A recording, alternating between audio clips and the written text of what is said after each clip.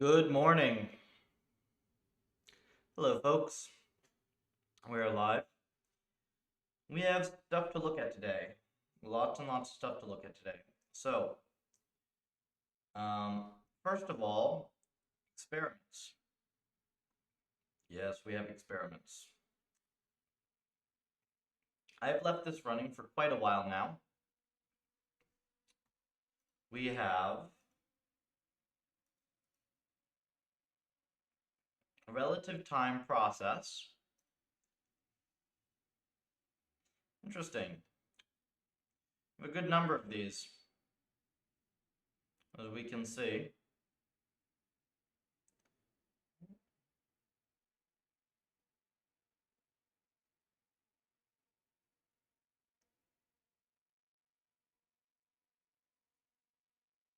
I don't really want to pick a 20-minute run to repro, do I?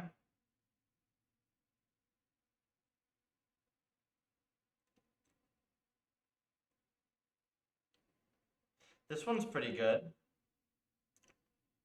27K in less than 10 minutes. Genial oath. Let's grab this one.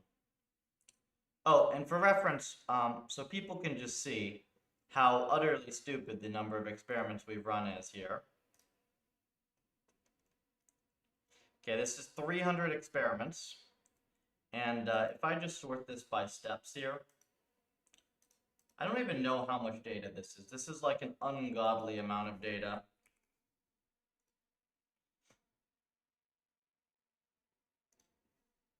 So what is this?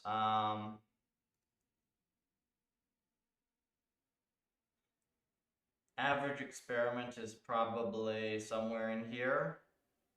So, I don't know, 250 billion steps worth of experiments in the last day and a half, on one GPU.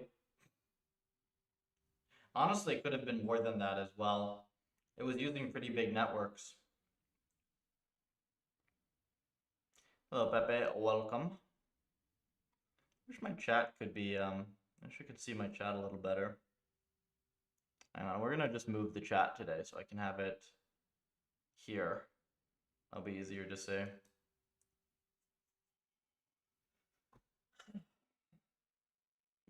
I have the perfect monitor set up. Finally. All right, so let's grab this experiment. And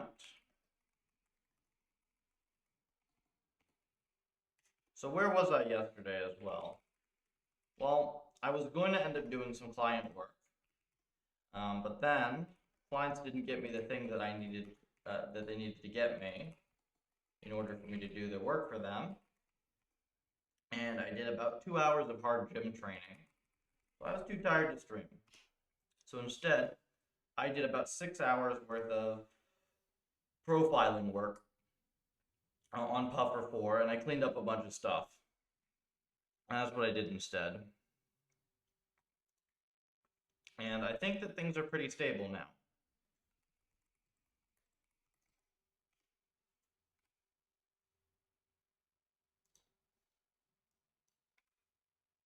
So let's see if we can grab some hypers from here, yeah? Policy.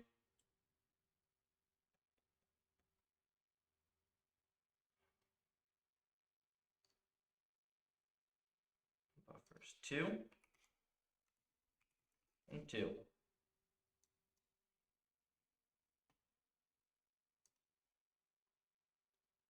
Betas are 9, 7. Yeah, the betas are very close, but a little bit different. Oh, this is going to be nice. So we got beta 1, we got beta 2. We're not going to have to be doing this manually for much longer because we're going to be porting everything to Constellation.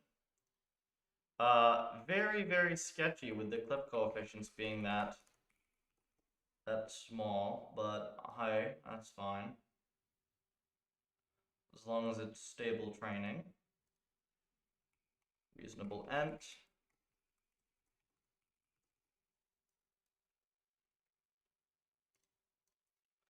Lambda is also weird.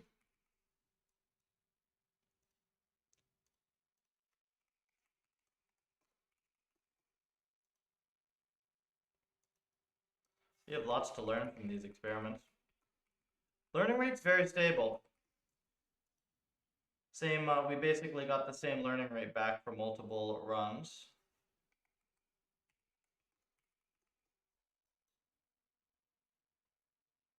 Mini batch size is massive.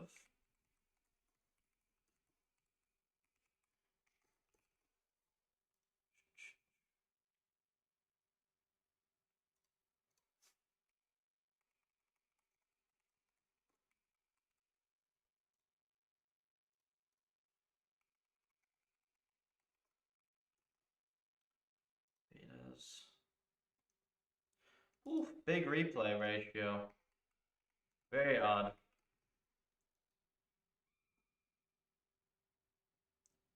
$900 million steps.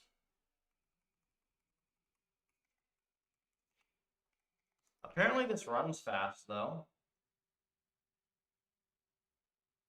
Or decently fast. I have to go see. Is this the best run? Yes, it is. But we have more things, like we have more tricks to play.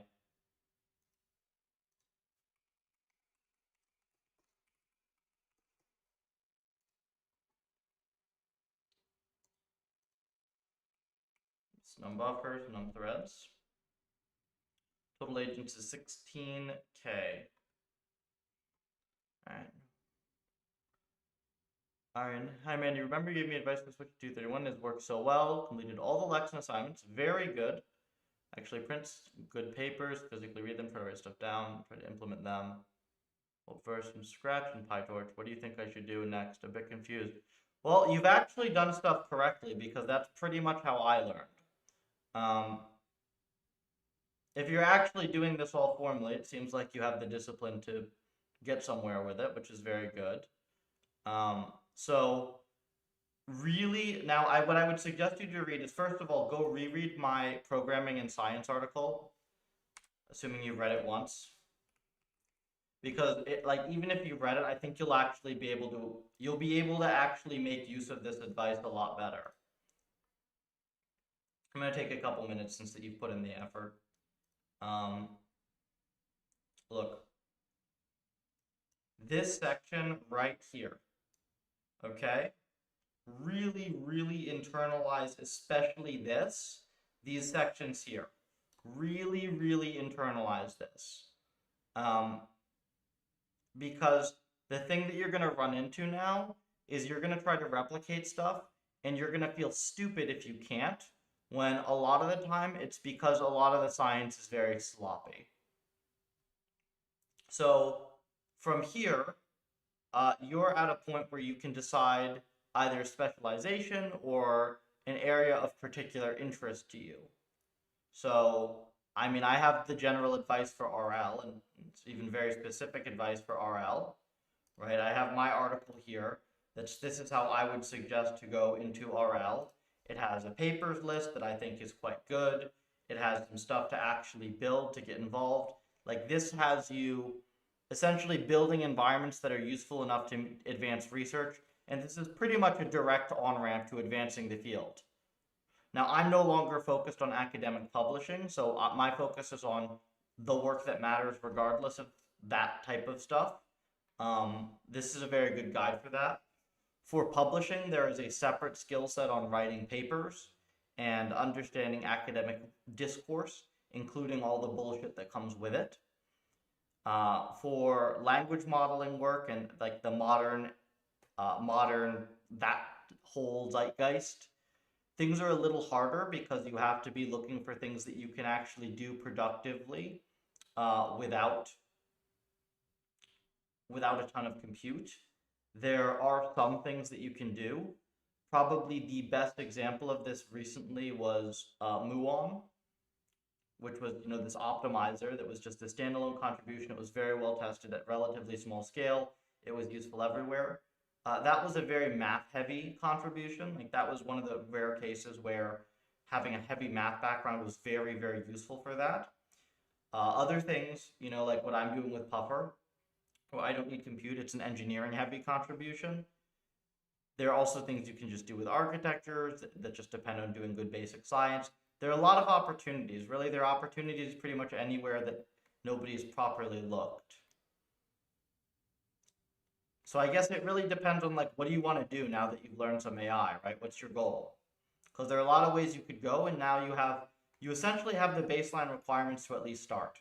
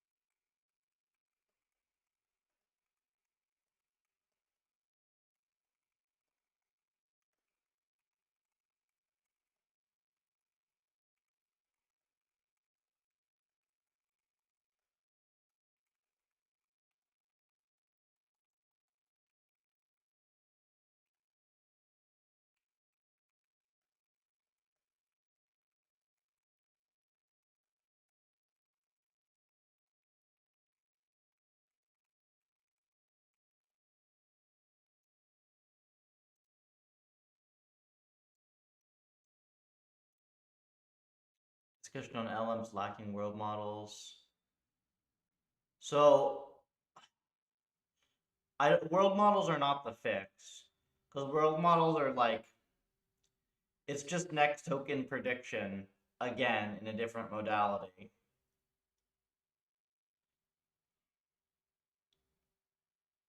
I don't think world models are the big missing component. They can help, but in RL specifically, world models in RL are a complete disaster.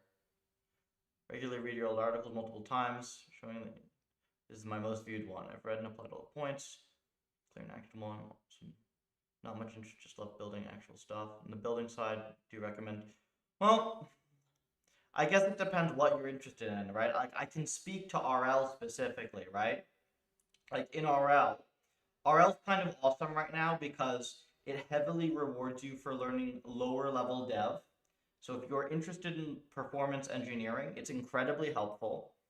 I think RL is an area where there's really not that much attention being paid to this type of stuff, but it has this ludicrously high potential because we can literally train on petabytes of simulation data.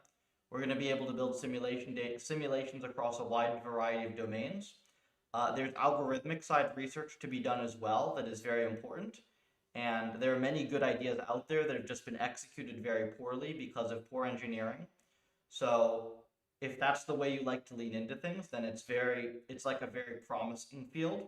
But you don't have to go with my sub area, right? Like you can go do stuff in Vision and NLP as well. It's just there isn't a PufferLib for Vision and NLP and CV, right? Like you kind of have to go forge your own path there, and that's mainly identifying. It's identifying gaps in methods, identifying gaps in approaches and data, and like finding areas where people have missed stuff, missed massively.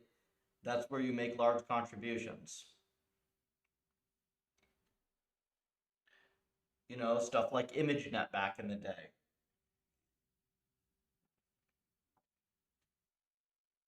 Like computer vision didn't really get serious until there was a big data set where people could see, oh, this thing actually works when we have the data for it. Cool, this is worth pursuing. I think RL fell off because everybody wrote it so slow that we couldn't see it working on a variety of problems. So I made PufferLib, right?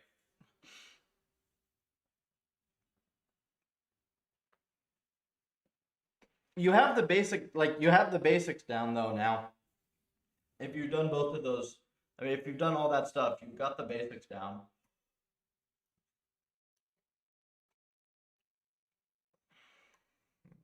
You could go build an RL environment or two to see if you find it interesting. And you can see if you'd like to get into some of the research work there. Or you could go try something in CV or NLP. I don't have as good of a guide there though, right? Like, I have some idea of what papers actually work, but not really much for the modern stuff. It's really annoying bit is I have not seen small transformers. I really haven't seen like much work on small transformers you can train on a single GPU being effective. Maybe there is some work I'm just not aware of. I haven't seen it.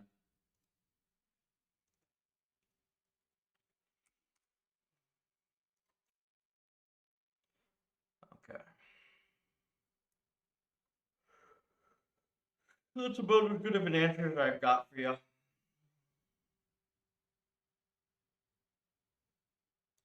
And I missed this program.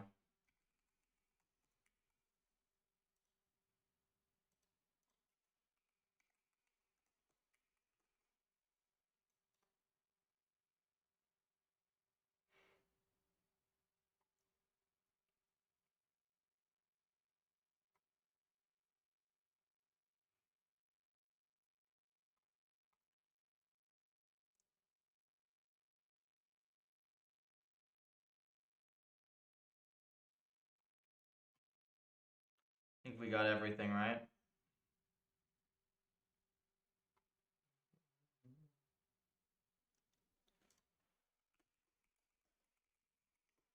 Okay, 300 experiment sweep is completed.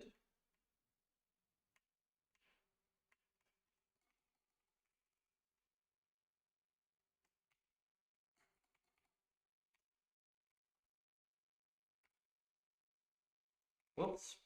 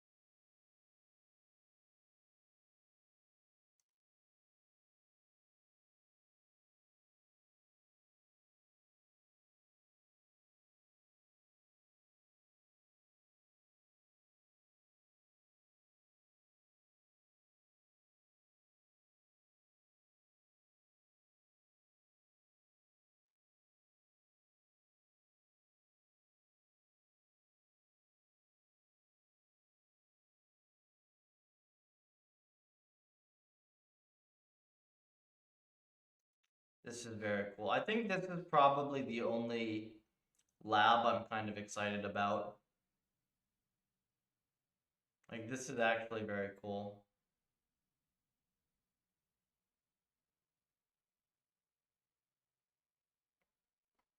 I have to look into more of what they've done.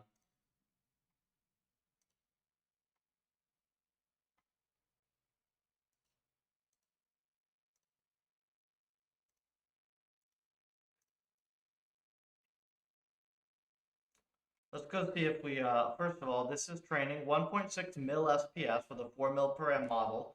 That is with 2x sample reuse. Yeah, that is with 2x sample reuse.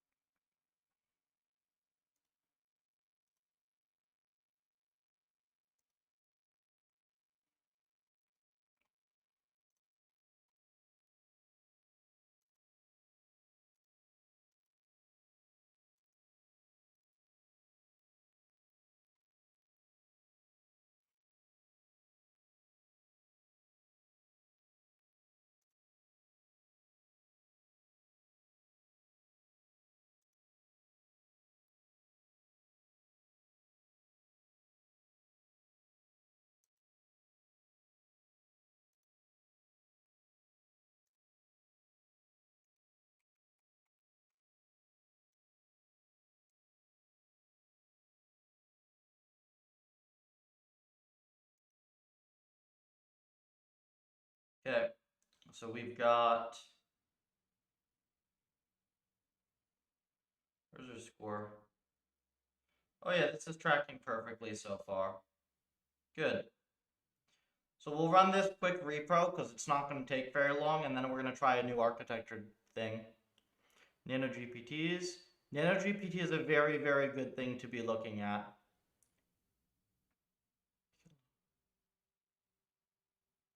Let me specialize on one thing. Complete ML and not only DL. I've read books.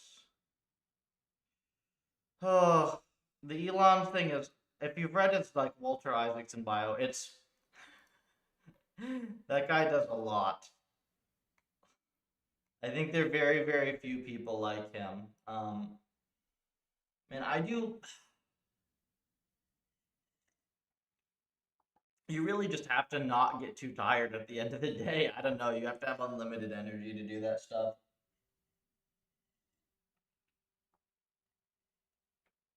Mm. I think then, if you want to do a lot of things,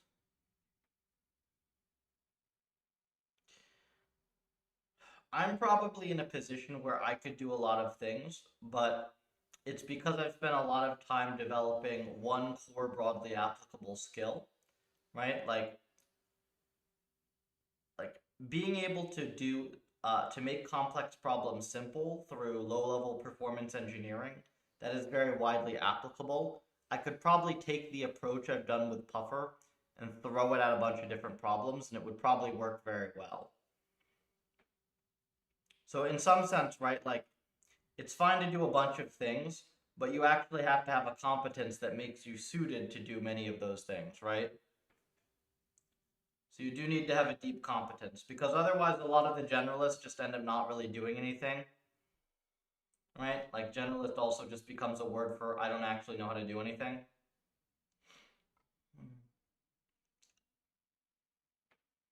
The good news for you though is well, complete ML. I haven't really seen much. Like there's everything these days is deep learning in some variety for the most part. I guess the good news for you is it's very easy to jump around from problem to problem in deep learning. That used to not be the case with earlier ML, right? There used to be very specialized NLP systems and very specialized vision systems and whatnot. So it's gotten a lot easier in some sense. I mean, low level eng is good, basic science is good. If you've got the aptitude for it, math is good.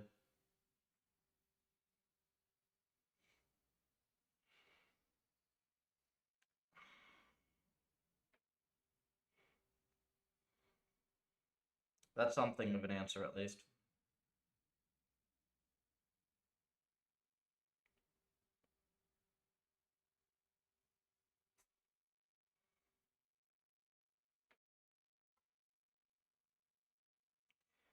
Is this just RNG? Why is this one now suddenly better than this one?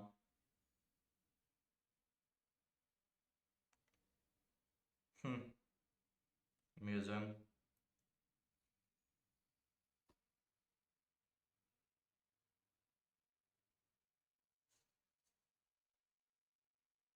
At the same time,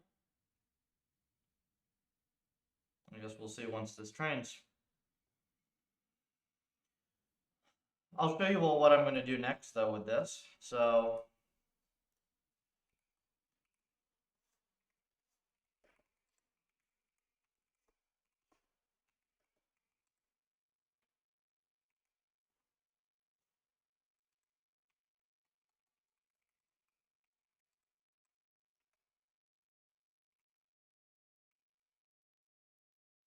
I'm trying to think when I did this. When did I kick off this run? Today is Monday. Did I have this thing running on Saturday?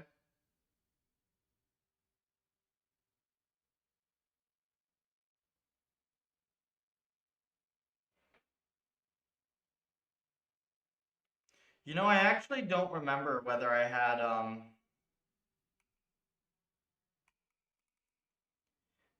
this encoder here. I actually don't remember if we had this one on or not. when I kicked off this run.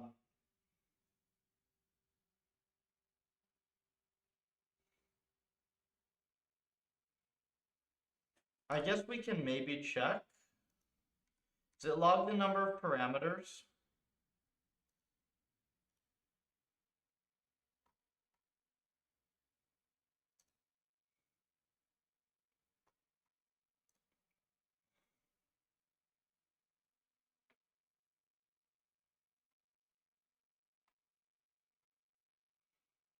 I think it does log parameters.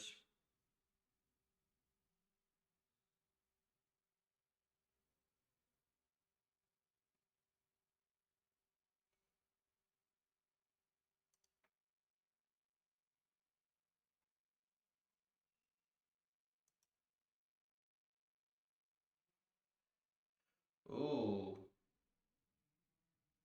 So it does plateau.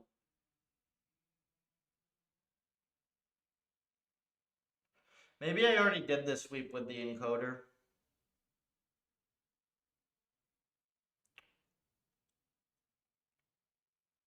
Hmm.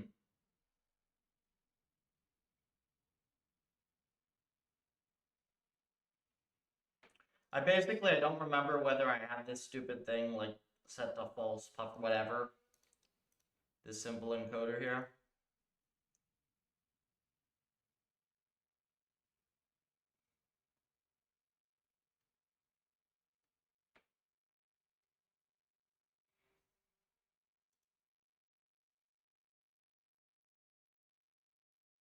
Where's score?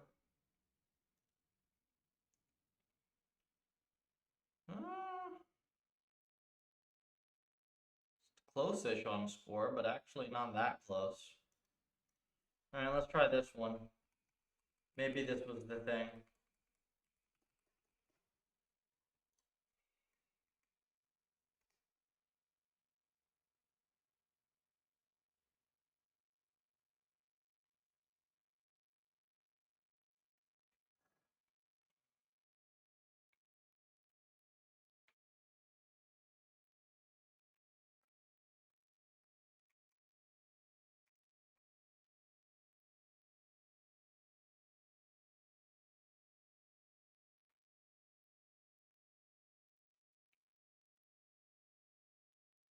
And this adds a few more params. Basically same speed. So we'll see if this makes a difference. So we have the difference here. And this encoder just has embedding, pause embedding.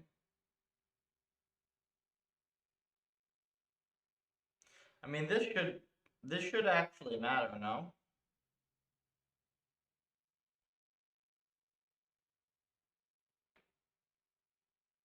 It'd be kind of surprising if this didn't make a big difference.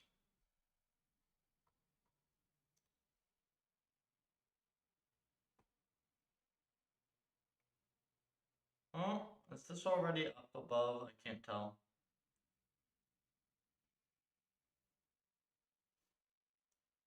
600. Just score.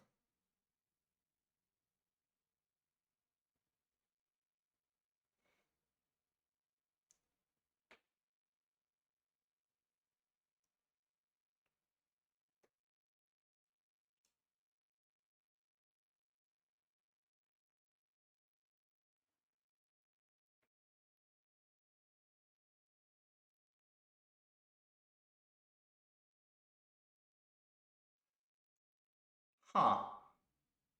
This is under in score at the moment. Weird.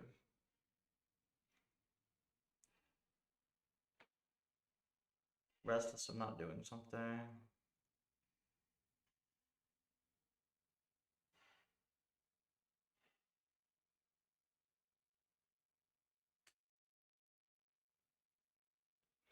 Huh.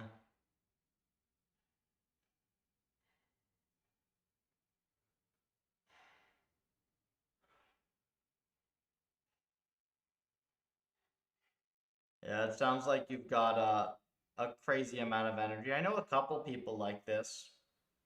I mean, the main thing is to just be sure that you're directing it at something that you think is actually going to be productive, right? That's usually the main downfall. Like, having a ton of energy is such a huge blessing. It's honestly the main limiting factor is I do not have enough energy to do the stuff that I do all day, all day, all day.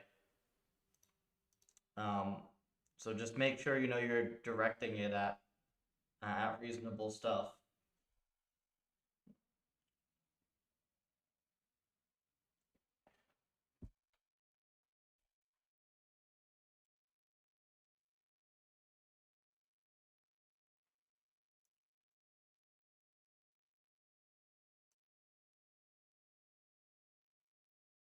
Well, this curve is definitely different, right?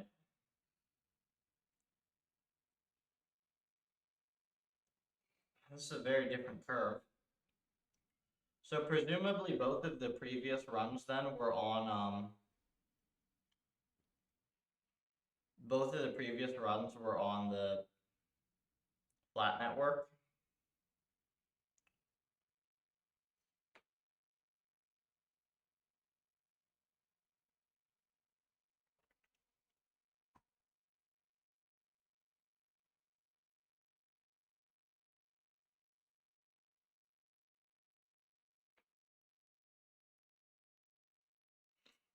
It actually doesn't make sense that this would be worse though, does it?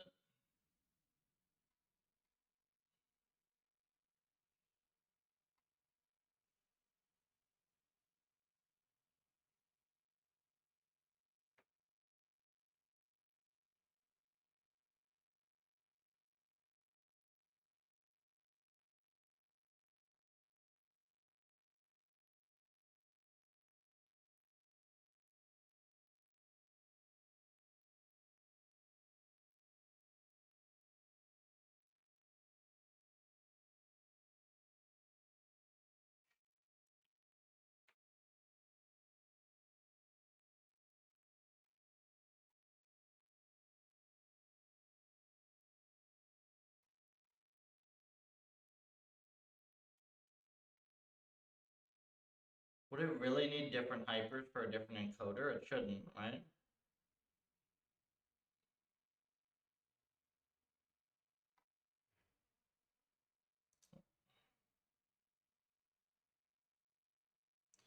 Yeah, we're not reaching 32K at all either.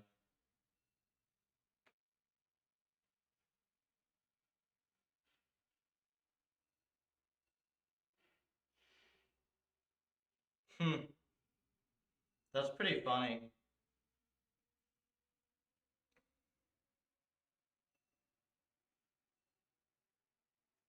I mean, I guess it's not entirely discrete encoding. Maybe it catches up, we'll see.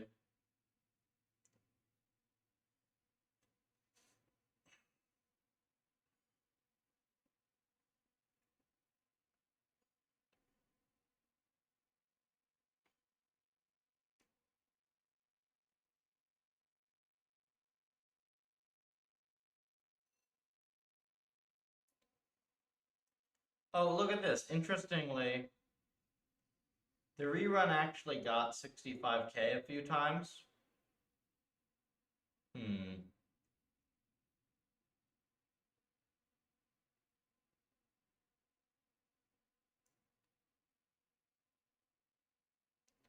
$14.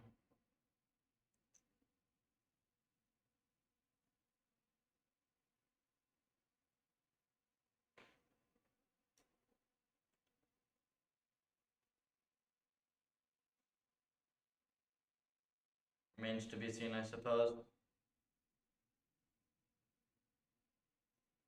Look at this.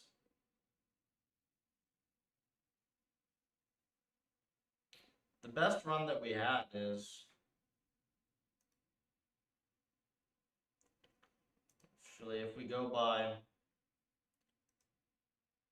65K completions, it's the best run that we have.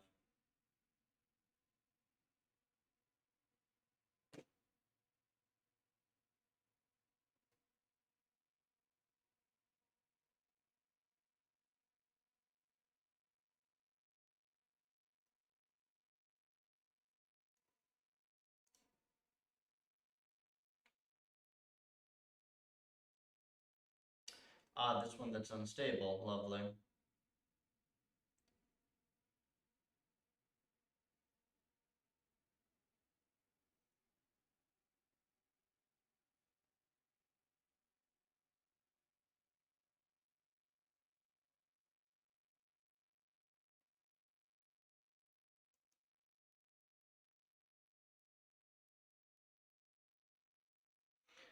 It's the one that runs under 1,000,000 SPS.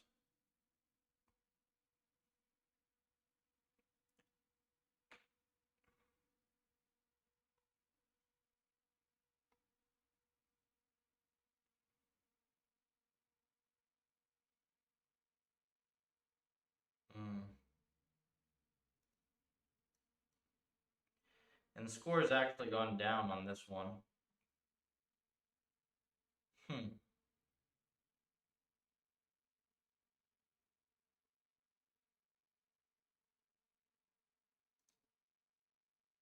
That's so screwy. It actually does worse with the embeddings.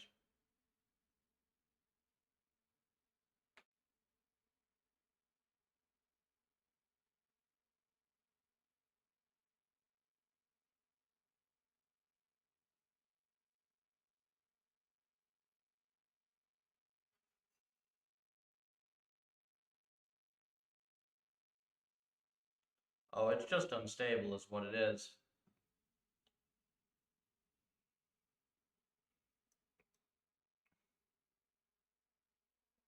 Yeah, this is just unstable. Okay, that's probably a bad one with which to evaluate stuff then.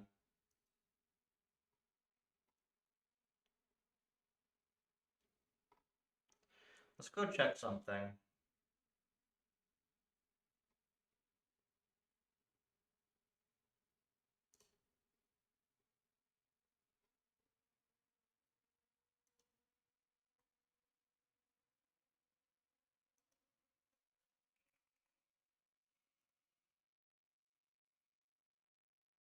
Oh, come on.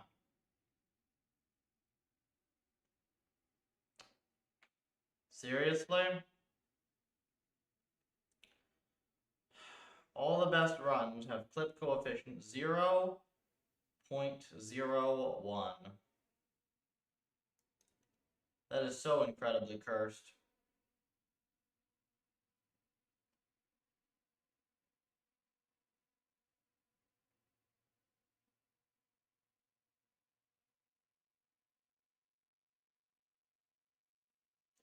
I haven't gotten enough proper intuition. Well, that's how you get some basic intuition, Aryan. Is you build a basic N.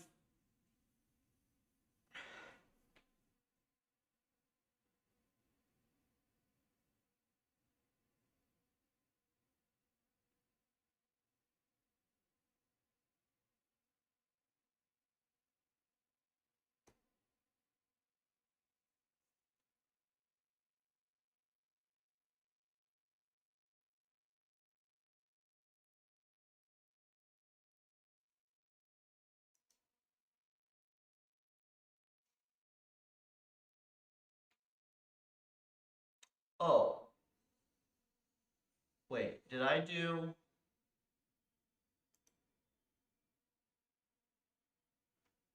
the ratio wrong? I think I did get the ratio wrong.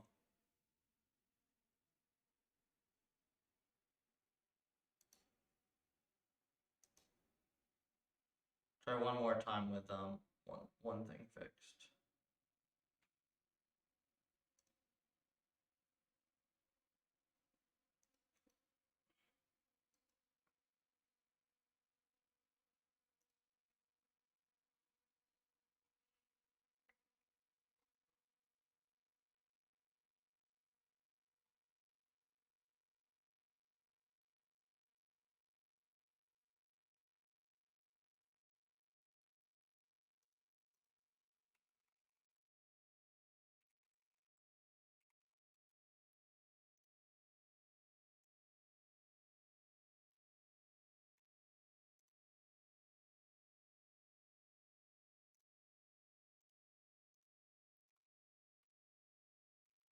Pretty close though, right?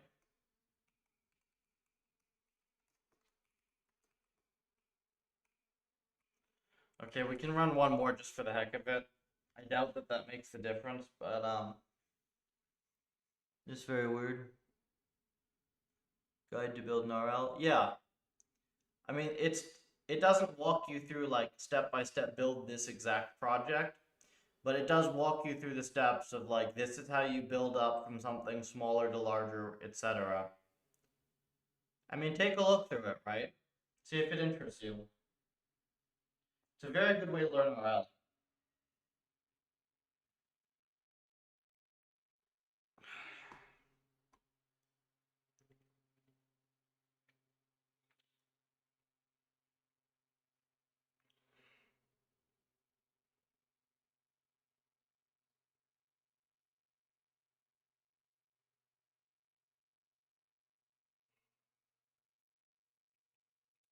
Okay, so other than this experiment, we want to just clean up a whole bunch of stuff in Puffer today, right?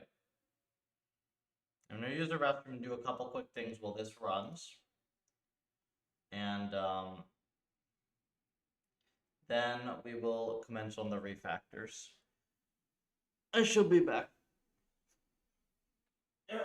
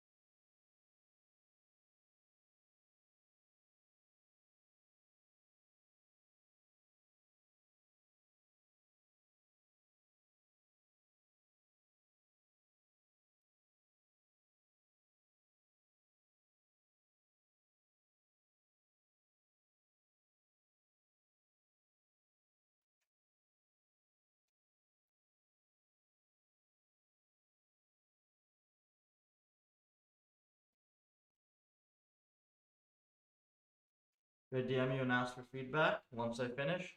Or meet me on here. Sometimes my DMs get flooded and I don't see stuff, you know? Hey, streaming tons.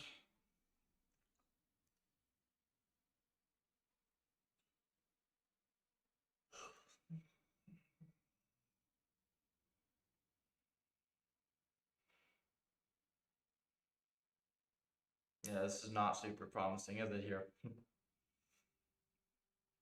Okay, well, we got reasonably good results from the sweep at the least. I don't think we did anywhere near as well as the originals though. But we could run it for longer. But we're running it for like 1/7 of the time. So it's okay. Look at profiling stuff. Oh, absolutely. Perfect timing. You had a PR, right? Perfect.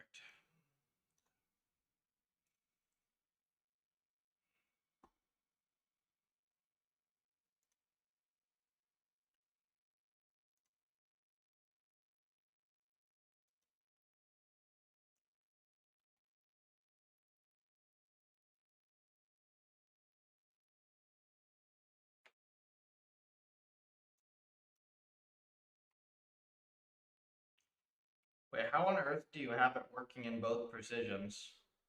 I made it static build, so you have to rebuild it for a specific.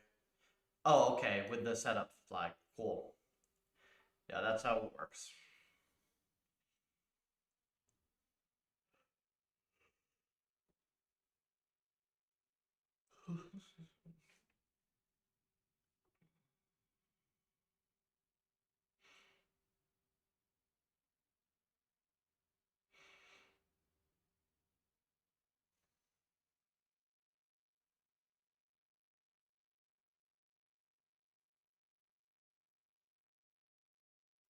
Oh, you got us a lot of good stats, didn't you? Holy.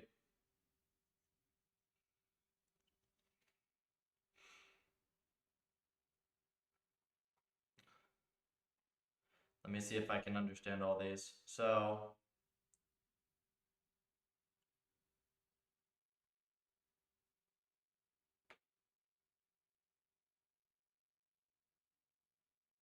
wait, roll out copy. This isn't roll out copy though. What are these sections? So roll out copy it's a set of copy ops. This is part of training. This is part of training. This is a different copy op in training.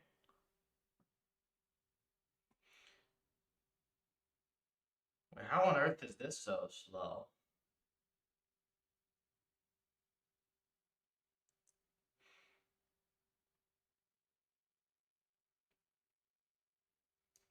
One mini batch operation. Really? 300 microseconds worth of copying per mini batch? That's really slow. How on earth could it possibly be like that? Wait. Messaging Discord? Yeah, let me get Discord open.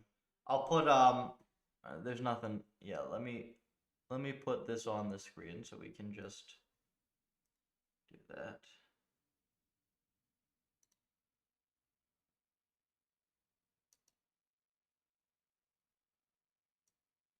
If you check profile folder, there's all discrete files. Okay, hold on. Let's go see that.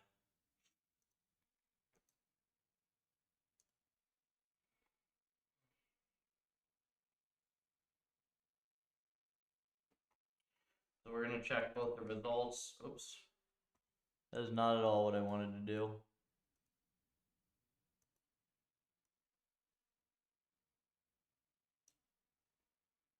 Hang on.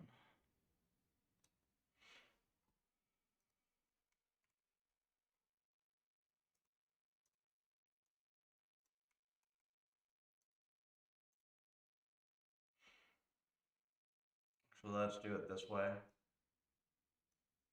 Be easier.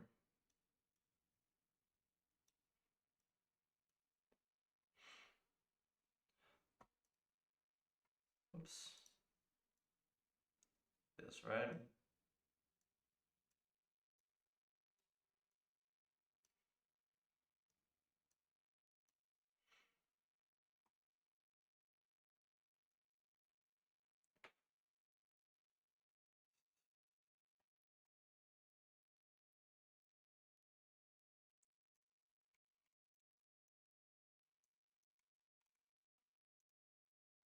Where's this, the view that's like,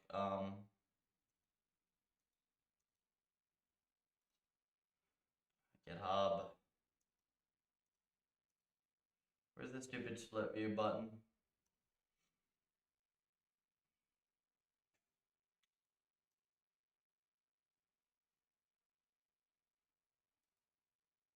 There. Alright.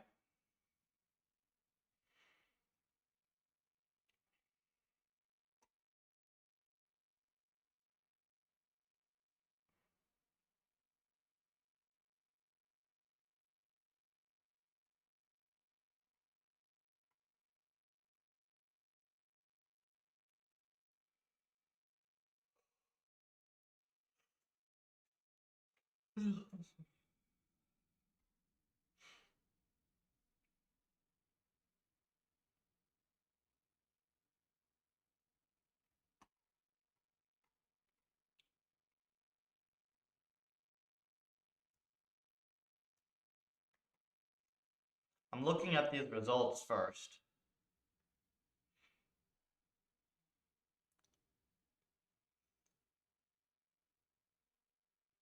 Forward plus no backward. So we get 200 microseconds. And then 750. Backward takes twice as long as forward. That's kind of reasonable, right? Forward only, no autograd. Encoder. View scan decoder.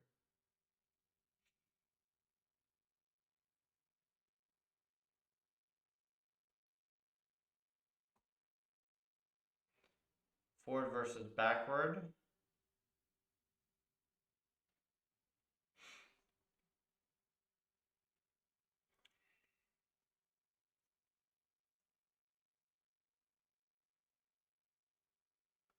Full training step.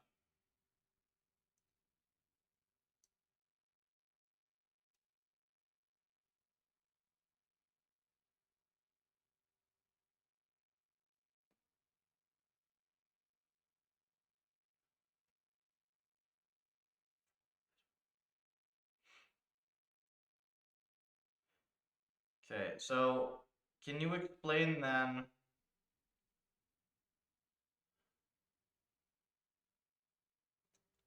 Wait, training breakdown.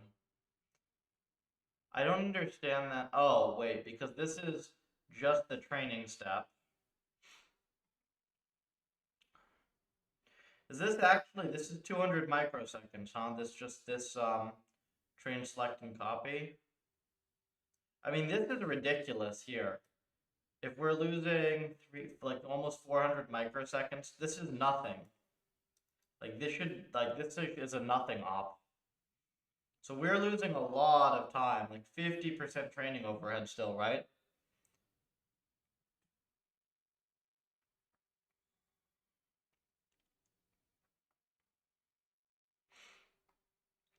Oh wait, is this ungraphed?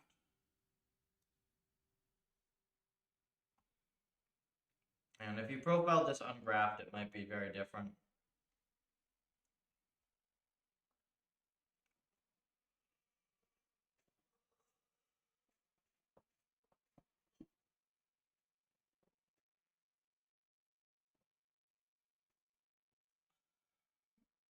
Ungraphed. Okay, well, definitely that should not be ungraphed profile.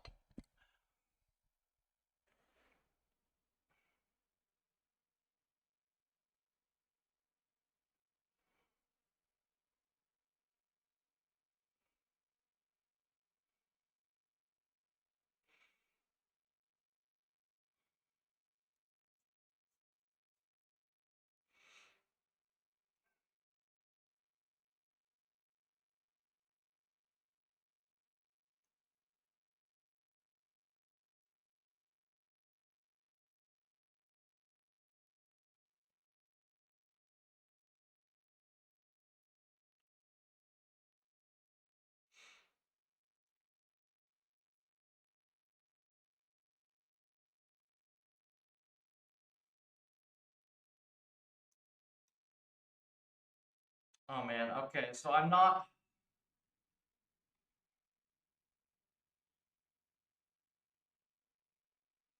Wait, hang on. They get graphed, don't they? Oh, maybe they don't. Actually, you're probably right that they don't. Shit. Wait, can you explain what? I did a whole bunch of work to get the logic duped out of here. Like, it looks like you have the logic of these ops duped again, right?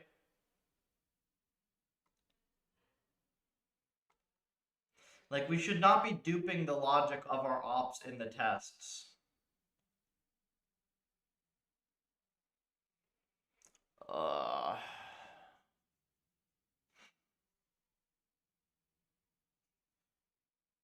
Okay, that's actually probably good finding then, because this getting graphed would probably get us a little bit of speed.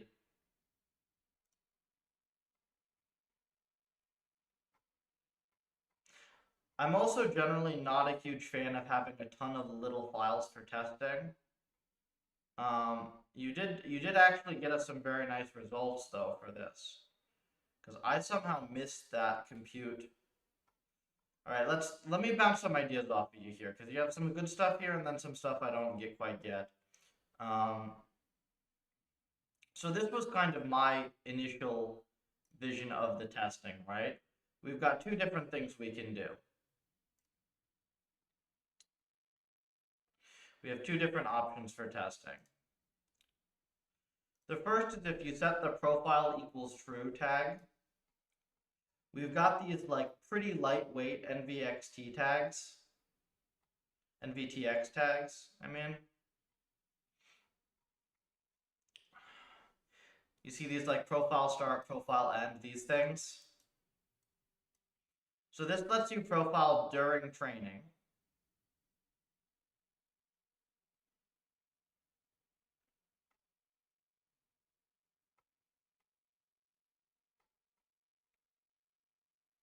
And then we separately had profiling for individual ops in the profiles call, the profile call.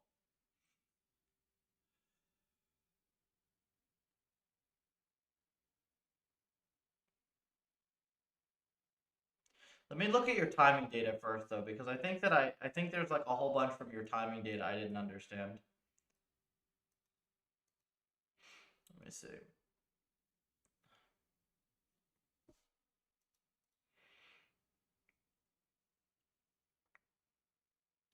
Rollout copy. Wait, rollout copy full. Eh?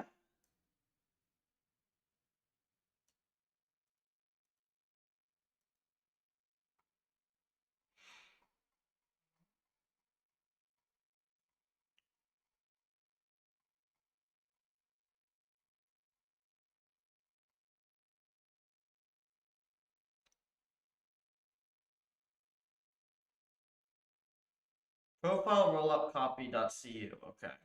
Let's go look at this one.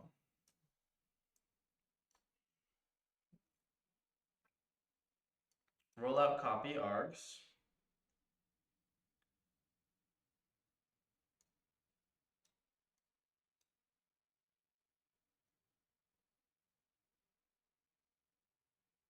I don't know what this does, but okay.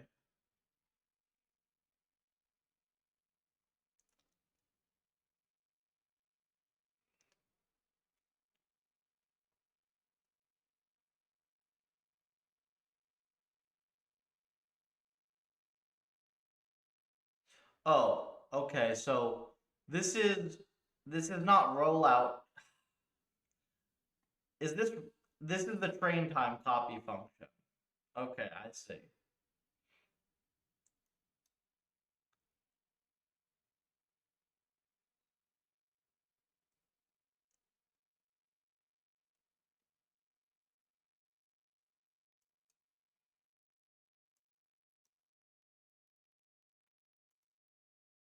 So wait, why does this not add up remotely to this?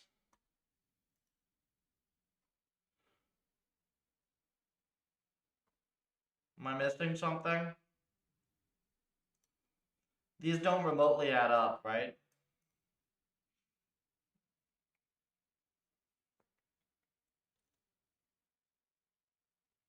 Discrete files just for readability. I'm usually not a fan of having a bunch of files. The reason for it is every time you end up splitting stuff into more files, you end up getting more code. When you have all your code in one file, you're forced to look at the amount of lines of code you have, and then you have some sense of whether you have too many lines of code for the task you're accomplishing.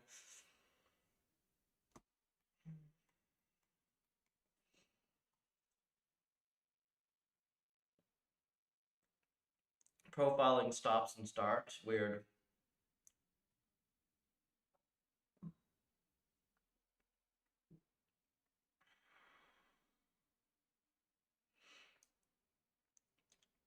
I mean, either way, this is like awful, awful, awful overhead, right?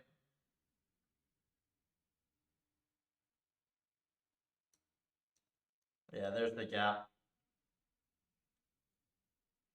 So unfortunately, the thing is that this right here, this is unavoidable. So the reason that we have this overhead here, it's because of this indexing op, right? So this is a view, and then this is a strided copy, or like a non-contiguous copy. This is, I think, unavoidable based on how we have our sampling in the current algorithm.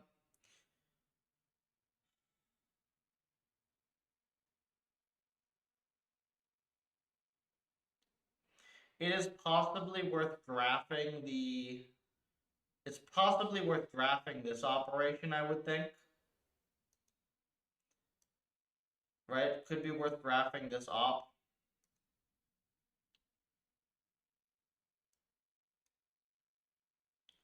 Why the hell is compute advantage this slow?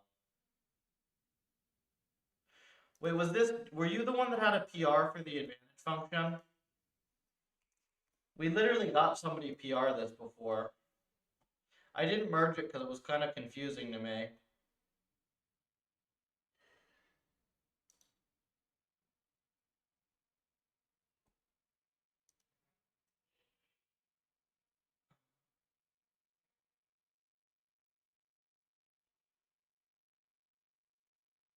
I don't think this is.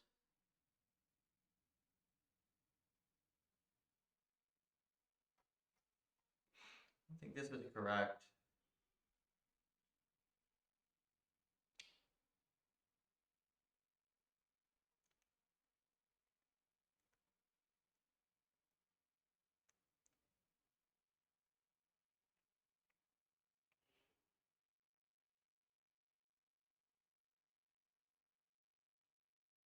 Yeah, no, this is fucking stupid.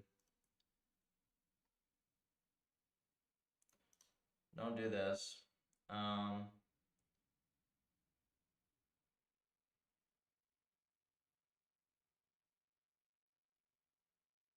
Yeah, it was this one here. Oh yeah, this is your PR.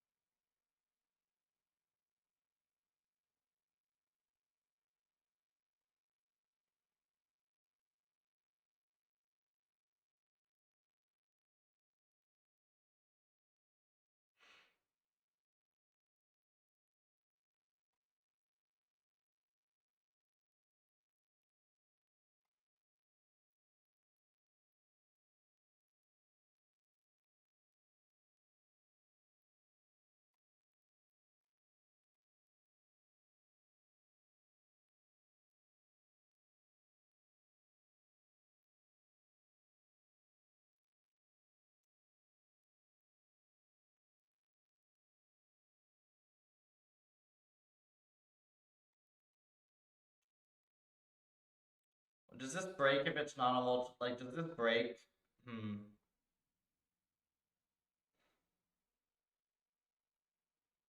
Interesting. Wait, why the hell is this kernel slow in the first place?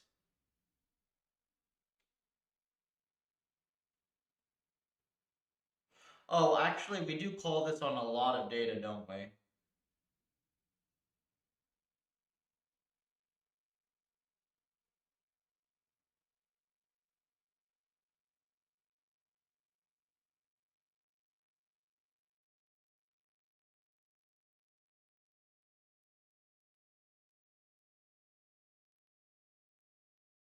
steps.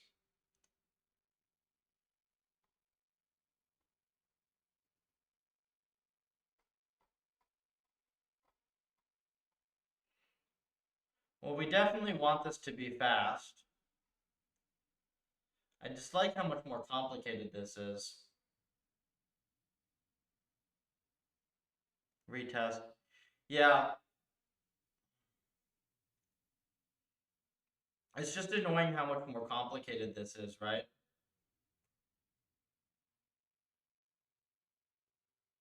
There's a simpler way to do it. It's still fast. Like, did you test how much of this is from the unroll versus how much of this is from the loading and stuff?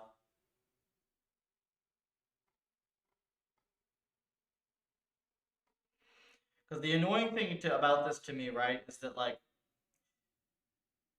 this is a mathematically pretty fancy operation here. And, well, I guess this doesn't pollute the main path of the code. If we have to do it, we have to do it. Just adds quite a bit of complexity.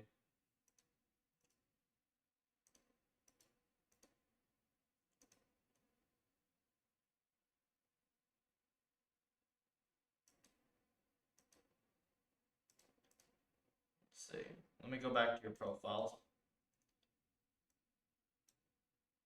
52 microseconds is a lot. But then how the hell is compute? All right, Jonah, before we do this, I want to understand, like, why the heck these don't add up. Because that's like a really big discrepancy.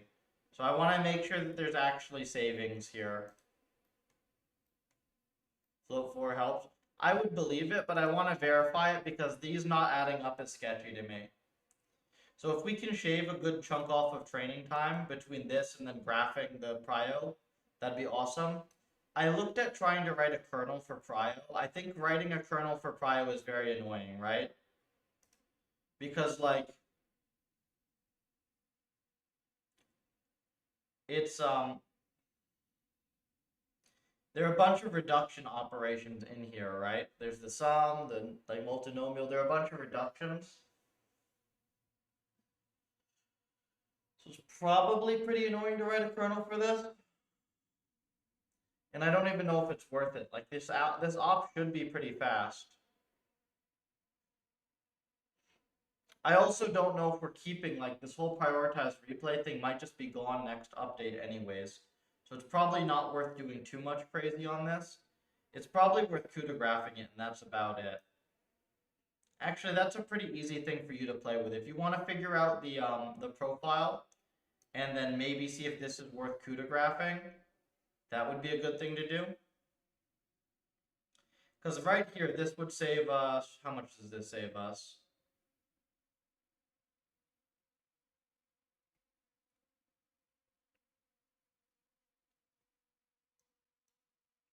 Like 20% on training, maybe? 10%. That's like another mil SPS, probably. Yeah, that's good.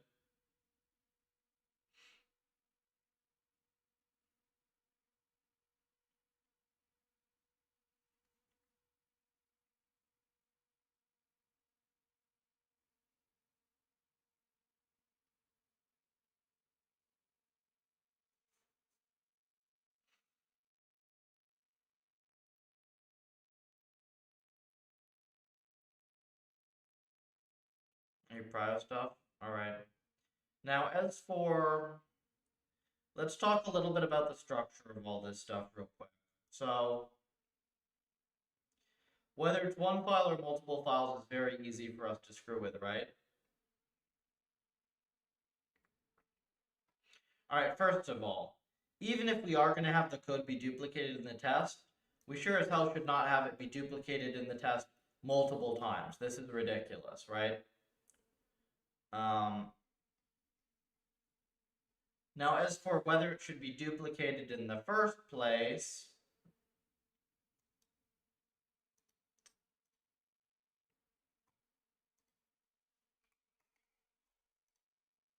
it's kind of a tough call.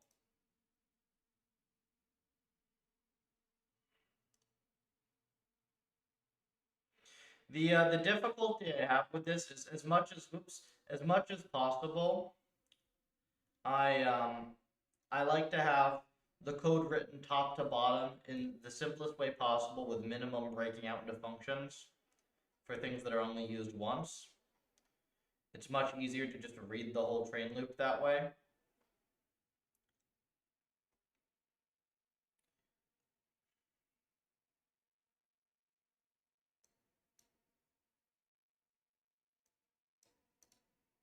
I'm missing a profile on this as well.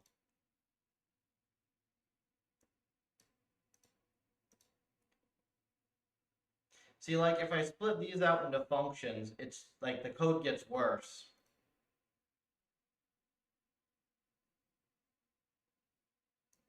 Heck, this compute train loss even, right?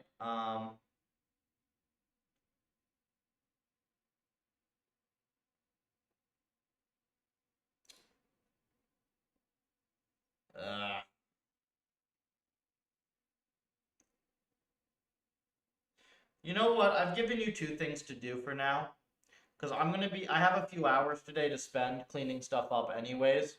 So let me see how I'm liking the state of the code base after that. If you can just look at figuring out where that discrepancy is coming from, and then maybe depending on that, the advantage kernel and the prio, if a graphing helps, you'll probably get us an extra mil SPS just doing that, which is already a nice contribution. And then we'll come back to like the structure and organization of everything. Profiling is different for discrete versus full because all discrete ops doing its own profile. Does warm-ups. Profile kernel which does warm-ups and whatnot. CUDA synchronizes. There shouldn't be CUDA synchronizes though, right? Look. You don't have CUDA synchronizes. That's why I'm confused. So if we look in rollout copy, you actually have, where is it? There's no synchronizes here, man. These are NVTX ranges. In profile kernel, in profile.h. Wait, what? Oh man, this is why I don't like having all this shit split.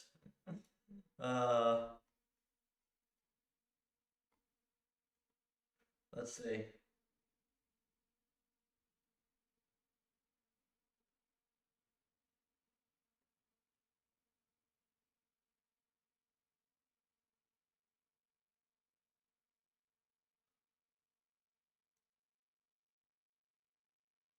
You're only synchronizing in every batch check, right? So you're not synchronizing at every iteration.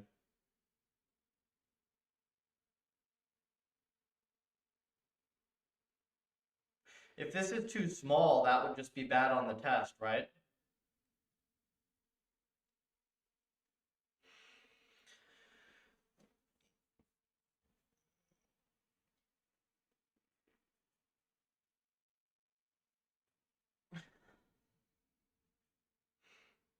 Stay in the rollup copy file, but run full rollup copy is called as the function arg to profile kernel. Run full rollup copy, hang on. Scroll all the way back down.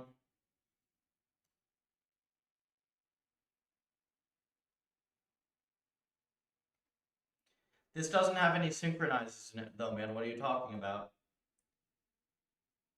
These NVTX ranges don't sync. These should be very lightweight.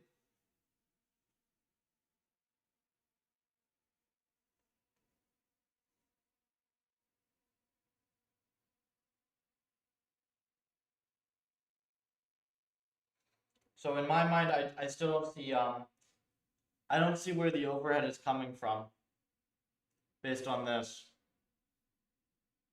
These don't synchronize. This doesn't, like, none of these synchronize. So the only thing that gets synchronized is every like batch whatever iterations of the call and profile.h, right?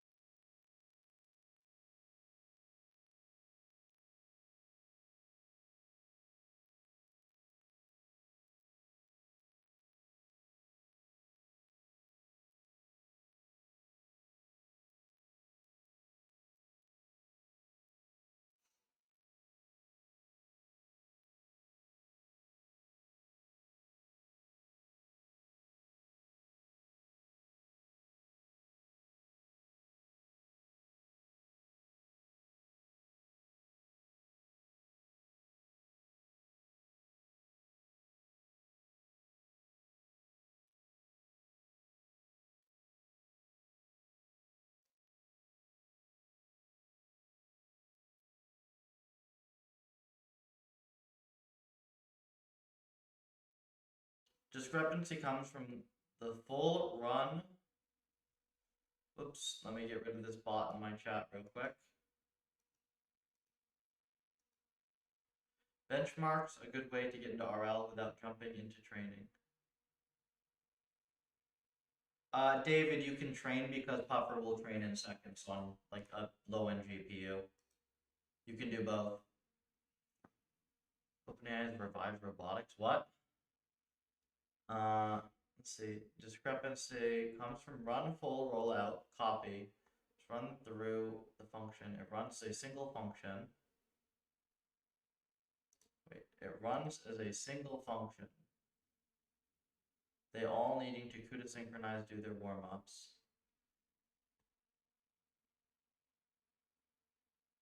But I don't. The warm-ups don't get timed, right? I still don't understand that joke. The warm-ups don't get timed. Like, here. So if we just go to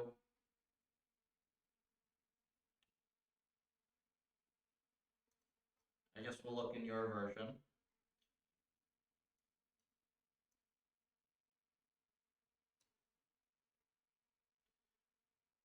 If anything, it should be faster with the individual profiles because they have better caching.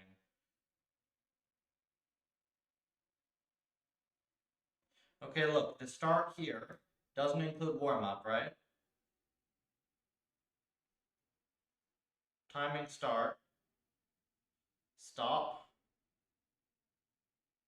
Wait, is this test wrong? Let me see. Oh.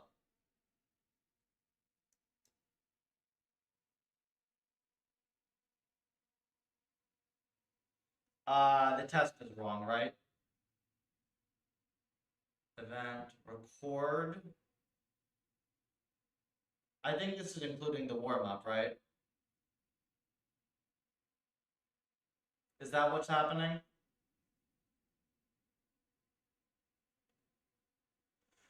Hey Jess, I've got Jonah here on the side in Discord so he doesn't have the chat delay, and we're trying to figure out, he has some new profiling PR, and there's some overhead with it, but I think we're going to be able to get an extra million SPS out of it at the least.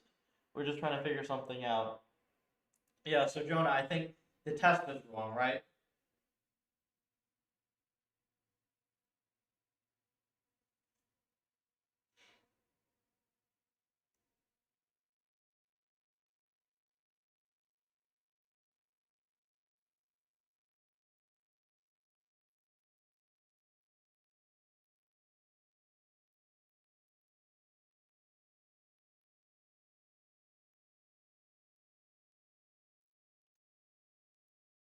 I don't see it getting reset anywhere.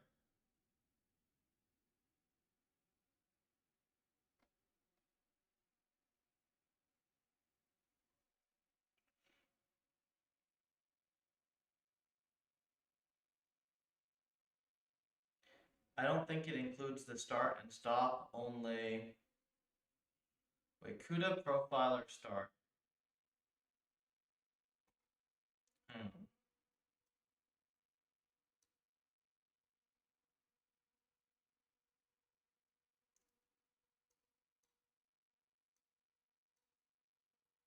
I'm confused though because the start gets made above, right? So I can't tell if it's included. Hang on. Let's just real quick.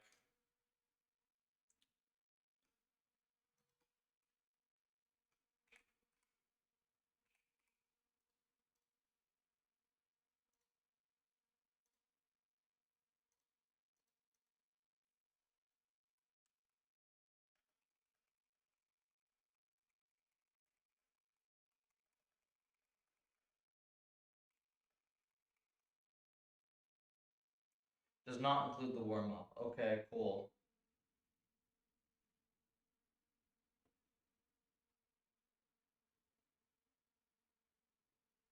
So then I don't understand. Okay, so then the profile comp function is correct.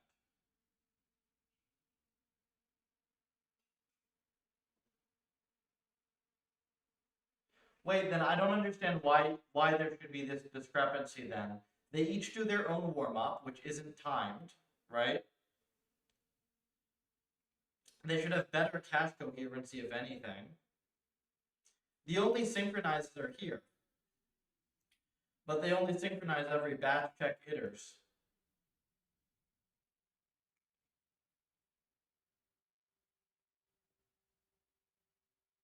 So like, I guess you could make this number bigger, right? Like if you make it 1,000, does the do the numbers close?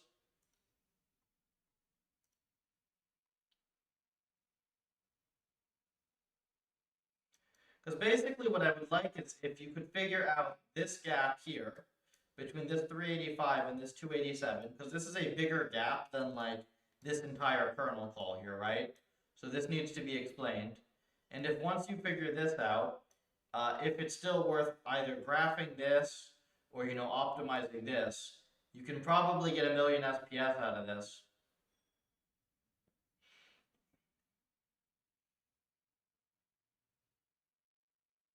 No, sheep boy.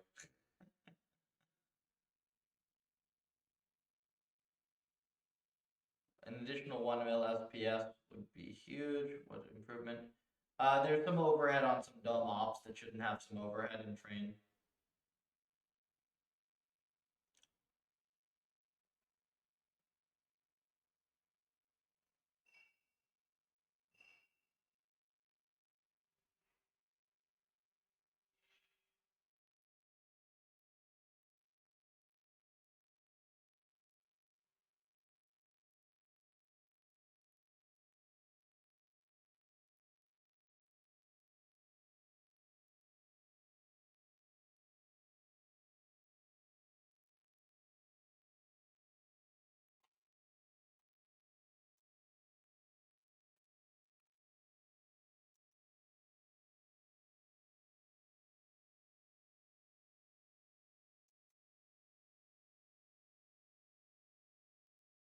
I'm waiting for Jonah to reply to this.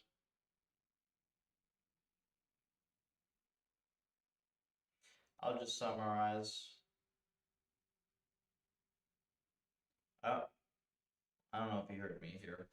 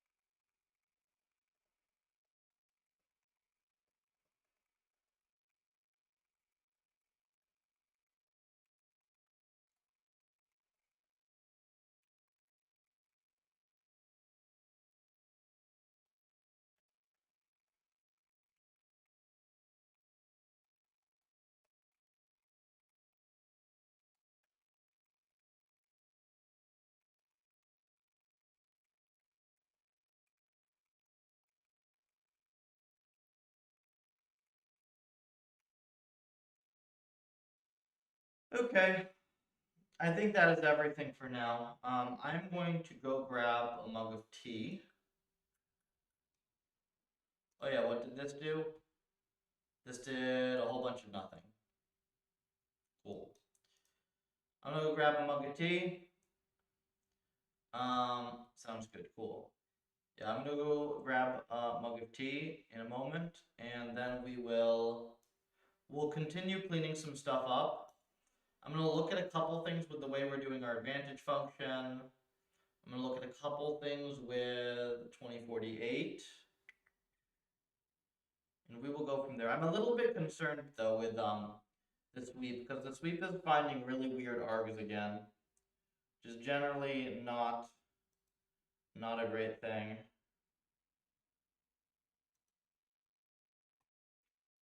Mm.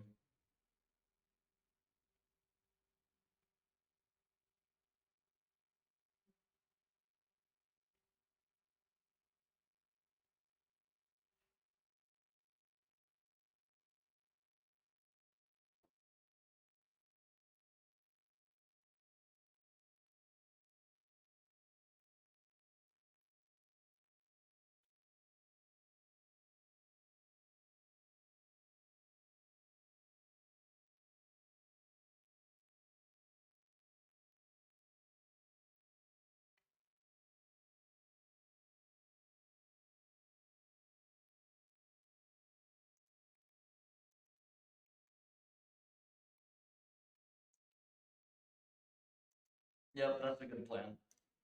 All right.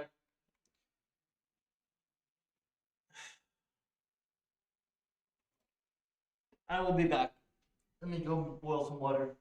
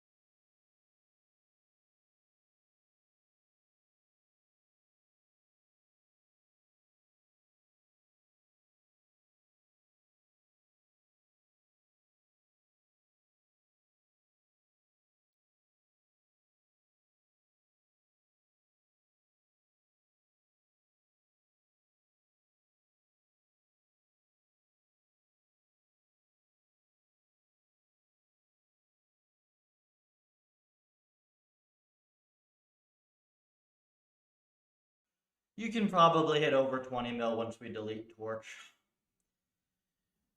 But honestly, the biggest gain from that is not going to be the SPS.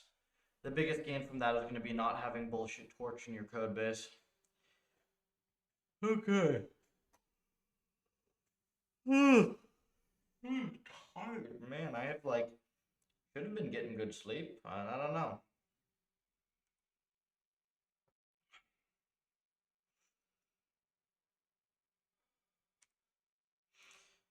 Right. Let's get ourselves back into the mindset of fixing all of this crap. So,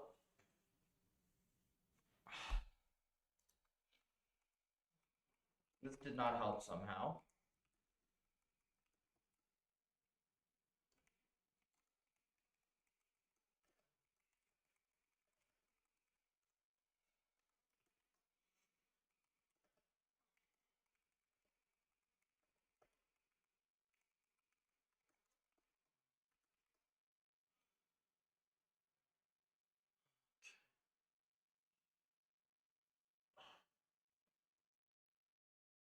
Just waking myself up a little bit here.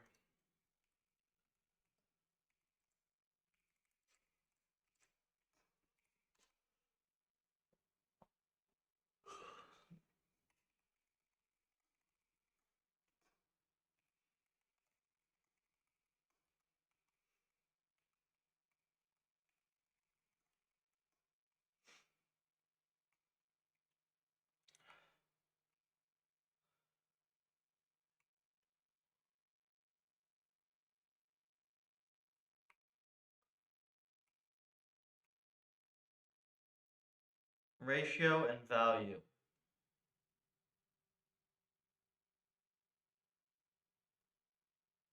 right?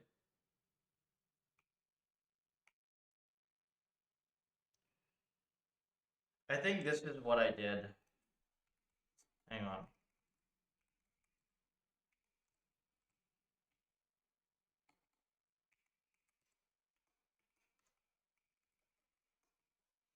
Let me make sure. Ratio is ratio detached.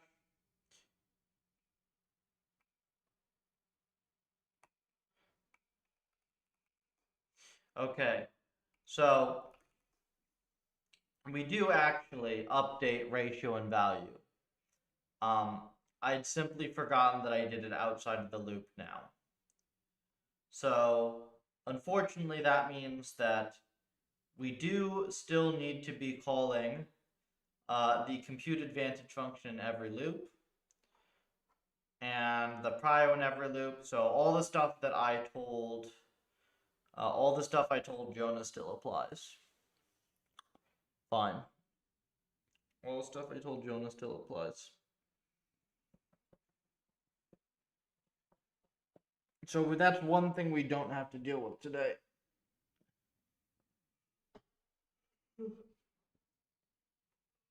Man, I need to just wake up. Holy. I'm taking a little slow for the first bit here. And we'll figure out what I actually want to refactor today. Let me get my thoughts straight.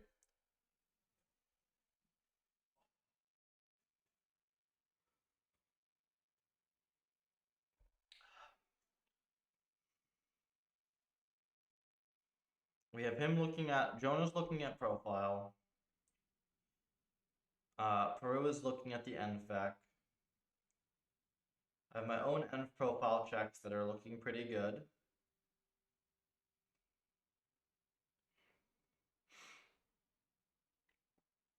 We have initial decent results, I'd say, on 2048.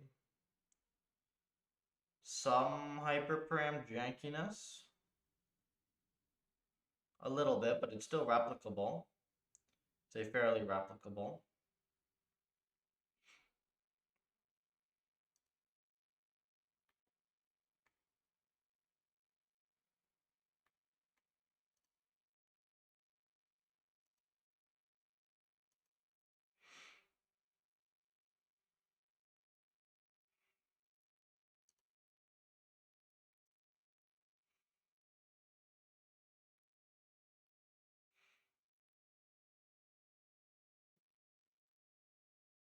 That's not a mug, that's a bowl. No, it's a mug.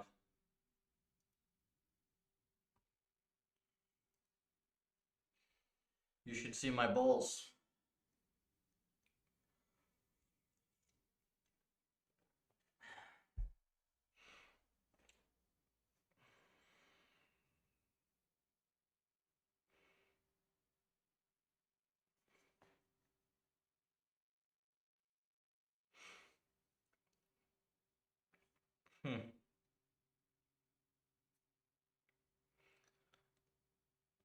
I remember at MIT I would end up having to eat my dinner out of a mixing bowl. Man's gotta eat.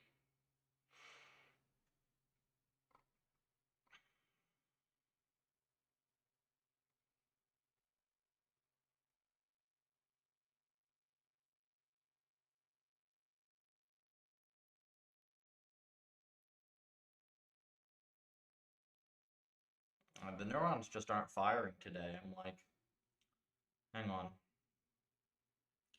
We'll figure something out.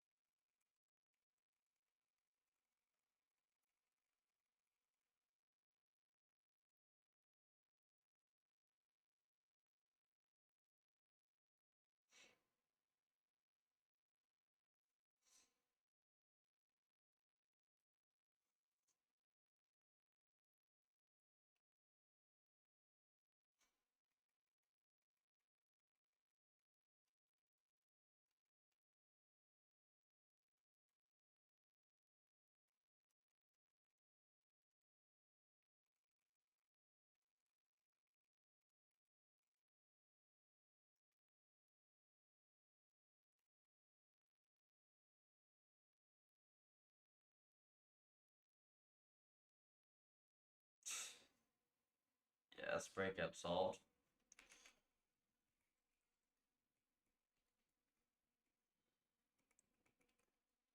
Funny thing is we can do num. This is even faster, isn't it?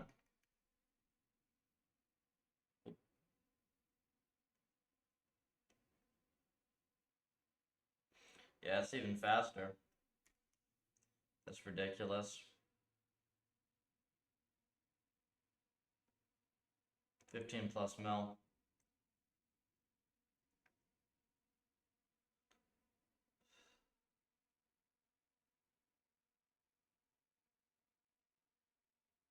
Agent open. We will for little bits of this. Not very much though. Yeah, not for very much.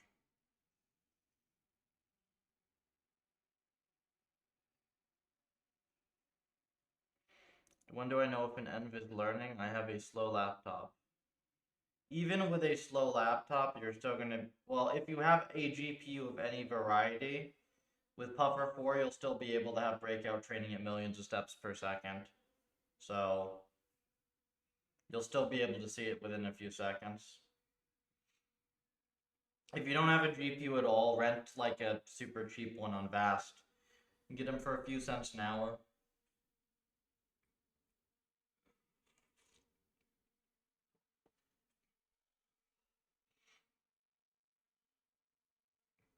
You can get them for practically the price of the power that it would take to run them.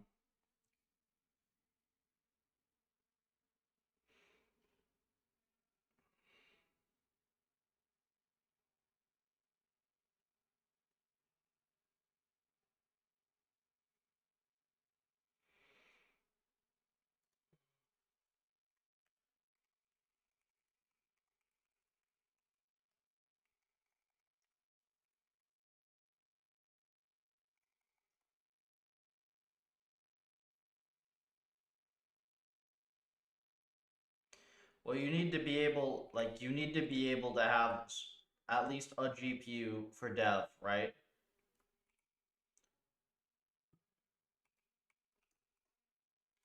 Like, look, if you, obviously you have to like keep get synchronized and stuff, but I think it literally will cost you $1 per day to dev, to just have a dev box here.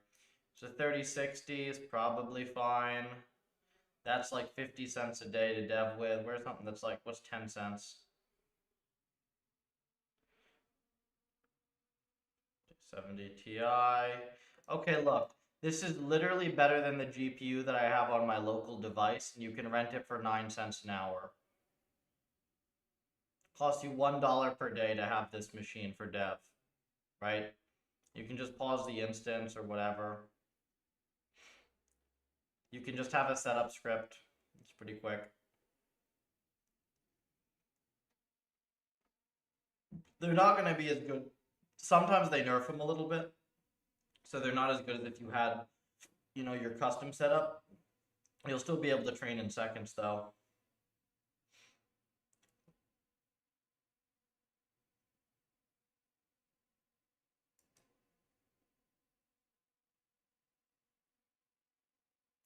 Why use an agent?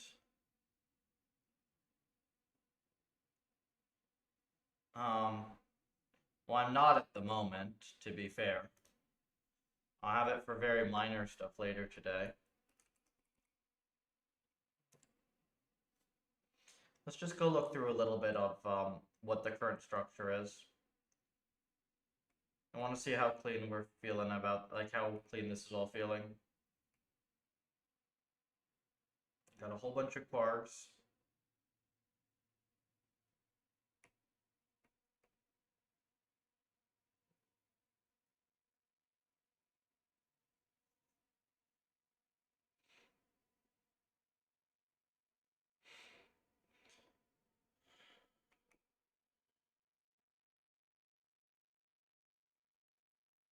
Little bit, just like little bits of bloat here and there, right? Little bits of bloat.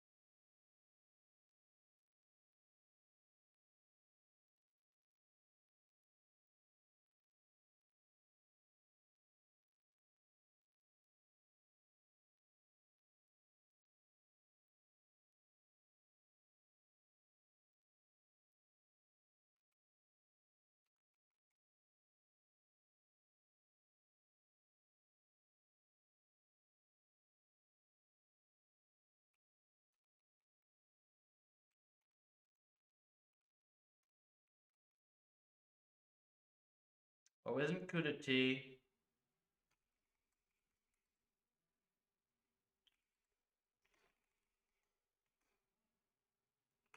CUDA error T. No, we're good.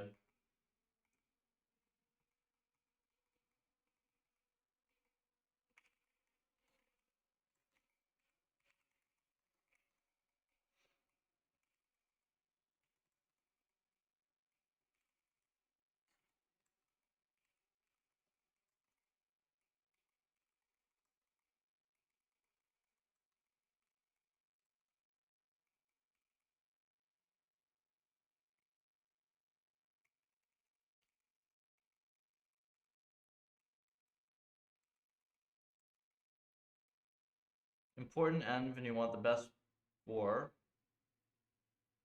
You can run training for a really long time on many different servers.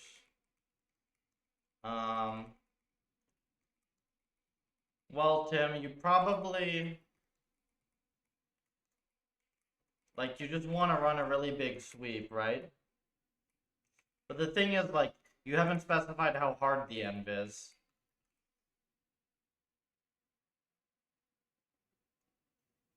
Like, a lot of really important ends are actually very easy.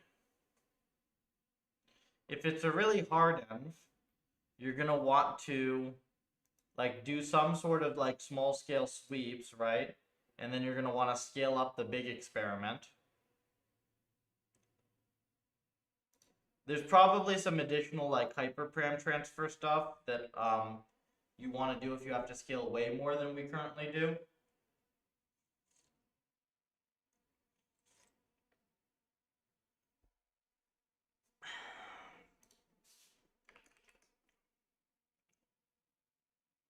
It really depends on the problem, though.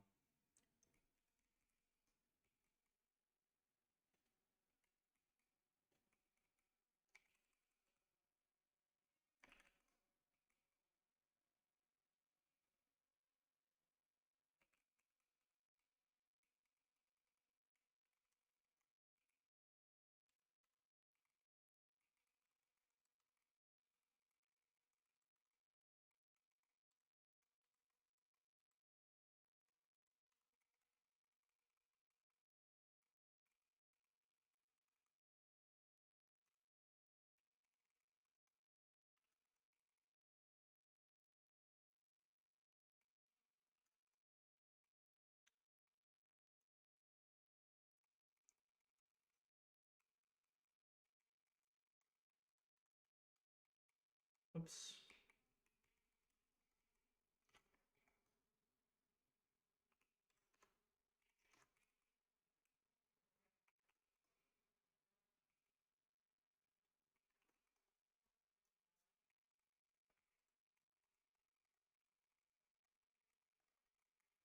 I mean, there are lots of little things here and there to clean up. Maybe we'll just do this for a little bit. Because I'm finding all sorts of things that I've missed.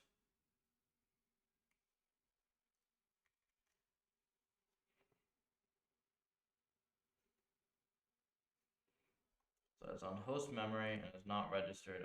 Okay. Lovely.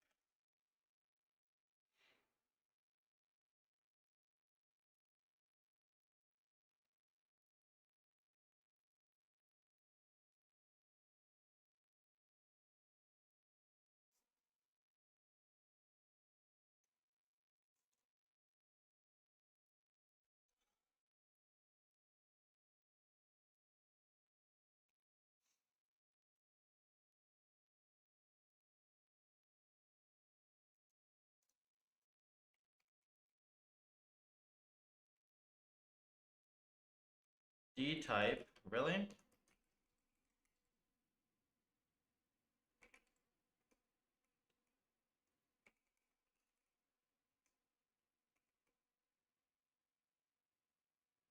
Oh, I see.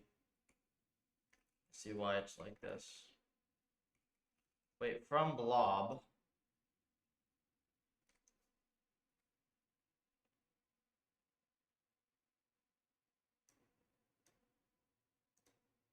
I see.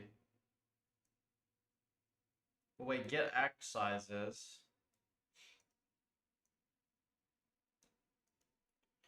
Get X sizes give you pointer.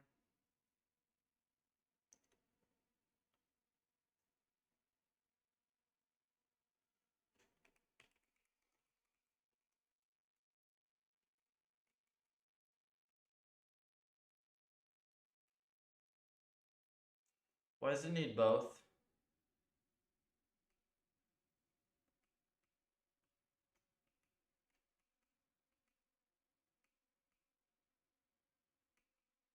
That's weird. Back to that one.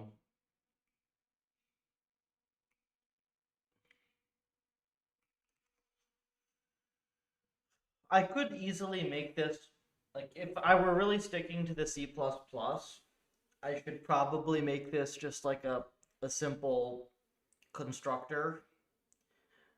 My thinking here is this is not going to be in C++ forever, and I'd like it to be in more C.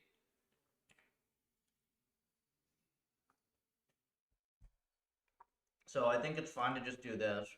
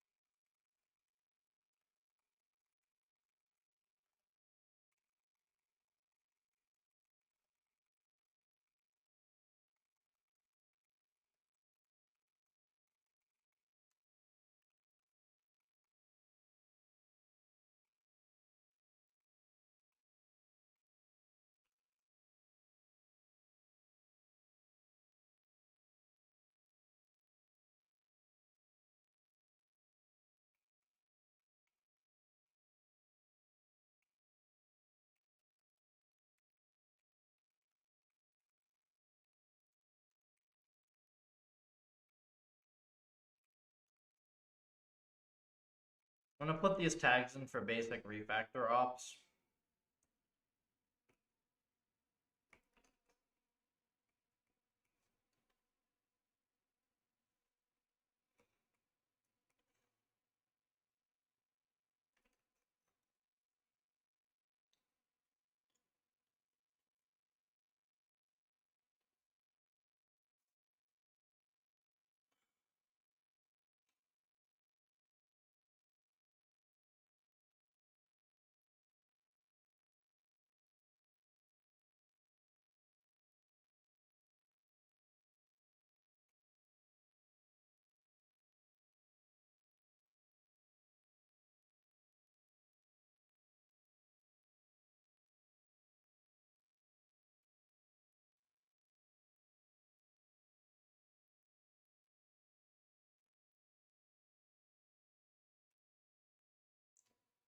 This one is fine because this one is the opposite layout.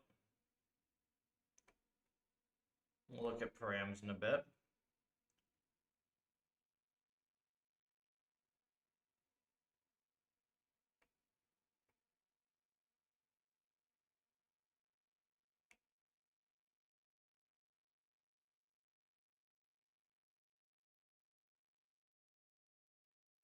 Log environment simple.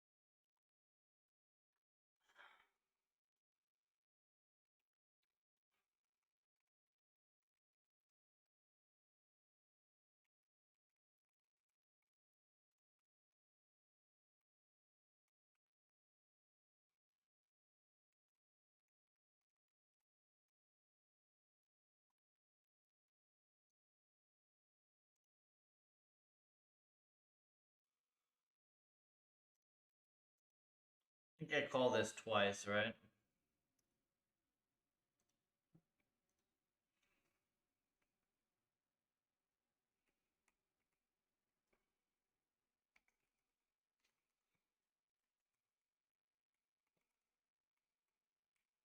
I don't like this. Rollouts.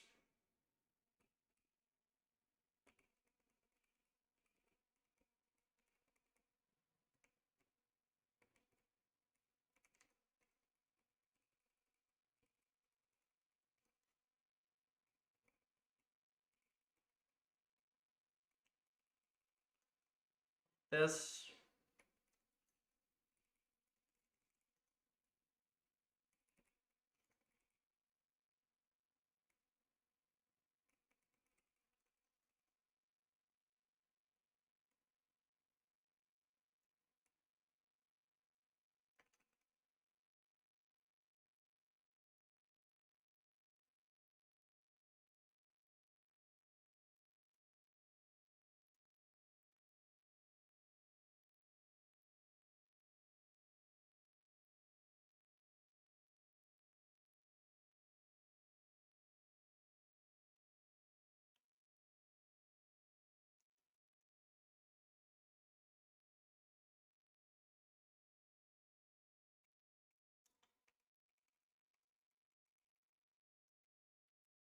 Yeah, I hate this. Yeah, I totally hate this. What the hell, man?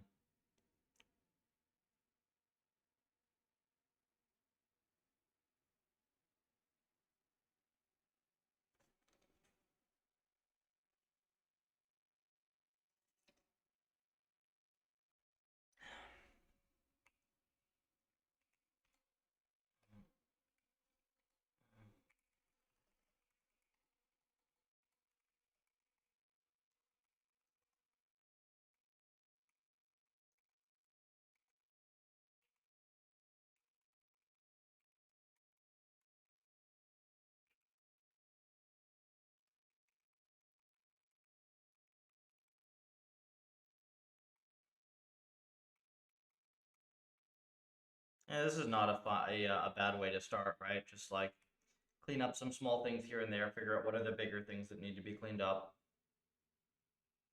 It's not much, but it's honest work.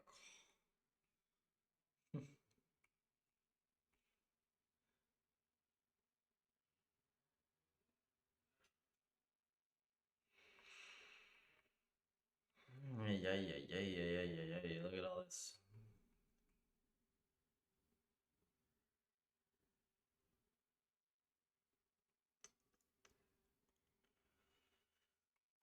What do we think about this? Kind of a mess, kind of clever, kind of in between. This we can sort of sit and think about for a little bit, right?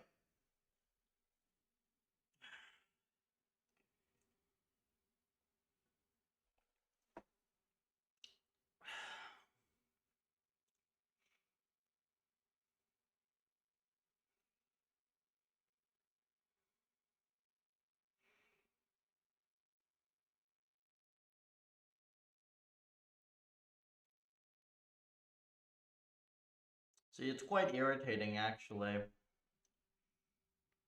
Hmm.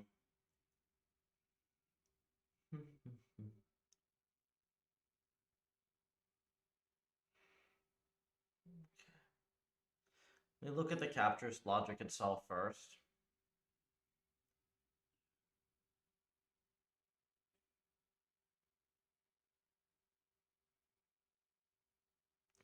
Nah, this whole, like, this logic is very stupid, I think.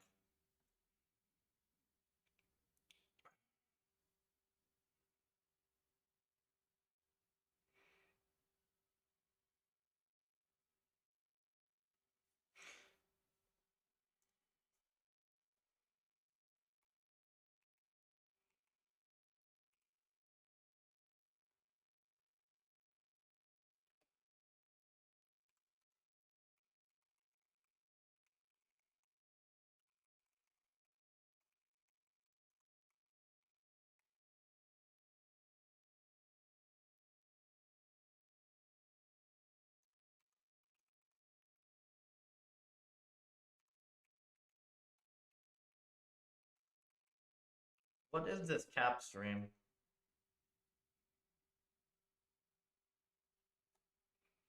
Let's go find the D-type.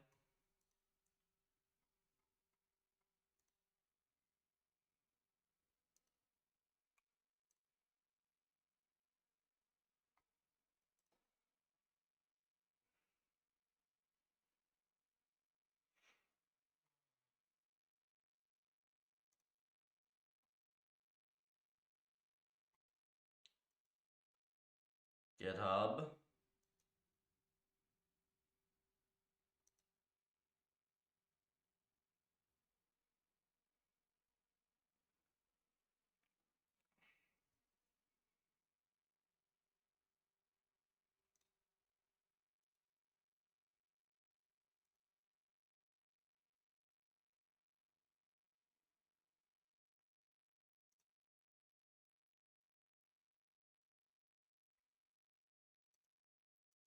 Hey guys, is GitHub like down or something? What the fuck?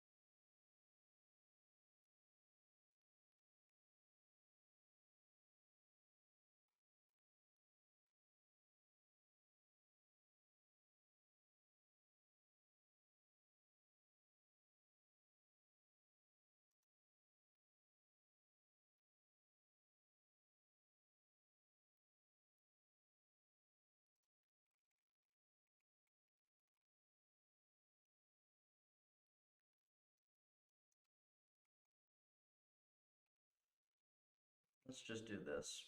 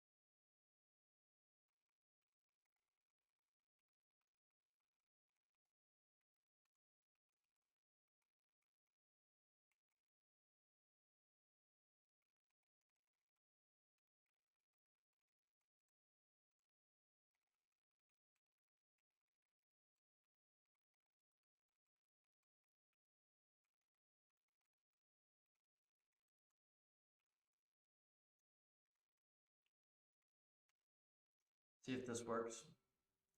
Hey bro, I'm back. Welcome.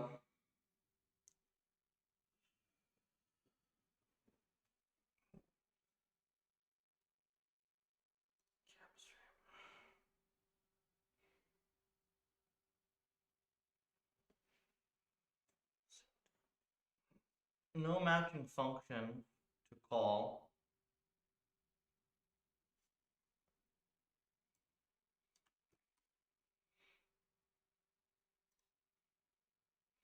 Really?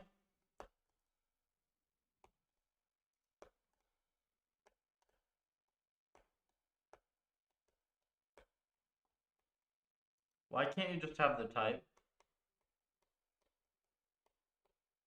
That seems really weird, right?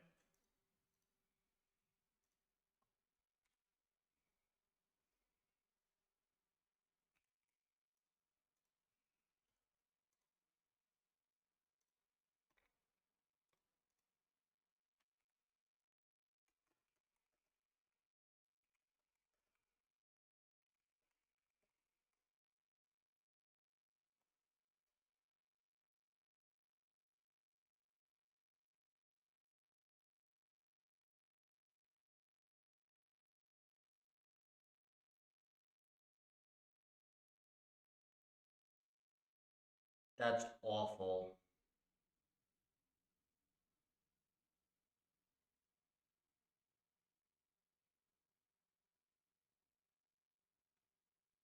Dude.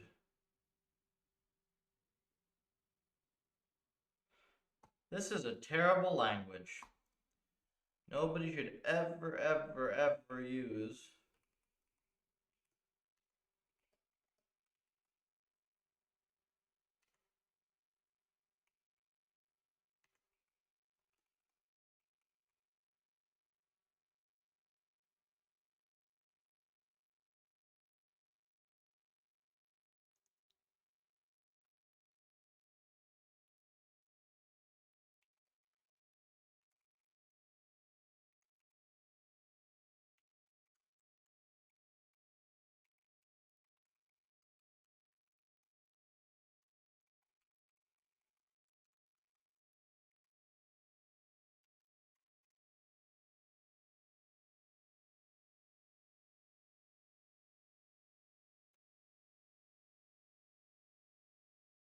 Isn't this Giga Jank? Wait, isn't this like Giga Jank?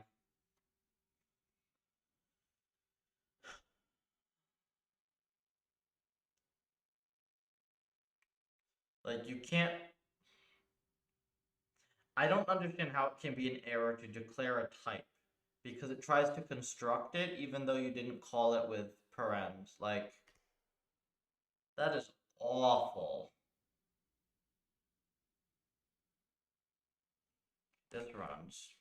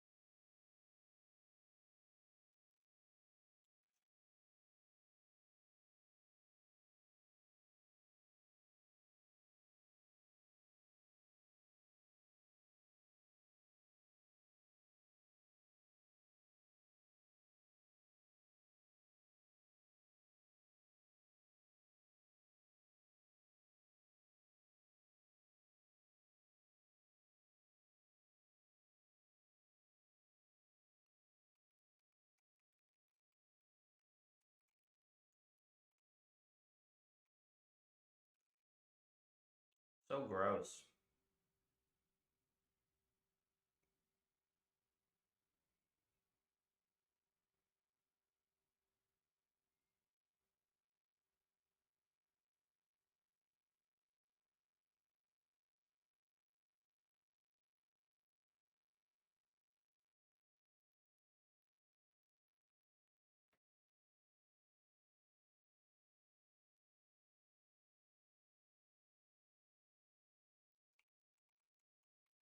How did I have it before?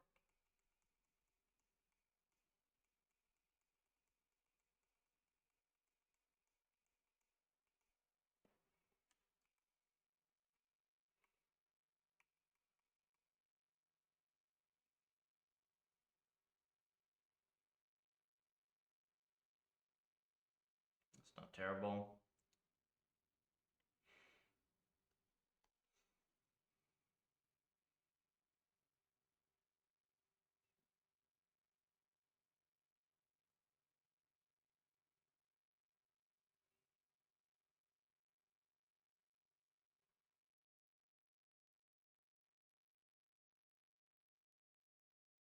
I still don't like the way this is.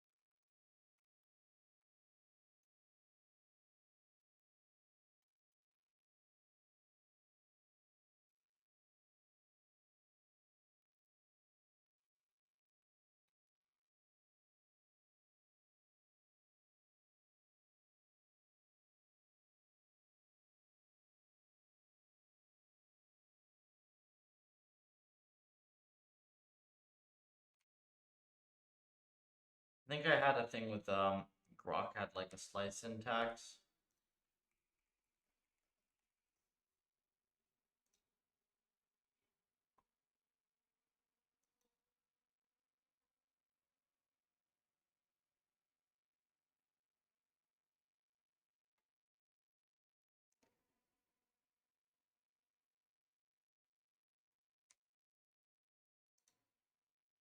Uh,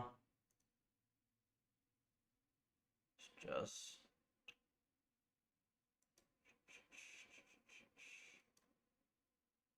mouse.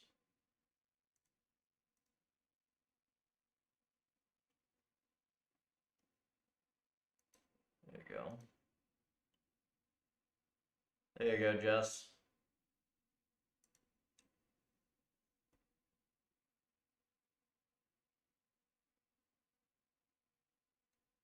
Yeah, just ban the bots and solicitors though.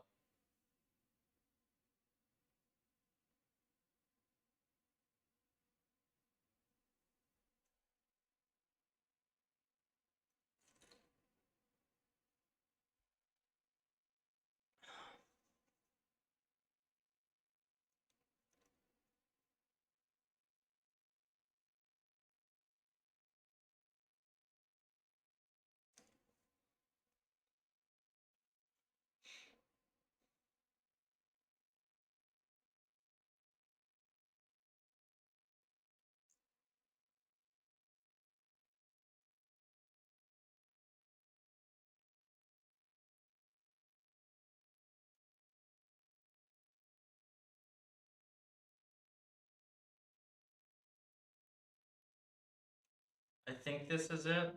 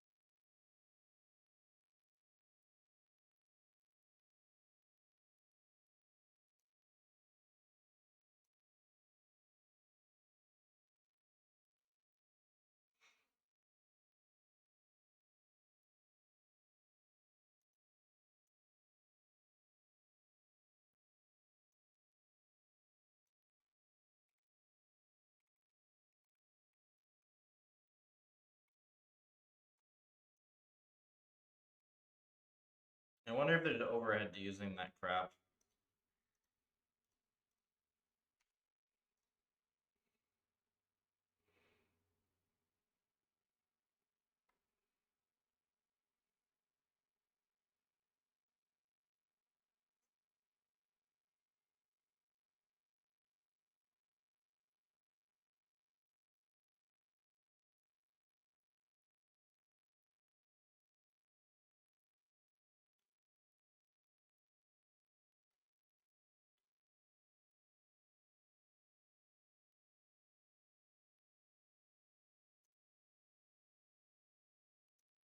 Try this.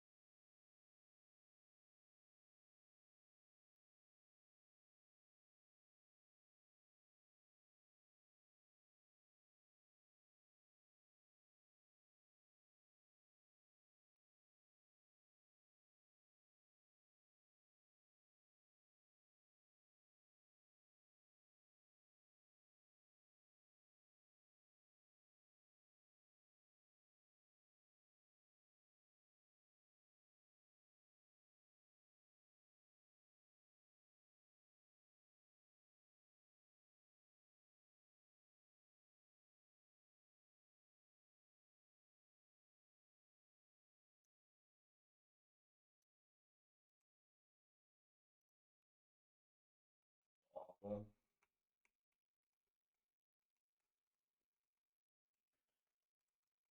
Let's see if this does it.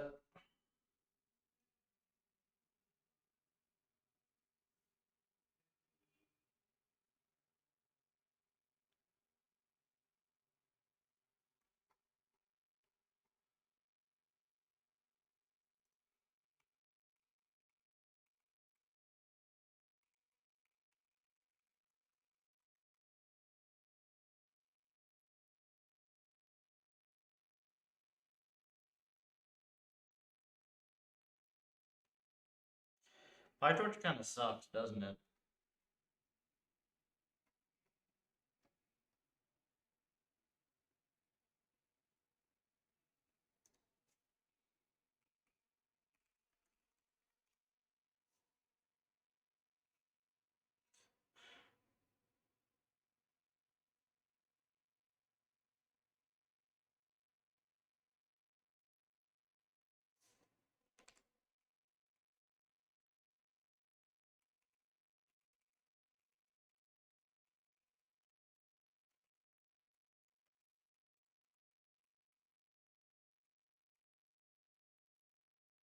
No, we don't want to be making it every time, right?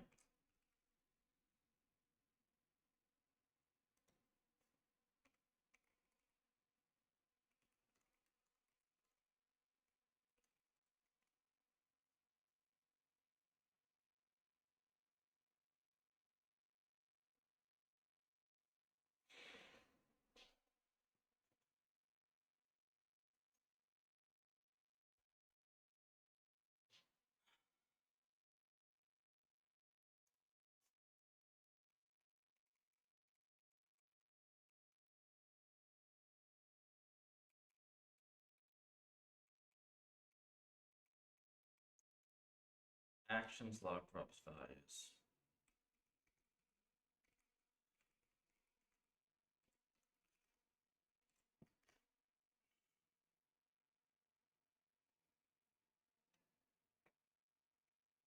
Tiny corn to becoming C.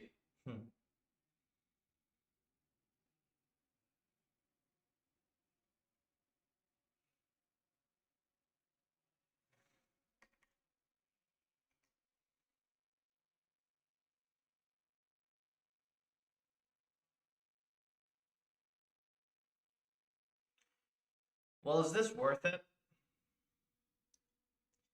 We get to use this slice syntax, I guess.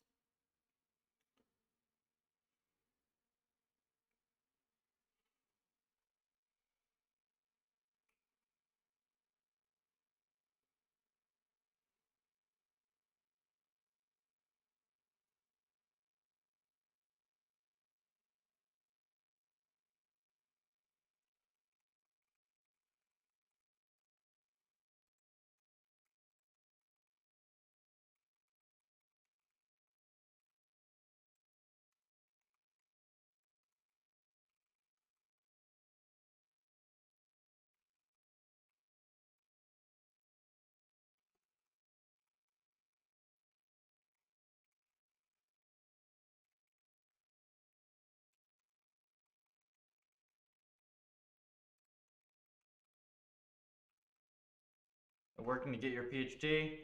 No, I got my MIT PhD about 2 years ago.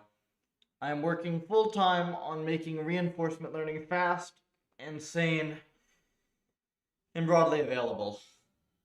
I build PufferLib. PufferLib is currently at 15 million steps per second training. That is 10,000 times faster than anything I had during my PhD.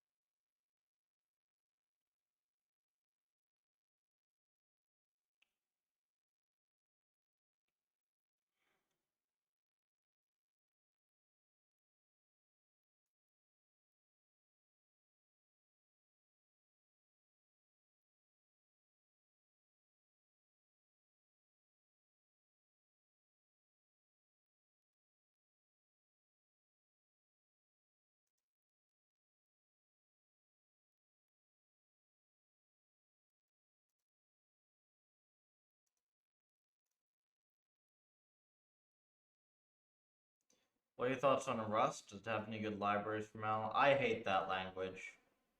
Yeah, I absolutely hate that language.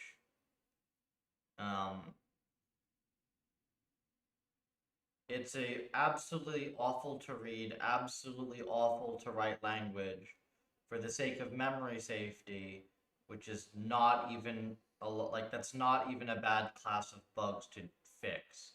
It's only a bad class of bugs in stupid languages that build a bunch of crap in a way that's completely broken. Like, I get memory bugs in C++. I don't get memory bugs in C. Because C++ likes to allocate crap everywhere under the hood without telling you. C, you just manage your memory, you free your mallocs, and you're done.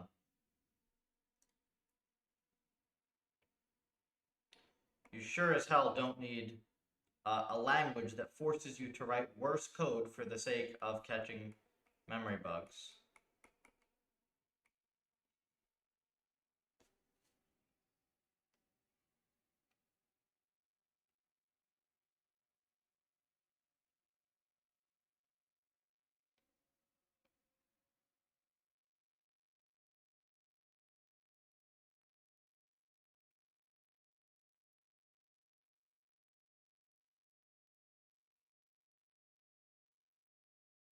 It's not even get good, it's just straight easier to write C than it is to write Rust. Like, there's just no point. You can go spend a bunch of effort learning something that's like just fundamentally worse.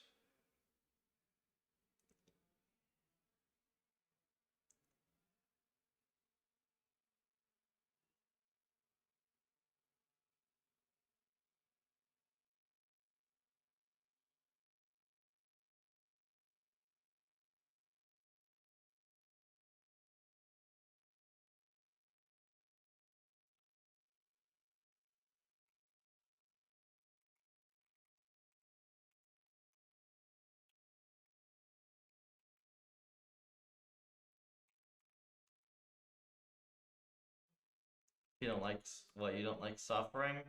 You know, you'd think I would really like suffering with the amount of crazy stuff I do on here. Oh, and for reference, in case anybody's wondering, no, I don't think C++ is better. C++ is an absolutely terrible language. I'm writing it because I'm forced to write it because I'm dealing with libtorch. Eventually, this will all just be nice C. Technically, CUDA is C++, but CUDA is very well designed. You can totally just write CUDA C. You can't write torch with C.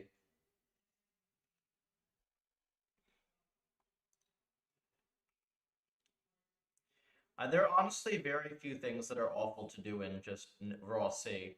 I think string processing is pretty rough. That's kind of one of the only things, though. Wait, this is puffer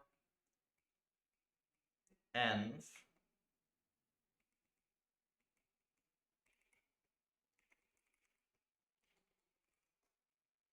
Where's env?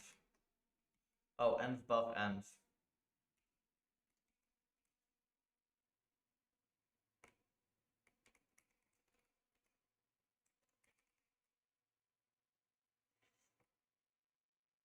Like, even the fact that this is... Why the fuck is this ampersand here? Why can't we just have a pointer? Why do we have more syntax? Screw this language, you know? Let's see what's the simplest I can get this looking, and then we'll see if it's worth it. It's going to be slightly more lines of code, I think, but way shorter lines.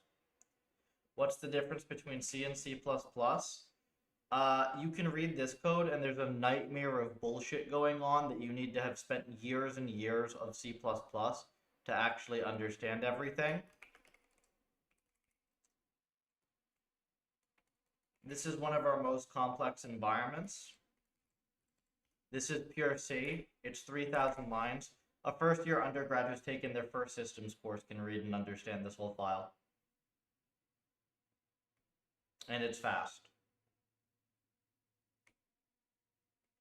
Because there's nothing weird going on. It's like you need to know what a pointer is, you need to know what a loop is, you need to know what a conditional is. That's about it.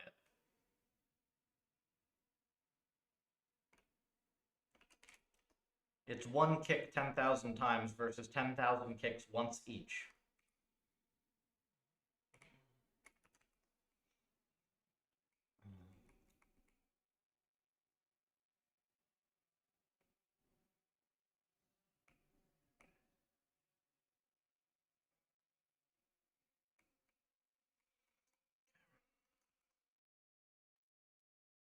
Which env is 3K? Neural MMO3, Jess.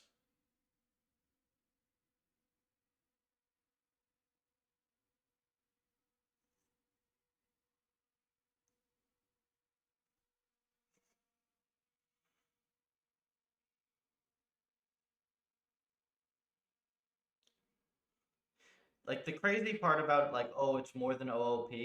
Like you could literally do better OOP in C than you can in C++.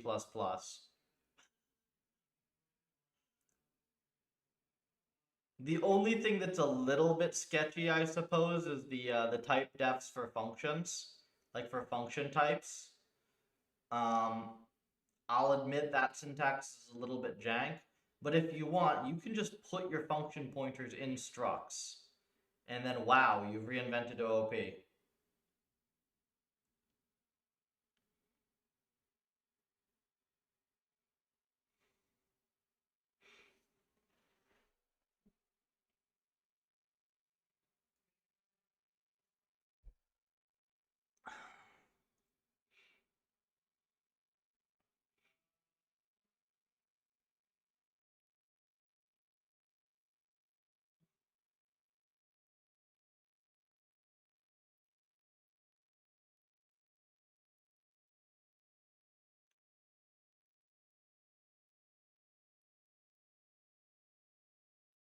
But I really don't see any need to.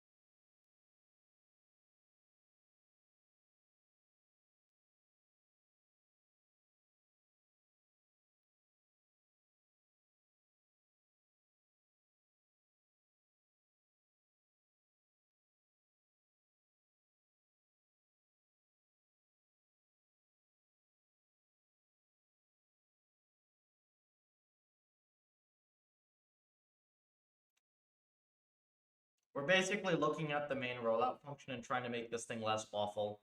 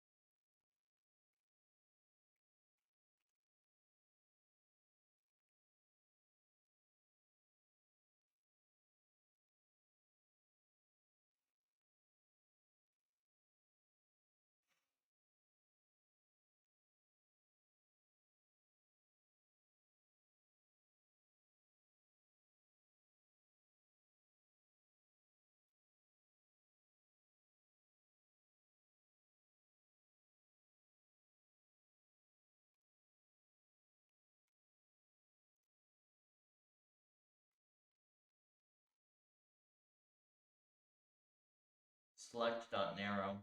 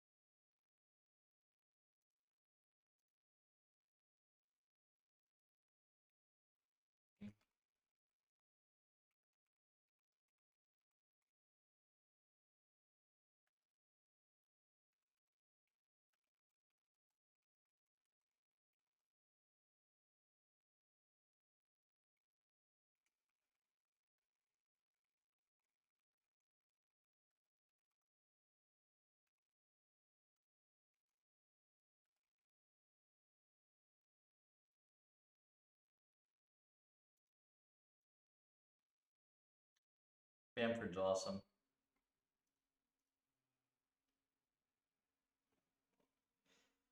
Trying to trim the fat from chest and like rendering with self-play. Wait, what do you mean rendering?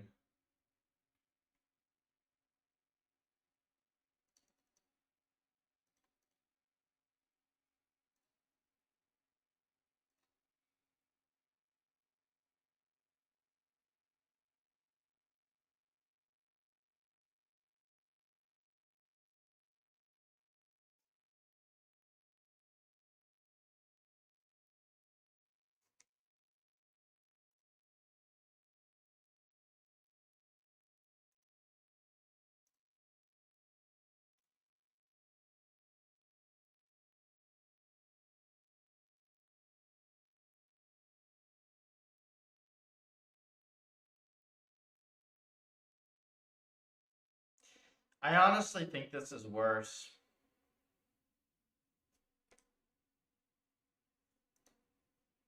I honestly do think this is worse.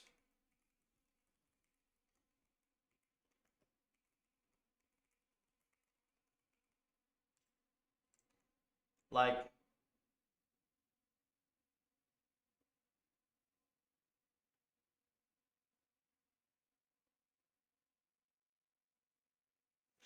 this way you don't have to understand, like, Torch's stupid slicing thing, right?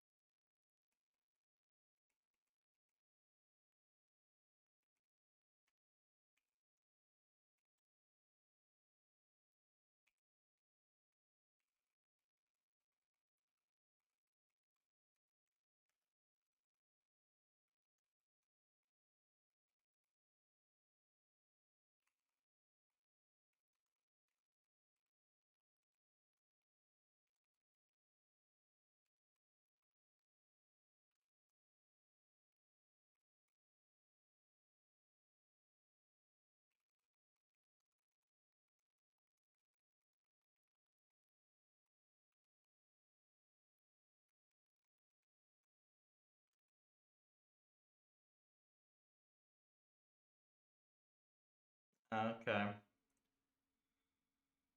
Hmm. I think this is just Torch C++ kind of bad. Let me just make this the cleanest we can and continue and not get too stuck on this.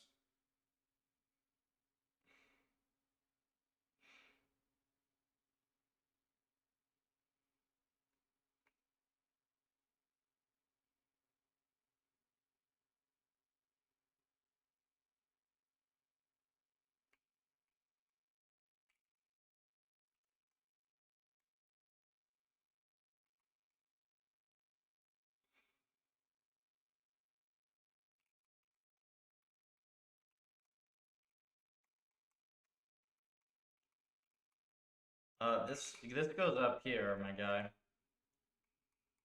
Right?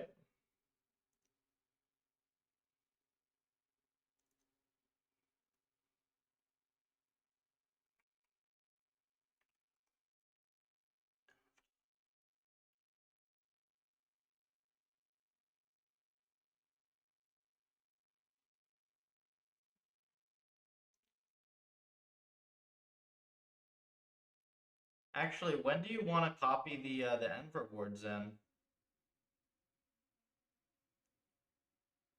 You can do this at any time, can't you?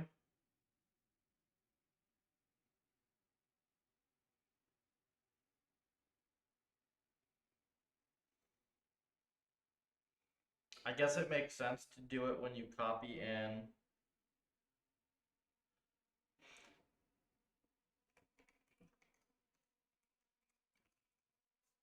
And let's do this one first.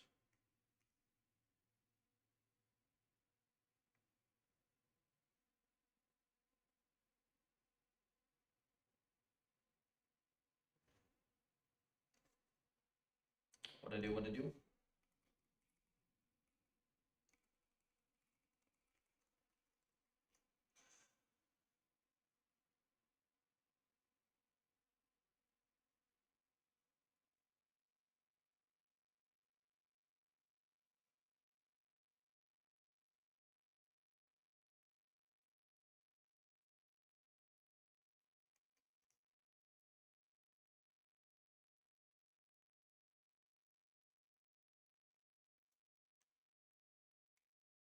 Okay, so let me think when this makes more sense to do, because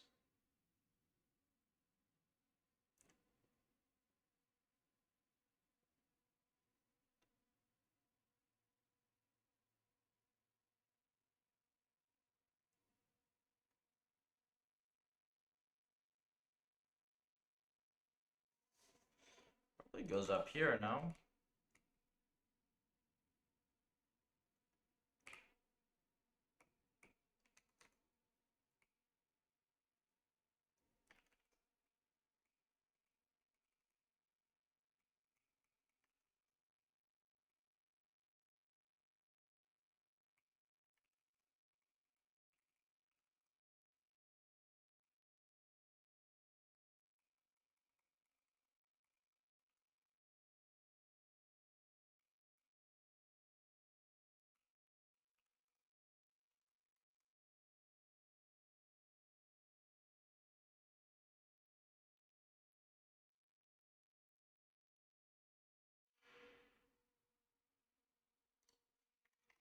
Was that slower?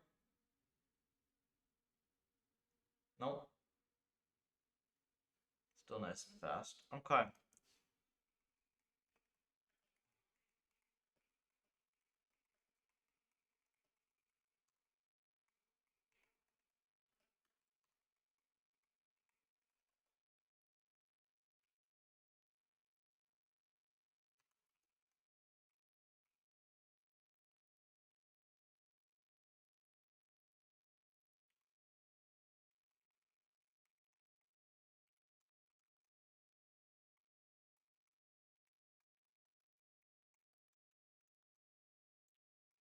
That's pretty clean, right?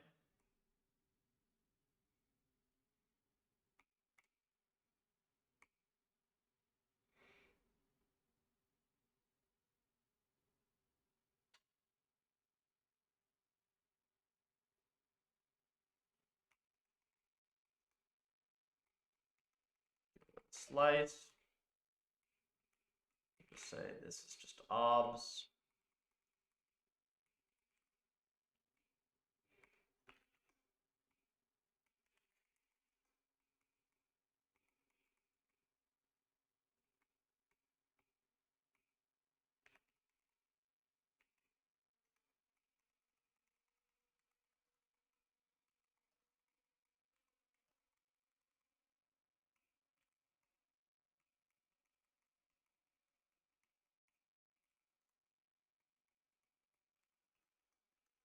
How about this?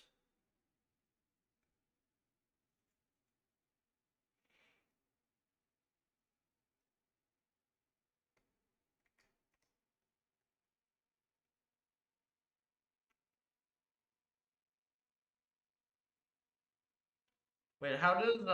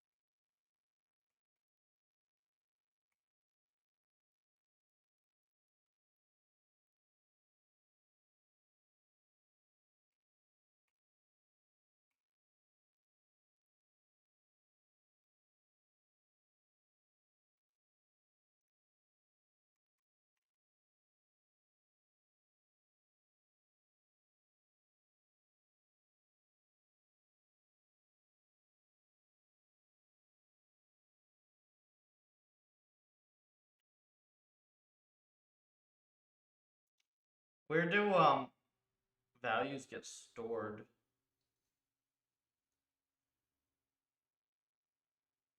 Huh? Oh, in sample actions, duh.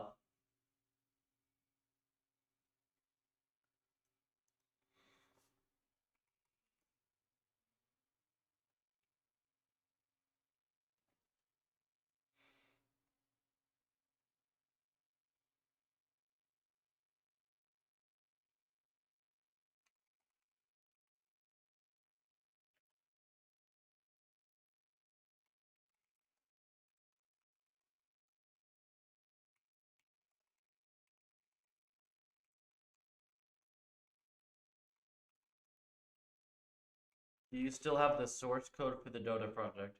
Like, I've never had the source code for the Dota project. I was not on that one. I was at OpenAI at the same time, interning, but I was doing my own thing. If you mean my little MOBA that I made, this thing is, where is it? This, like, small MOBA that does use the Dota maps, but is clearly not actually Dota. This thing is in PufferLib Ocean MOBA, and you can play with it. It's a pretty cool little game.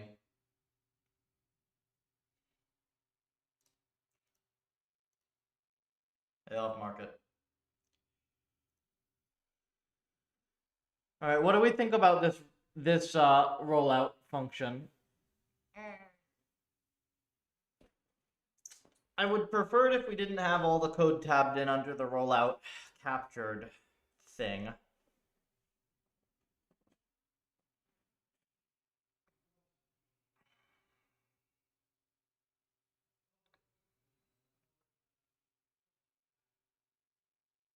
Hey, 24. Oops.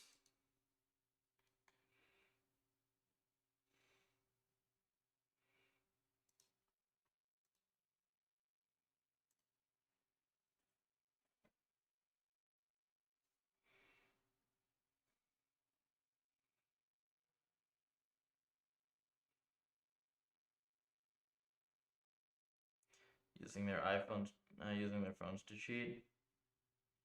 That sucks.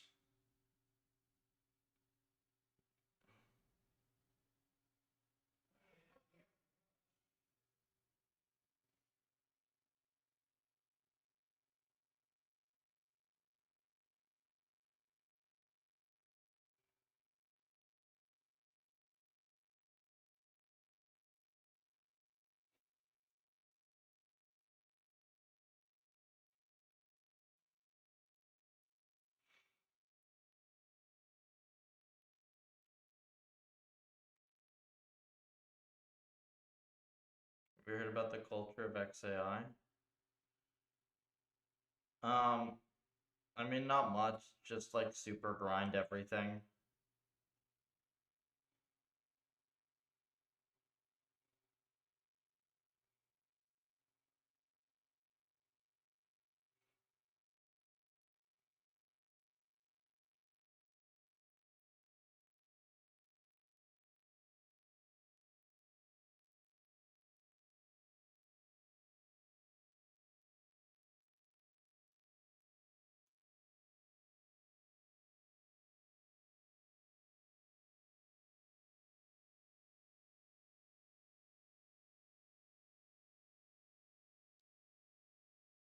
What was the Dota project?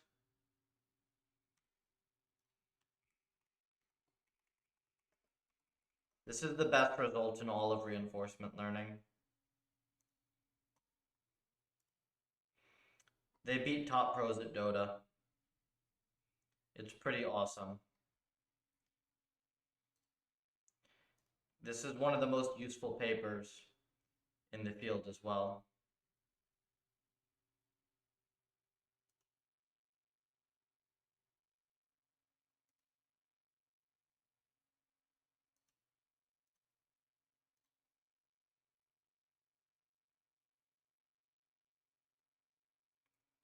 Work-life balance stuff. Well, like, no, but I also don't believe in the thing that they're doing. Because, like, The problem with grinding nonstop is that you also just end up doing worse work.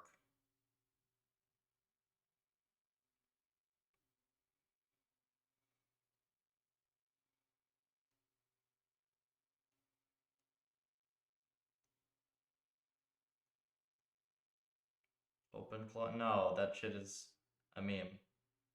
If I build a feedback loop for Manim, I'm producing.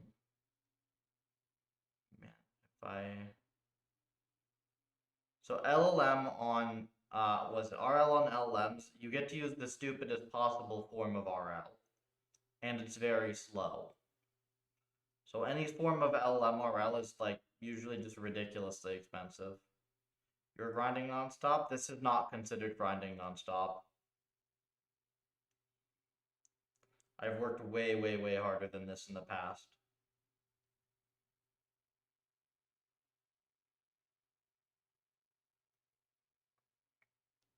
I get plenty of sleep. I get good exercise. I'm in good shape. You know?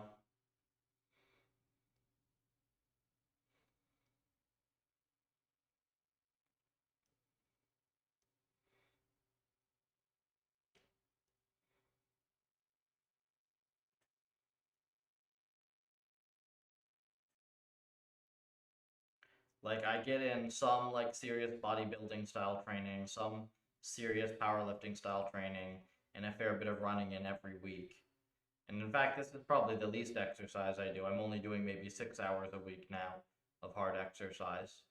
Um, Probably will be more soon. Agent's religion. This is just all stupid, man. You're reading stupid shit on Twitter.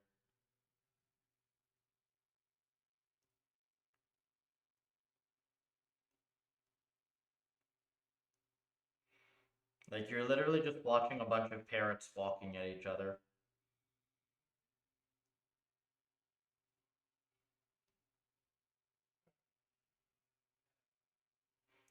Retiring.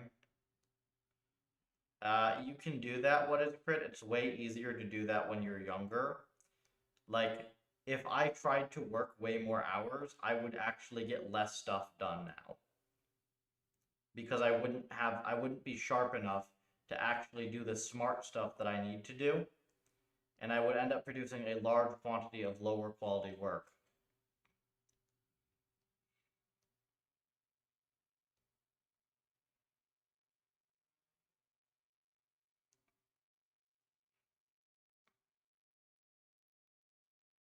Also, they don't necessarily like comp you crazy higher either there. They don't have like particularly crazy comp packages from what I've heard. You're basically just betting on the stock.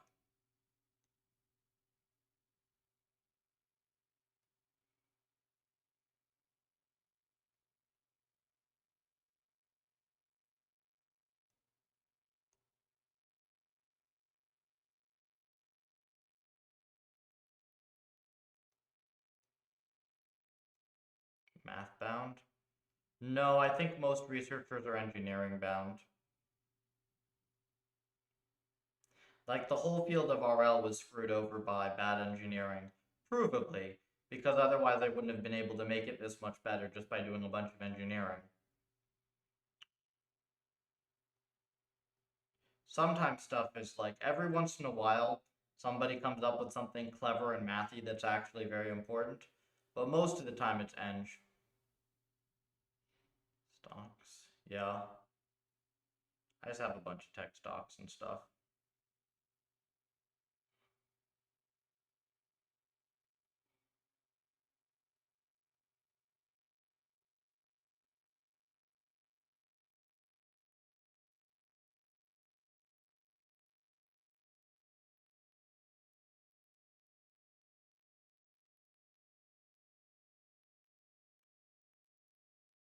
They discovered new ways to play the game. Yeah. Well, RL can do that. 3B. You're not gonna remotely get anything like 3B, like 3 blue 1 brown videos. out of LLMs. There's no way.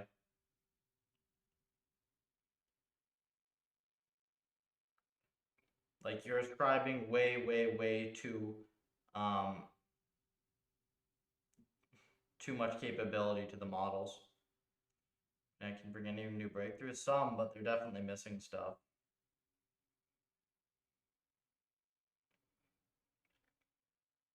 I really don't care what the big labs are doing all that much, other than the fact that people ask me constantly. Like, there's some pretty awesome breakthroughs just sitting here in RL.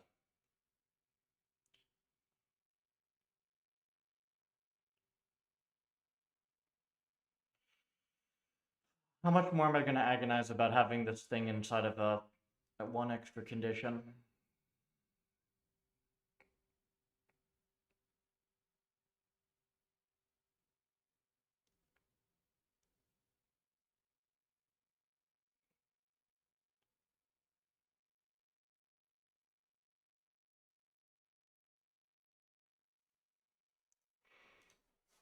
Okay, what if we do this?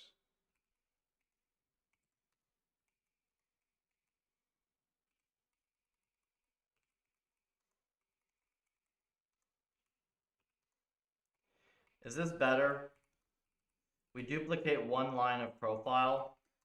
We untab everything.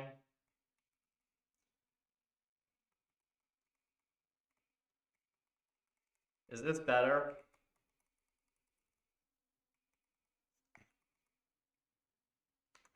And then we put this here.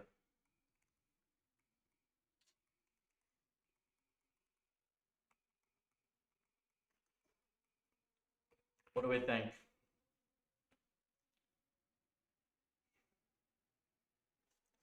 I'm no messiah, dude.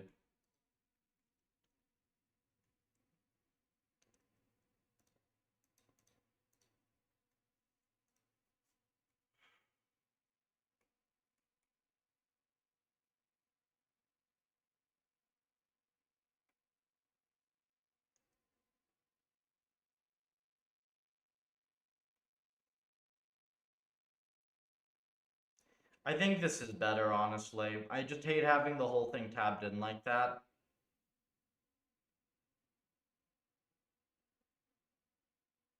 I think this is much cleaner, no? We still have quite a bit of capture crap and stuff, but it's a lot better.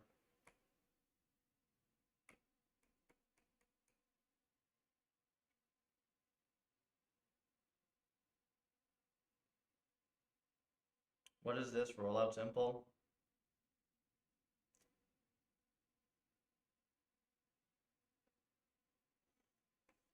This shouldn't be getting used, right?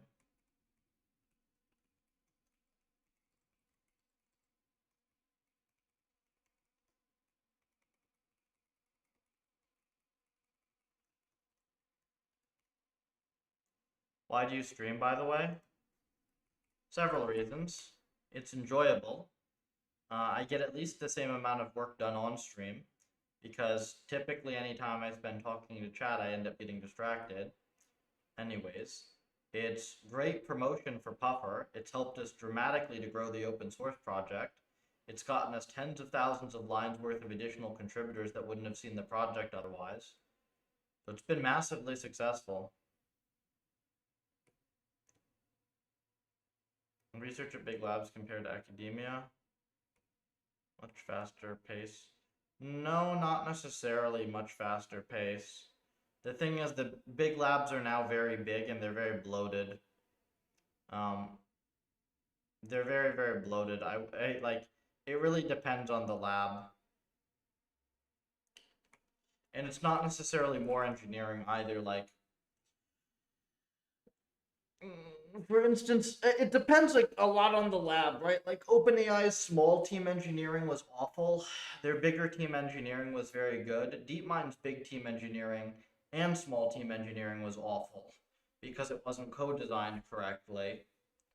There's a lot of overhead. So in academia, people are optimizing for a lot of bullshit and they don't have any resources and their clusters are a mess and they've got a bunch of other stuff to deal with. But the big labs are just big, and You know, they're trying to fit together a jigsaw puzzle of different people, and most of the time that means that math people are doing a bunch of math that doesn't matter, and engineering people are doing a bunch of engineering that doesn't matter.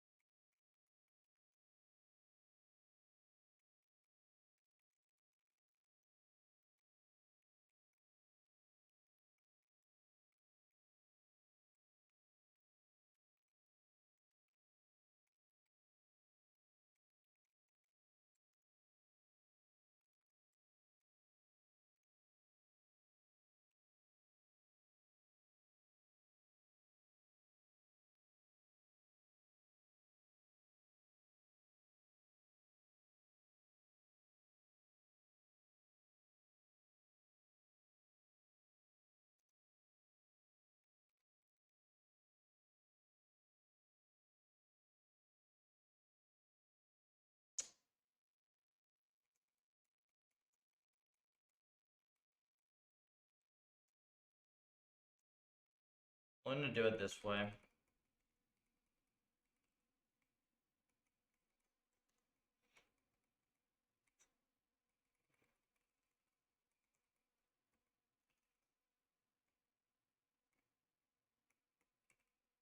Try this.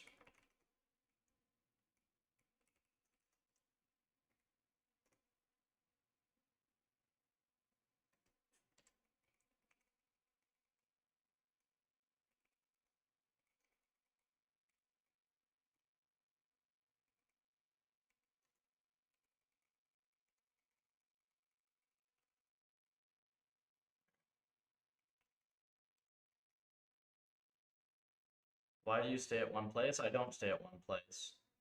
I move around like 2 or 3 times a year. I spend time in Florida, I spend time in Maryland, I spend time in California.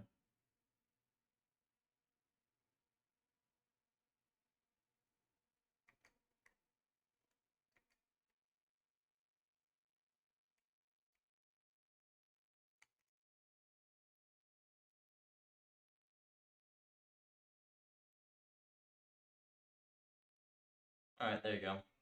This works. I think this is substantially cleaner.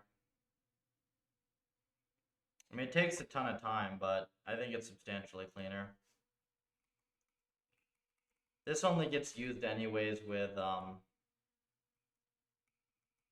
this only gets used anyways. Rollouts, simple. We're just gonna do like this. Whoops. We're just gonna do like this, and like this, and like this.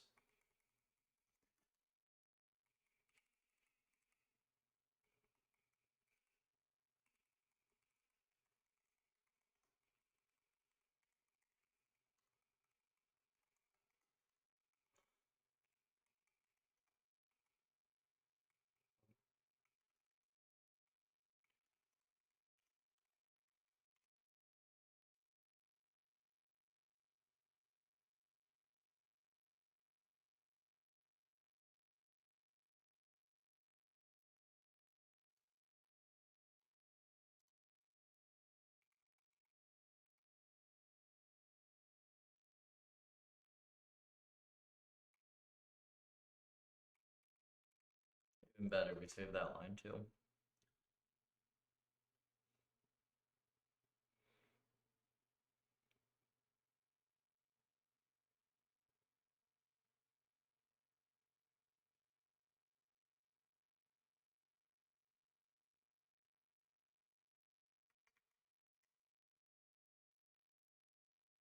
Oh, segfault, lovely.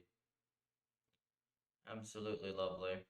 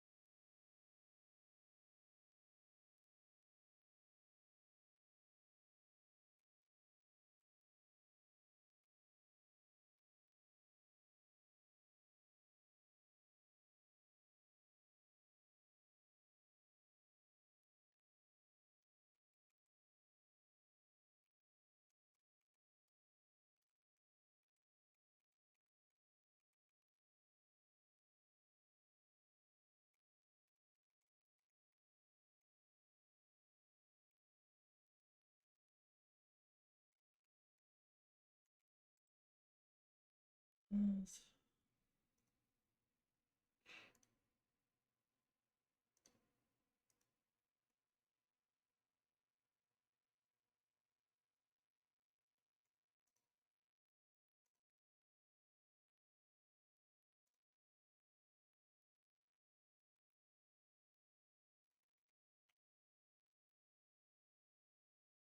Lovely. Segfaults when we do this for some god awful reason. Why on earth?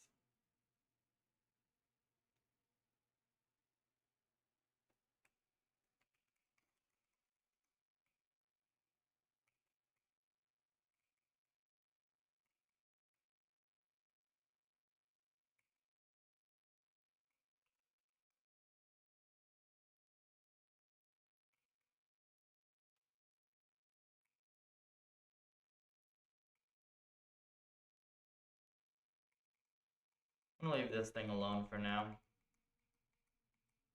I don't feel like dealing with this stupid thing right now.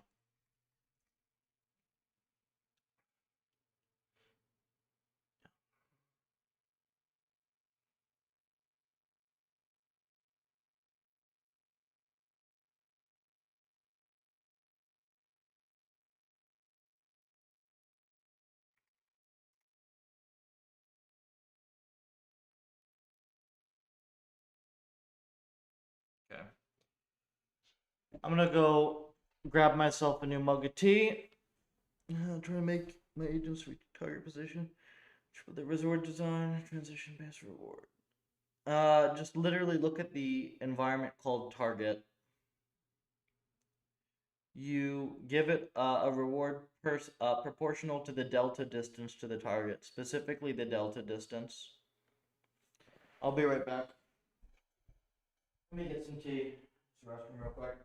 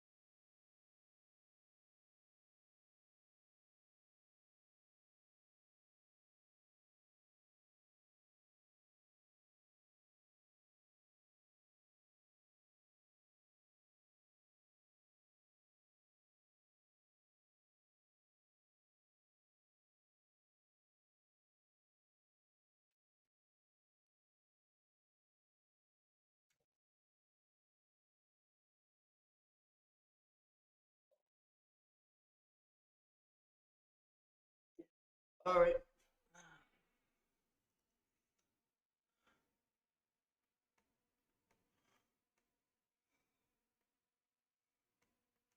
What?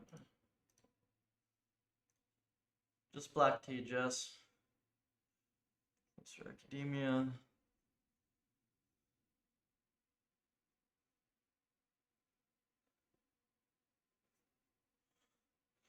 Yeah, government stuff is very, very slow. Sharp distance kernel. Yeah, like, it's almost always that you just have your n verse whatever wrong.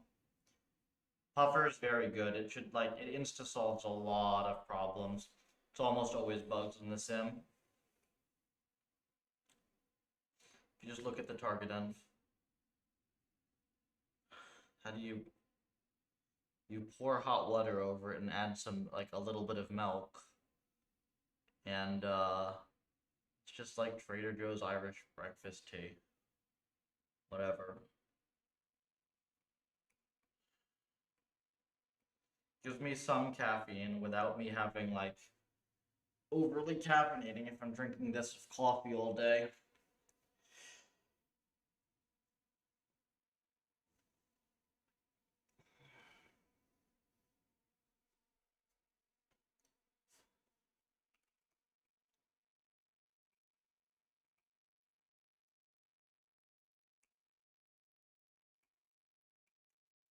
Okay, so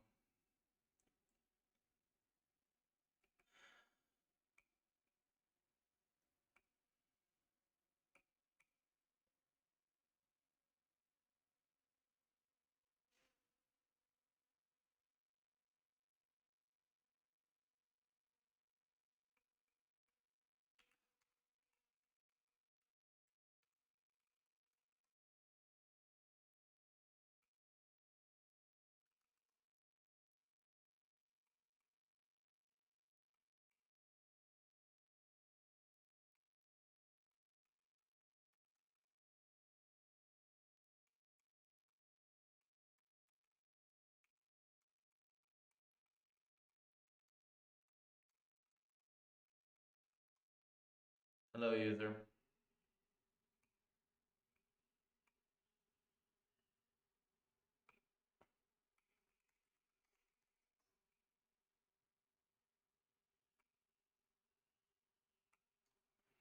Okay, this is probably where we have the biggest amount of stuff that actually matters, because after this it's just like we start getting into the just jank of stuff.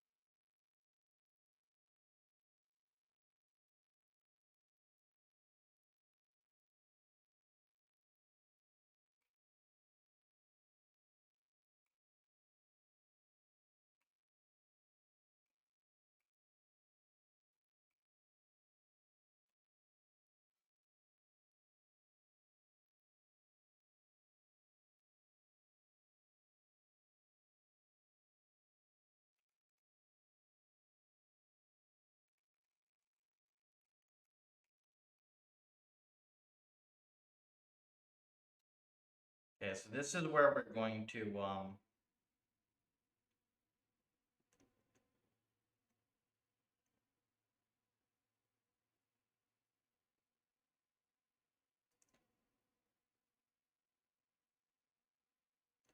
yeah, this is where we're gonna have to do hmm.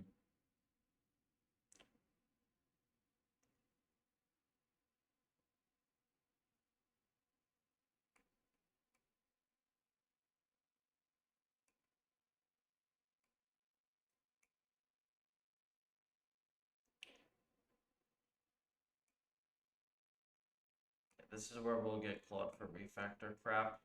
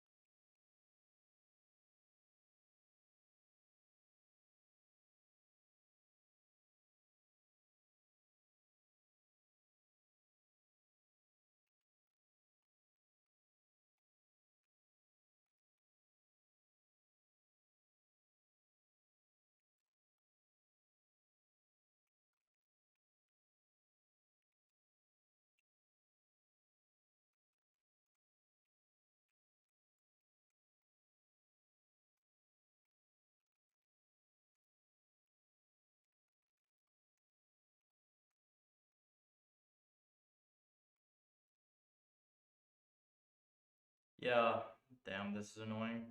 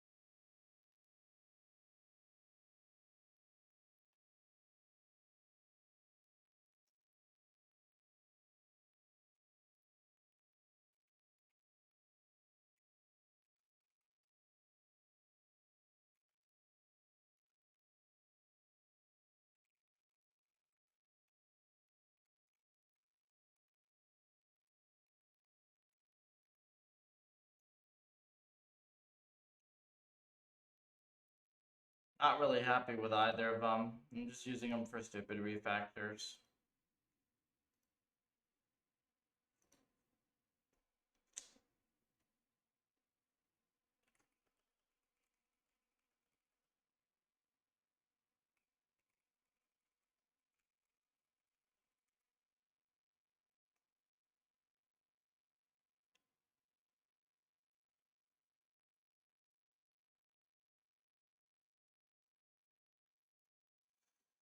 Might want explained variance as well.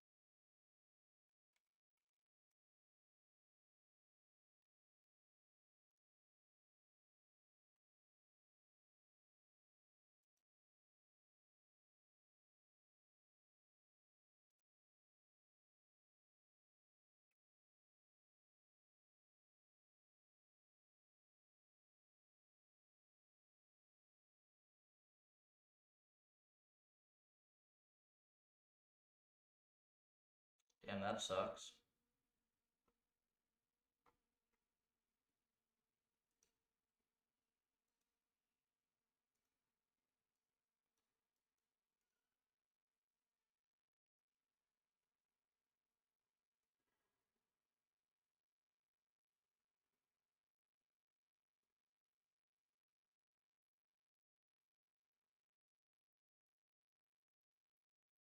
I don't know if it's classic Riot. Like,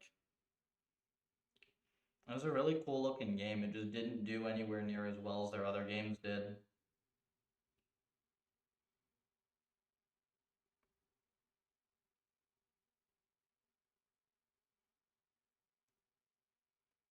Like, I really have not seen almost anything about that game online.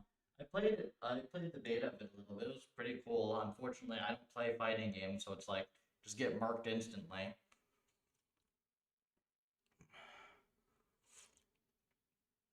It looked really cool though.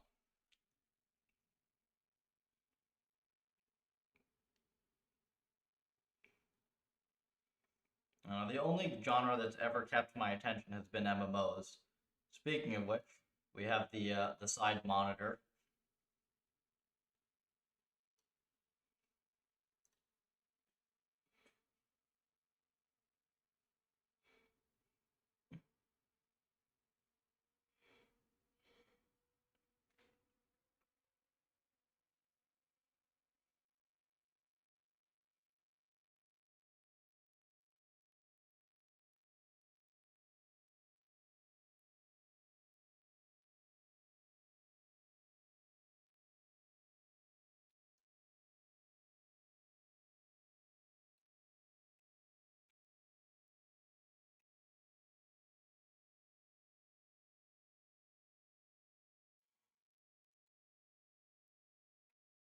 Let me look through the rest of this in the meantime.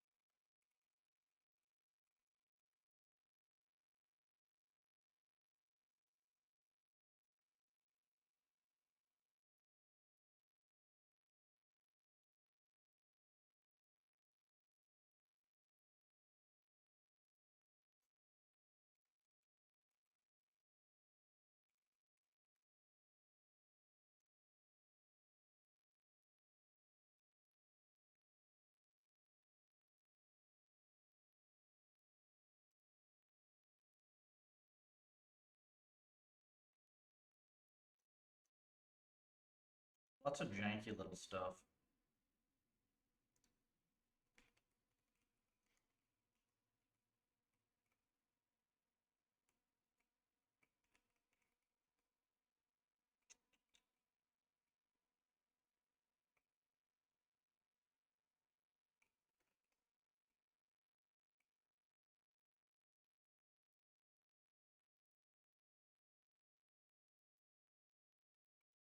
Is there a, hang on, I missed a message. Is there a clean way to get like a video of end training developed through self-play?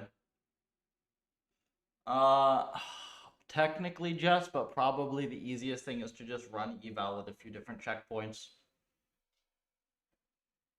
It's the easiest.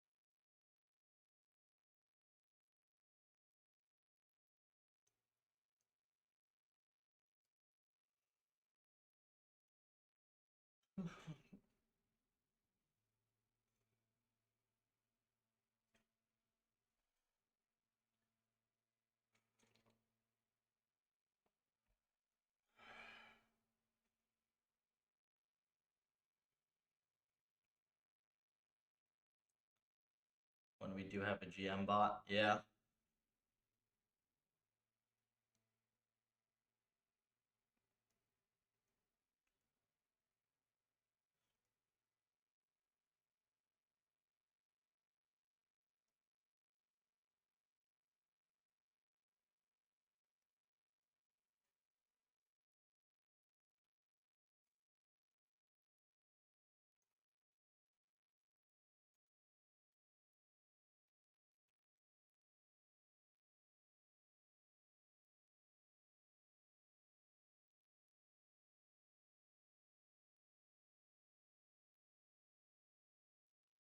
I mean, if we get it to be very good, we can probably get some attention. It's like, hey, uh, there's this new chess AI that has never seen any human data, and also is trained just by playing the game. It just plays the game a whole bunch. That's all it does.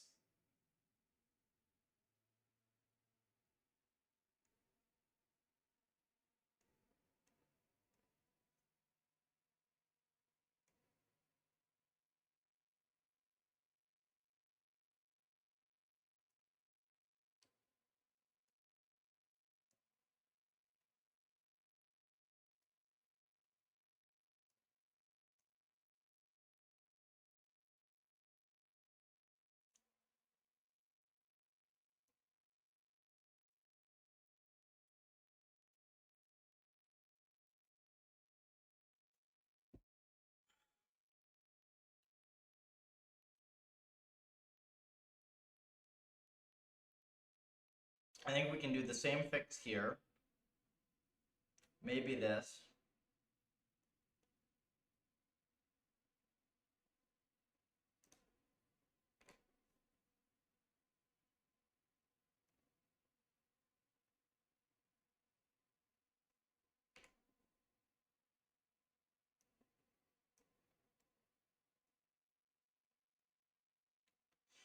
The kernel accumulation is a little sketchy, I think.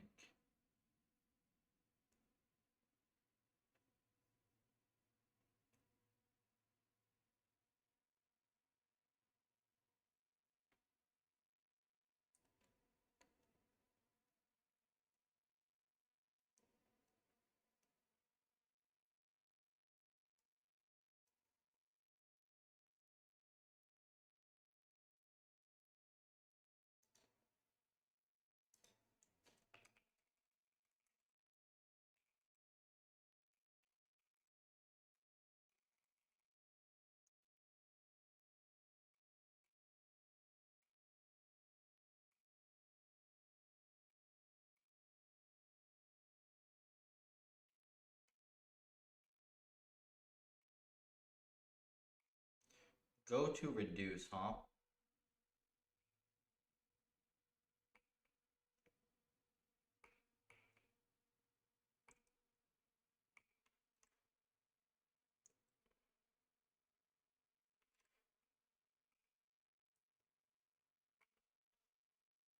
Let's not do that.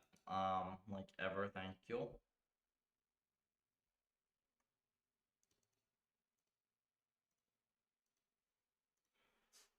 Hmm.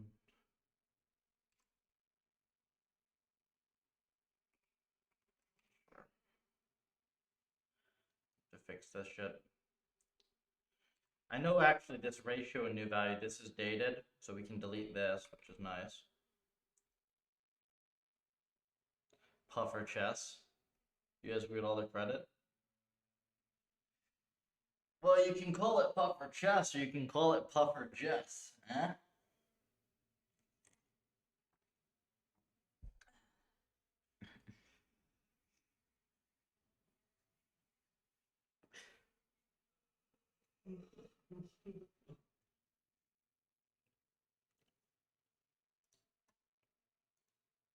I don't think this is particularly good. See if I break it though.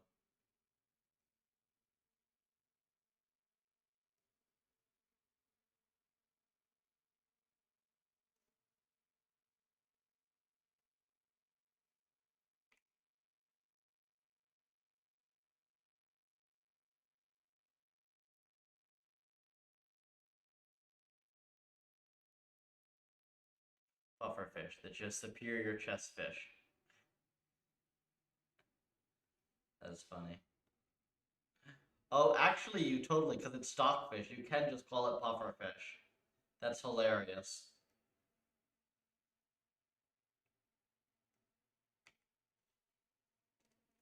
It's just straight up pufferfish.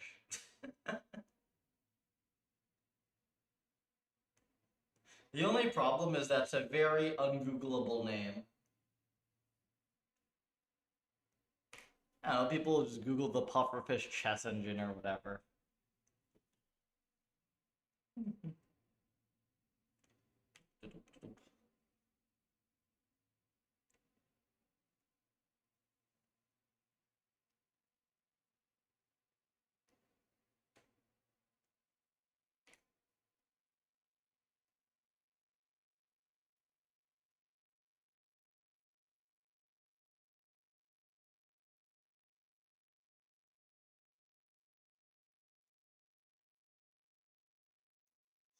Can we beat stockfish with pufferfish?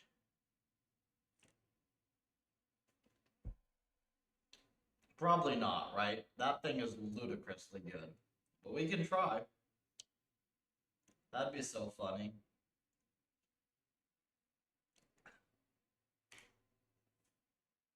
Just beat stockfish. But like stockfish you can set to be ridiculously high elo, right?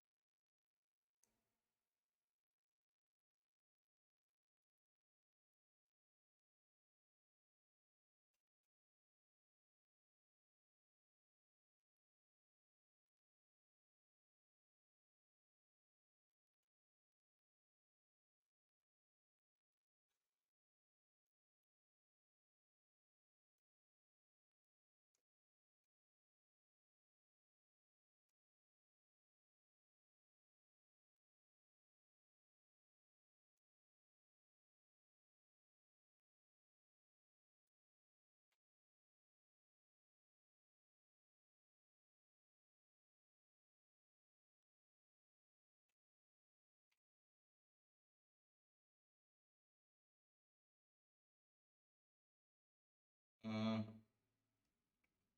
I don't like this add n.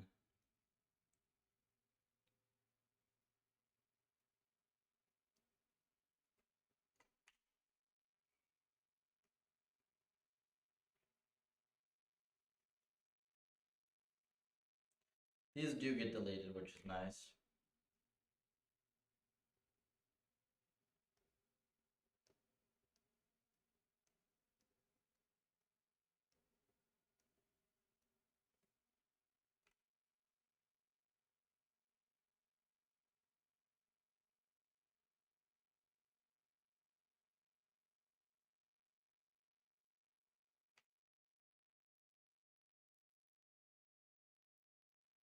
Is it running it longer?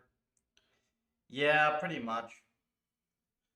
I mean, I think if we get it log linear and it's not just like awful compute, we can probably do it.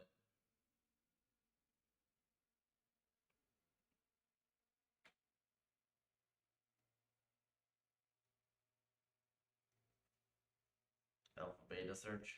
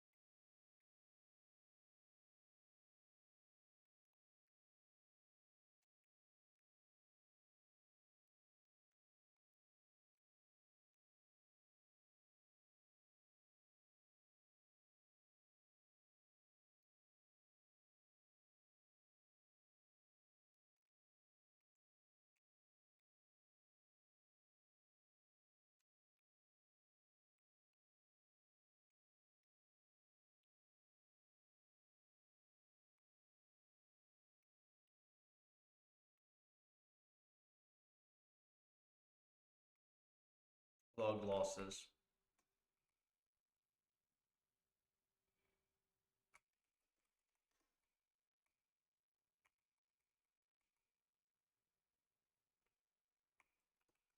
Wait, is this not? Oh, it does log.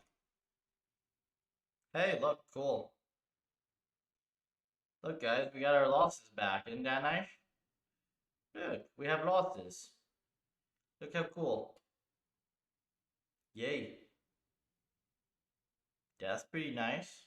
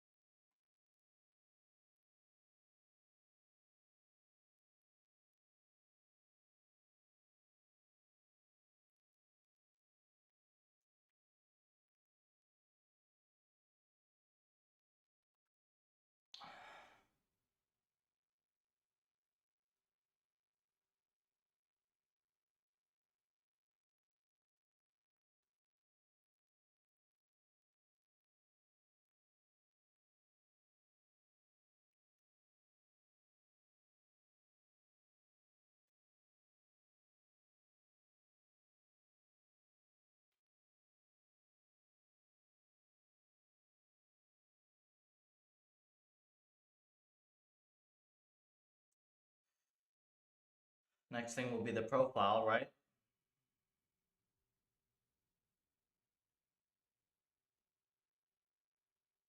And why am I so tired today? Let me go check something. You're fucked.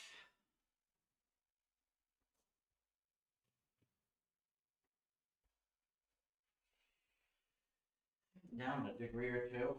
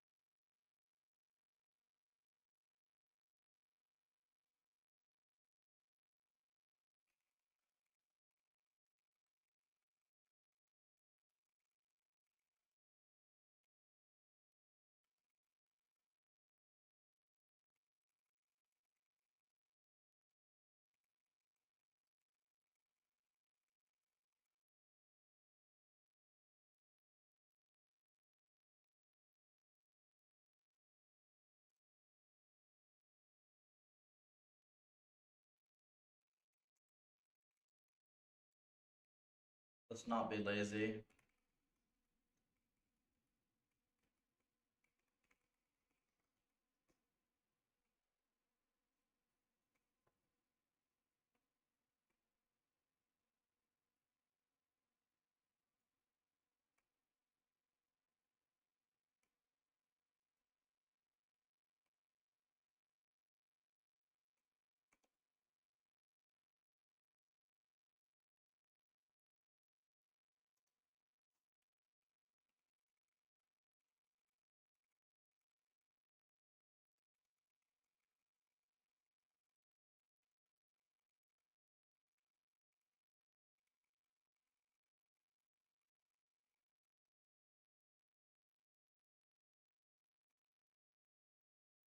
I think we can.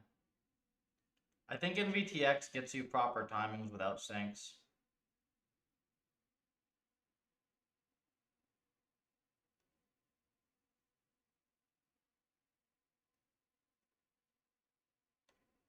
Did you expect chess to be this hard on the learning front? Yeah.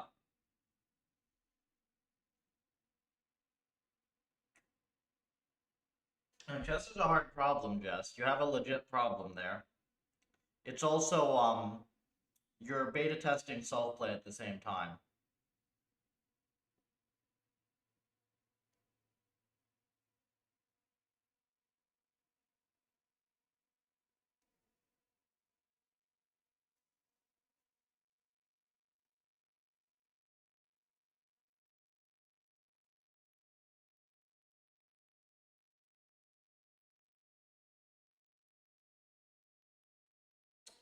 Right, this is NSYS only.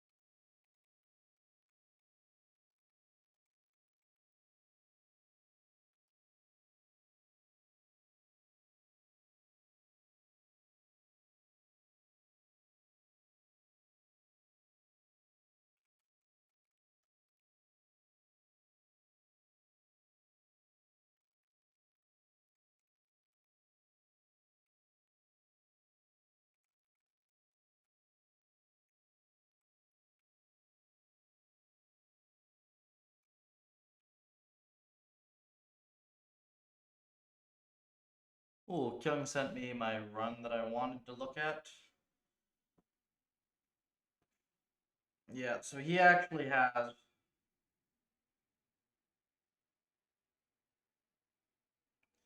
He gets a way better result with this, I think. So I will have to play with this. Yeah, he's got a way better result than I have here.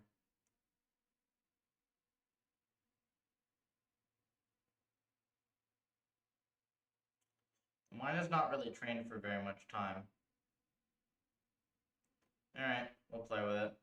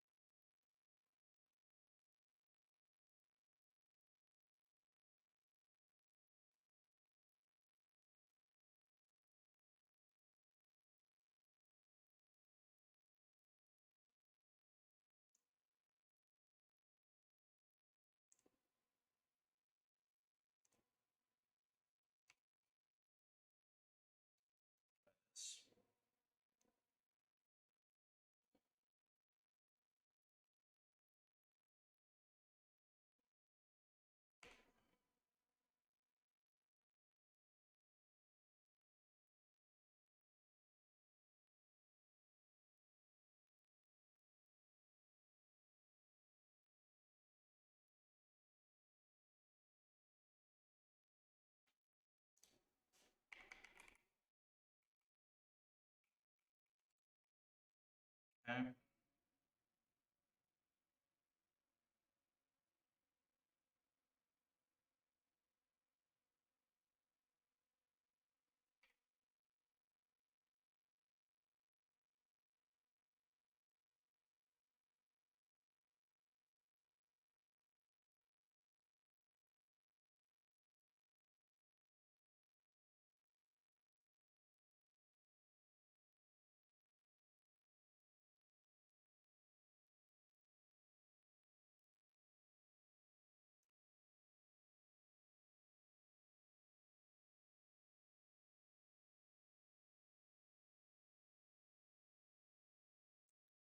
hell is this?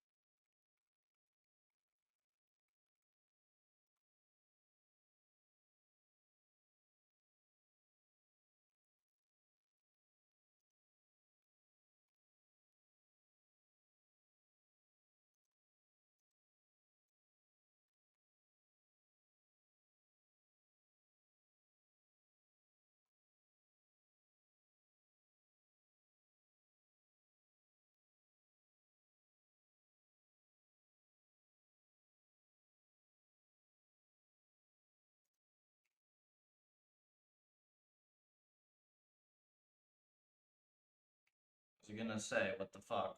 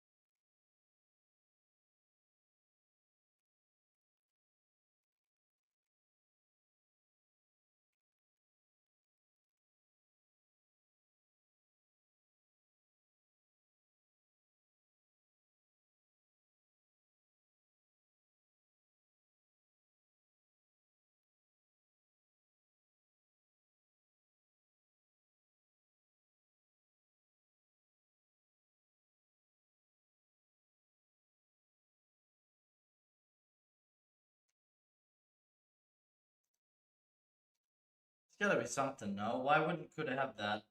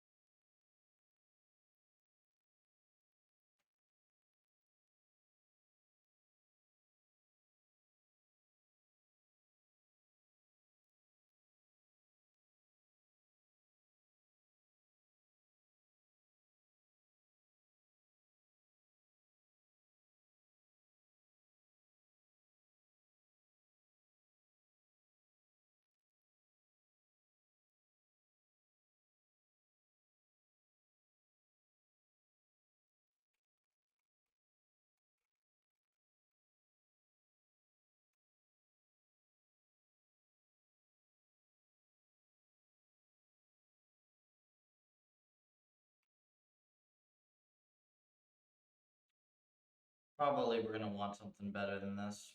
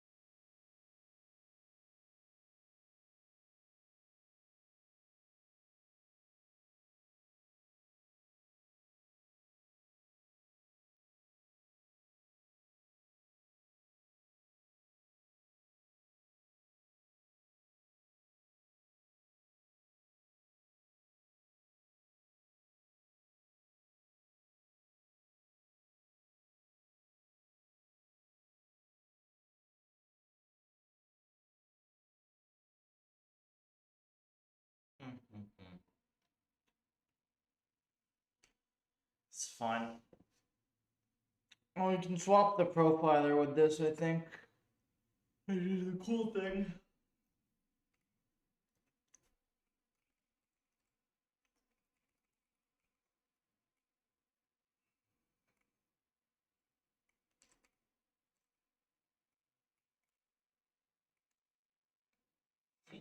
So that's minus 50 lines of this.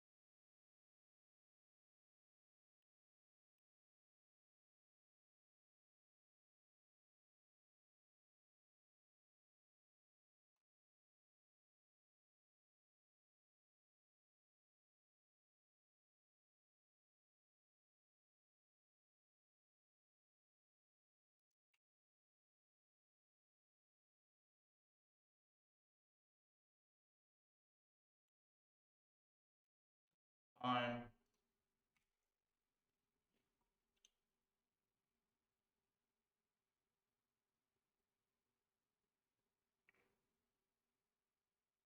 So tired today.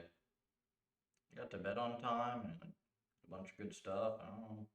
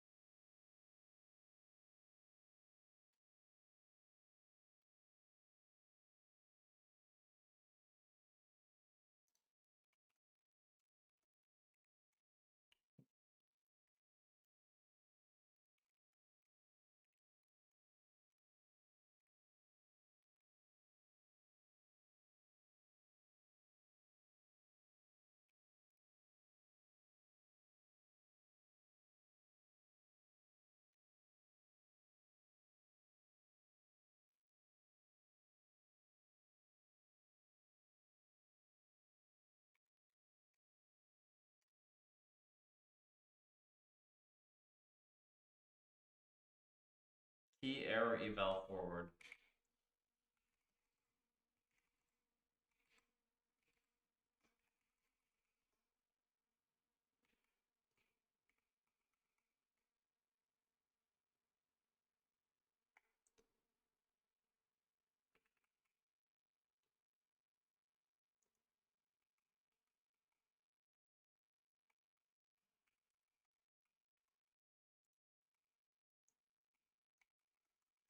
No.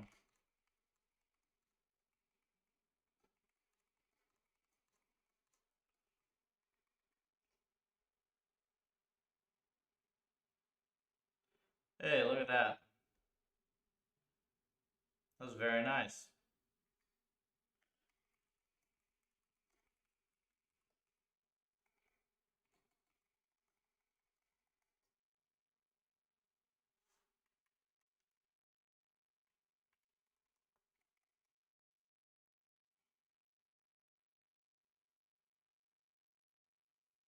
Why don't we have our percentages?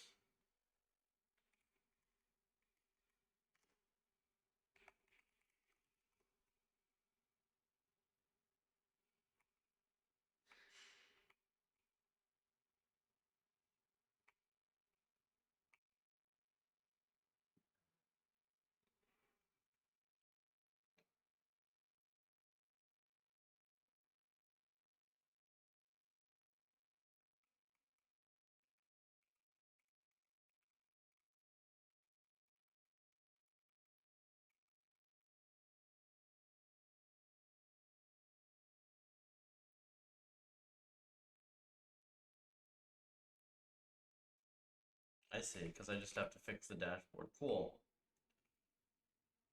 That's nice though.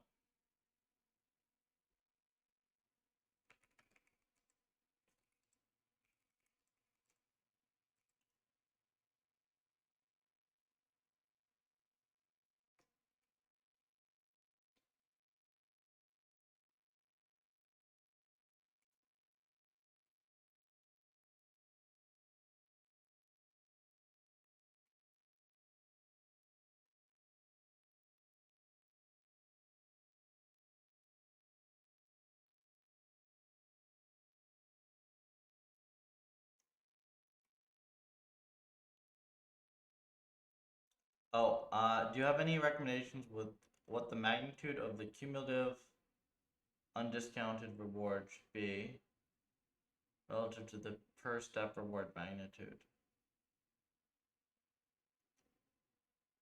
No, just the reward per step should be somewhere between -1 and 1. As long as it's between -1 and 1, you can pretty much just auto-tune the rest of it.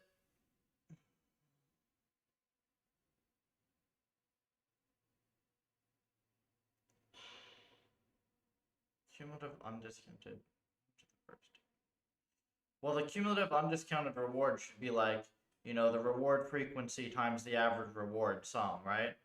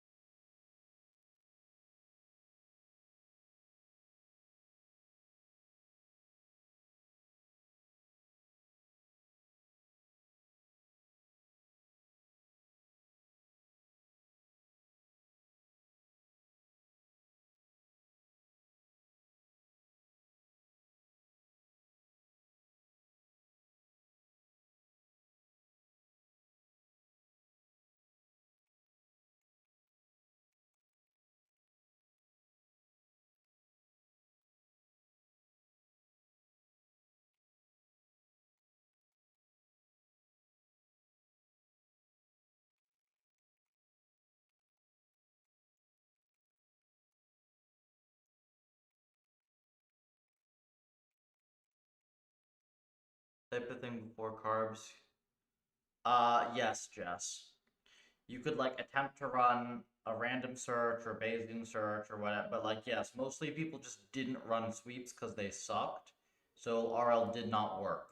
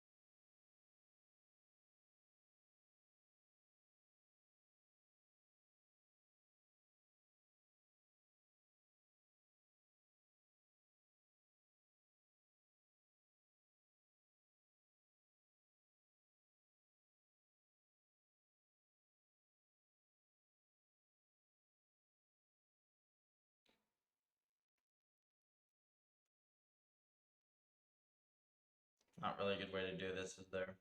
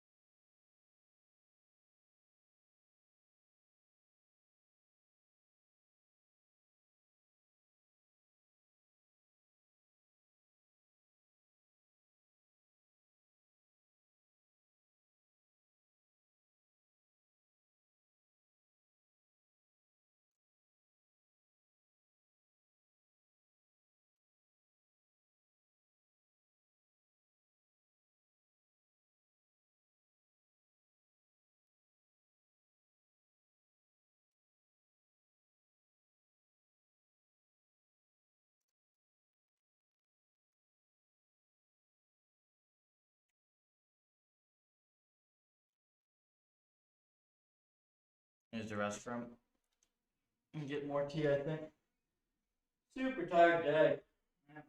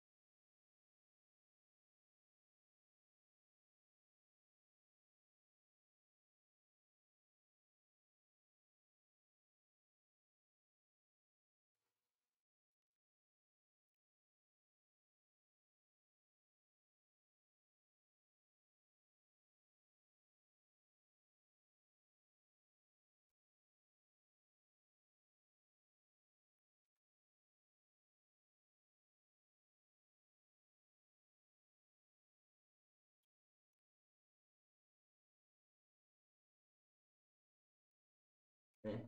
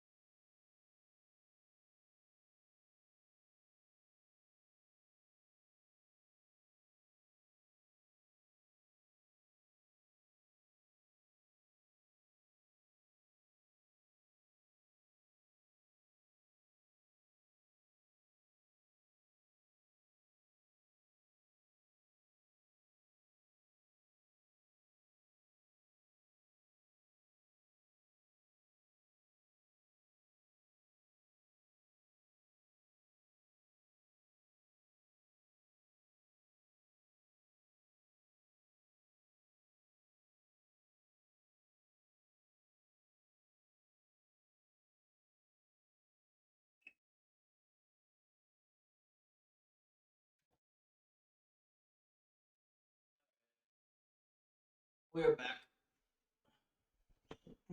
What is this thing? Alright, this event recording thing is completely stupid, but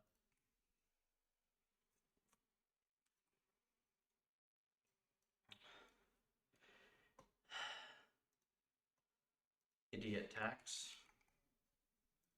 This lasted way longer though. We used it way less, which is good progress.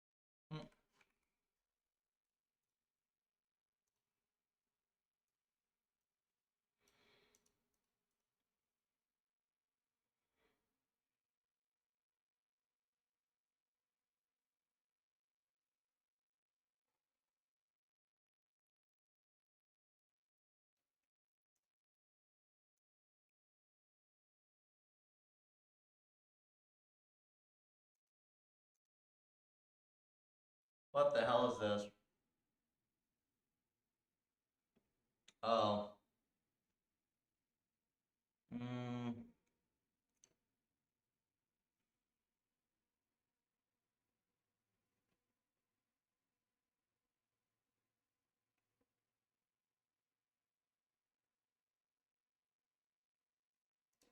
Let's see.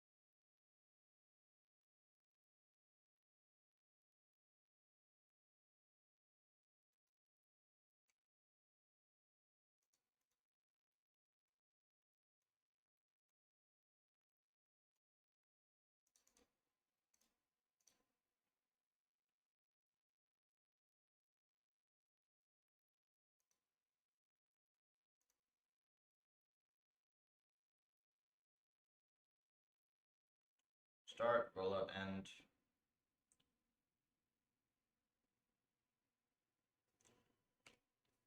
I think it's fine.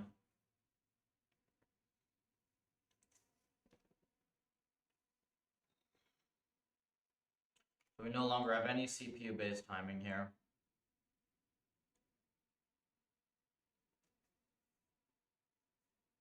And then prof names. Yeah, the CNM thing I'm going to have to fix manually, but no big deal. And then names.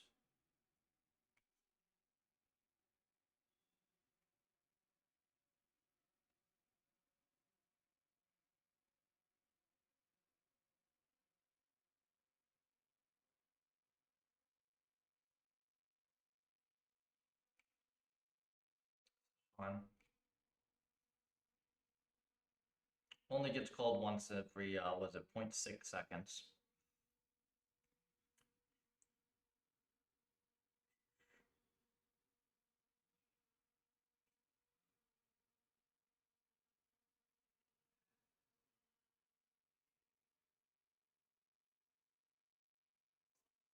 It's funky.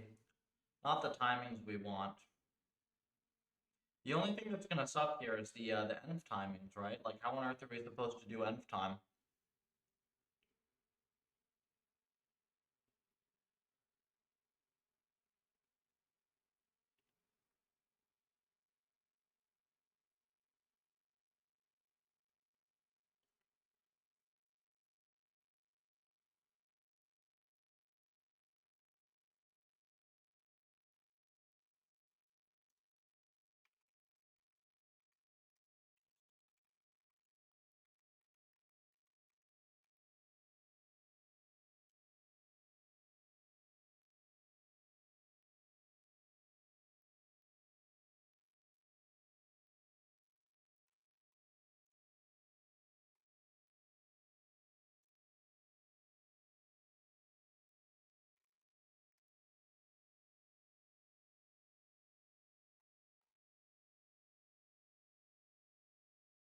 Invalid resource handle. My favorite. Cool. Or stack.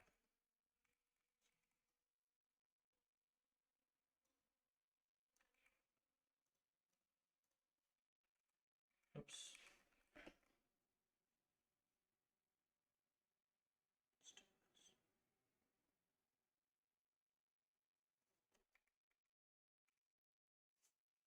Oh, right here.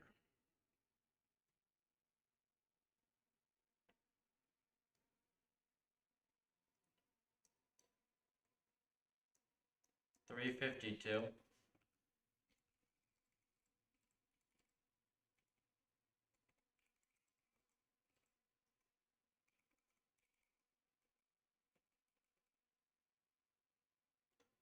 Well, that doesn't make any sense.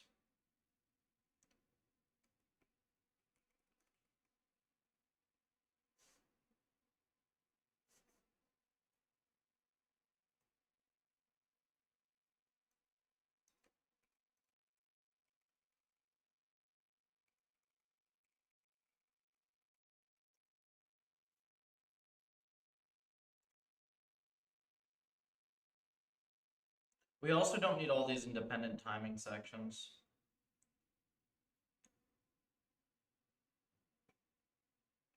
This just gets moved up, right? Oops.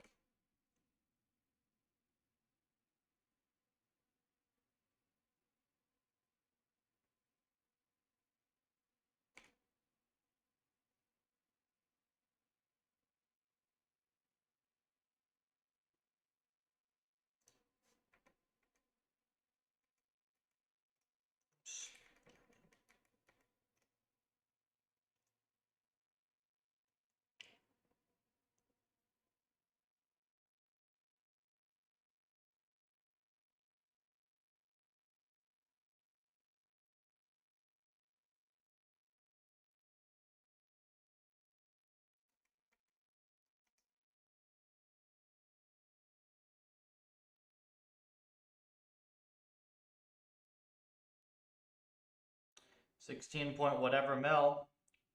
Thing doesn't come with really any overhead, apparently.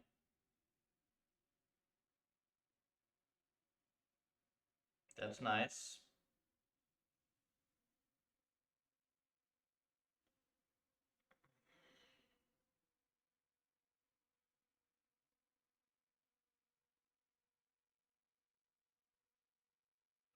%48 miss. Jesus.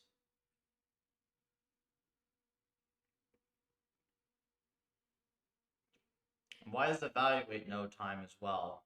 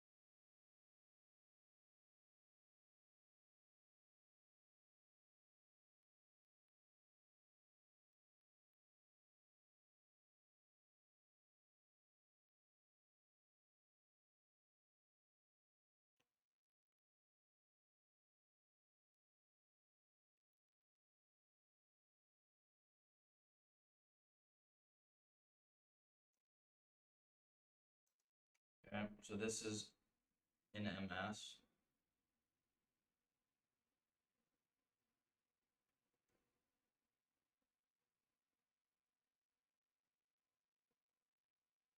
I don't know why we have it like in seconds or whatever.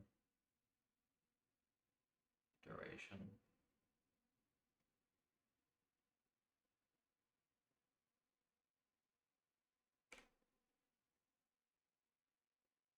This is also stupid, but whatever.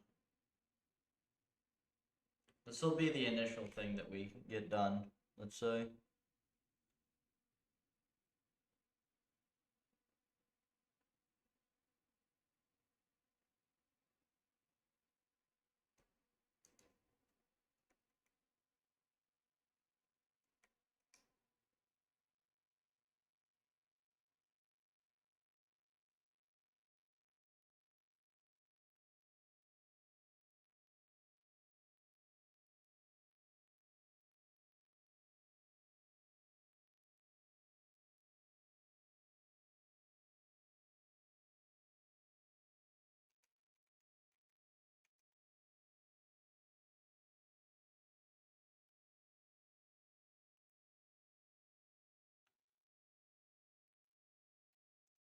I see, because it's not cumulative.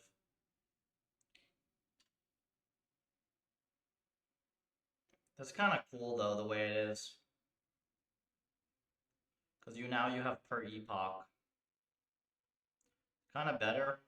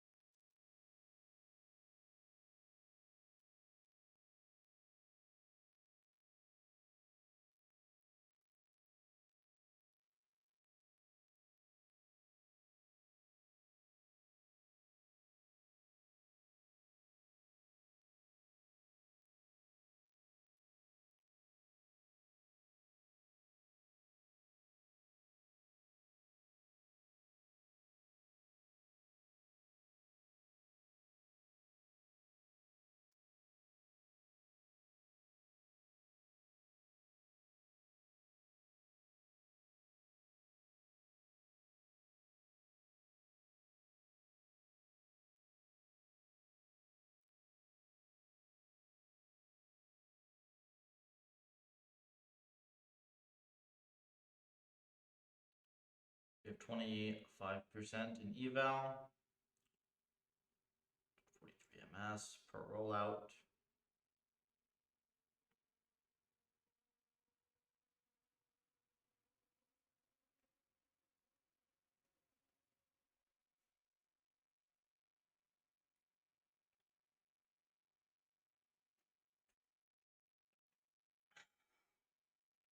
Actually, this is nicer, I think, to have it like this.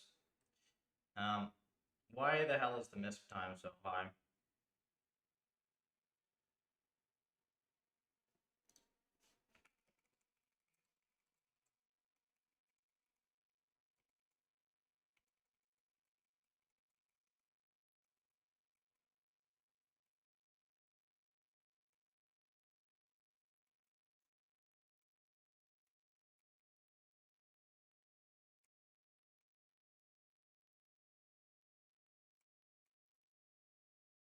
Well, misc is weird, right?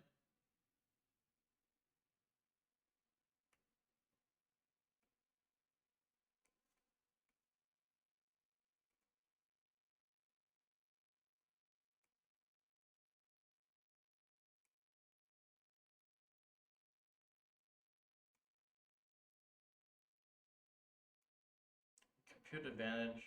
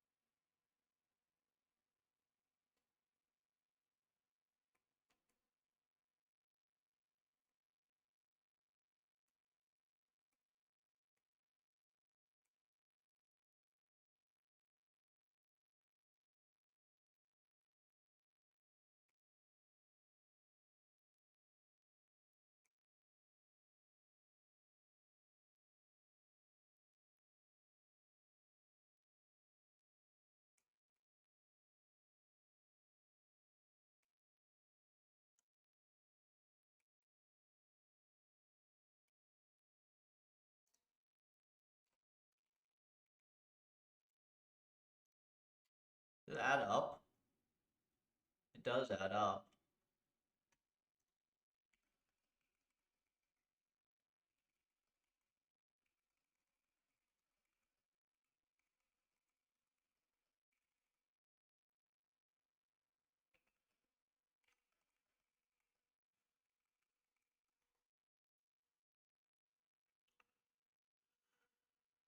I don't see how the hell that would be possible, but maybe.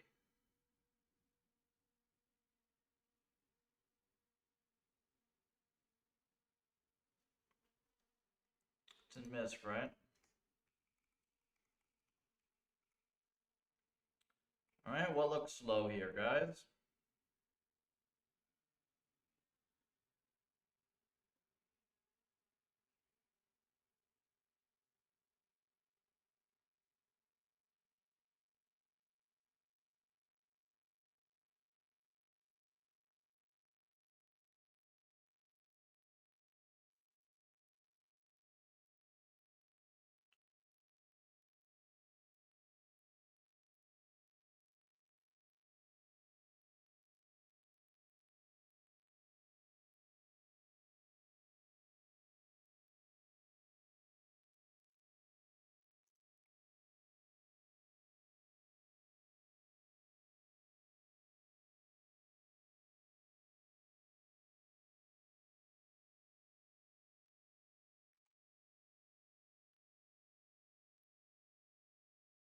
Okay, good is bug.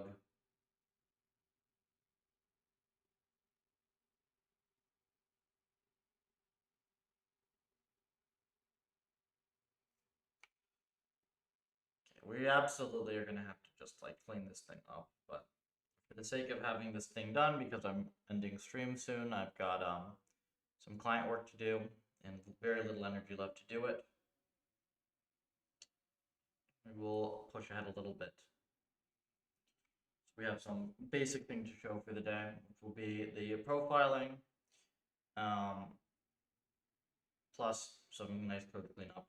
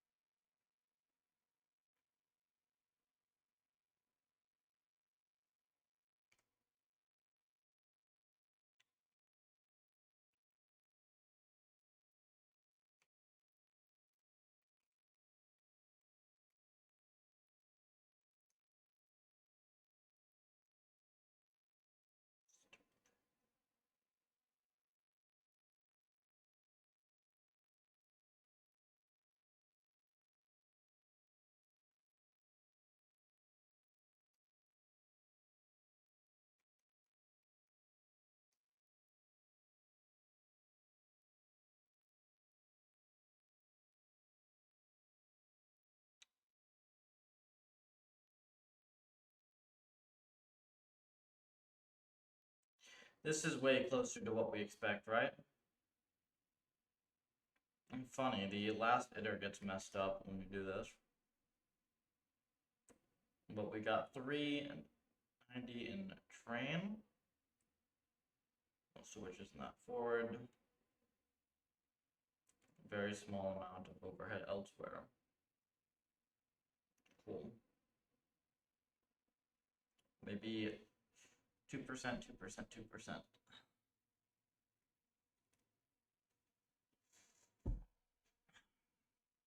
It's not bad. It's really not bad.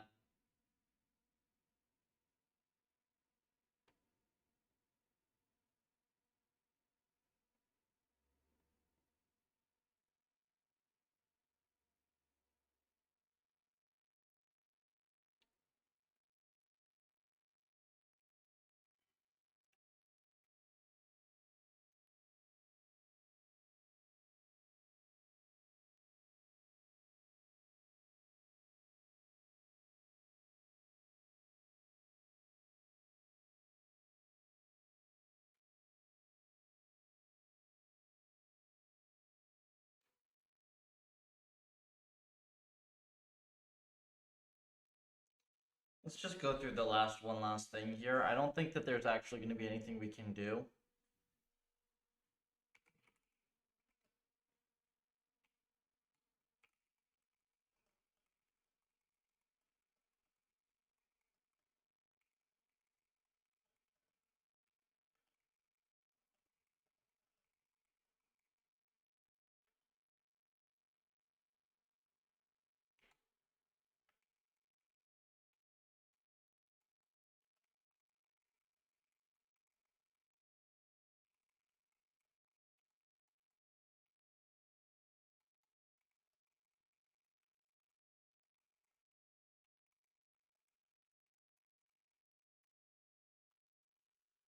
I don't think that there's any reasonable way we can profile the env, which is kind of shitty.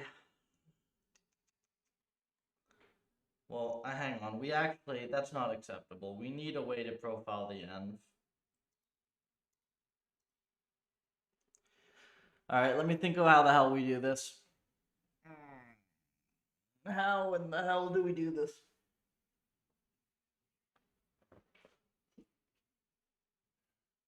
AGI is theoretically possible, of course.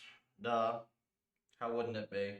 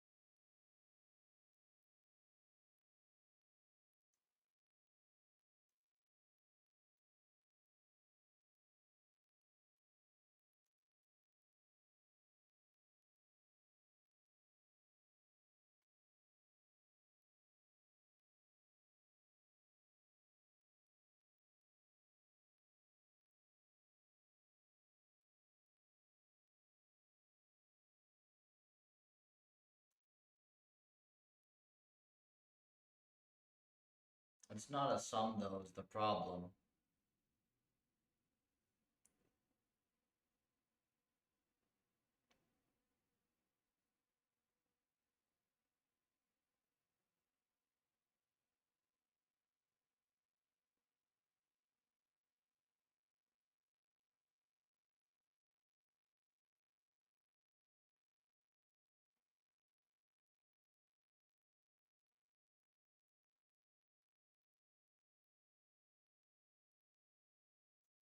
Well, hang on, is it? I guess it is a sum, right?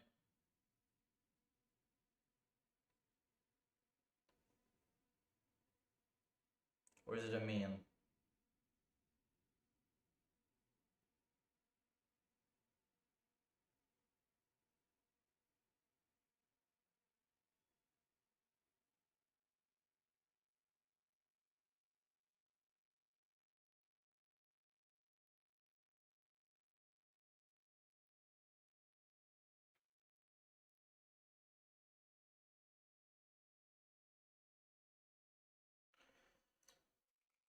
Sure, this is gonna make a mess, but we'll try it, and then we'll see if we're still hitting 15 plus mil SPS. We really need env time of some sort. I think we're gonna have to settle for average. Average should be quite accurate.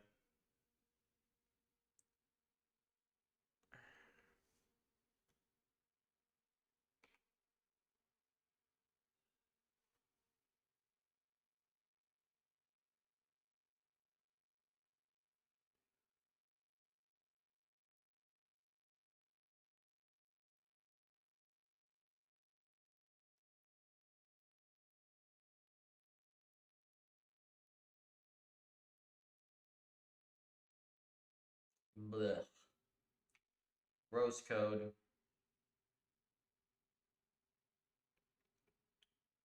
We'll let it do this crap for now. I'm not pushing this though, it'll mess up contributors. Not until it's cleaned up.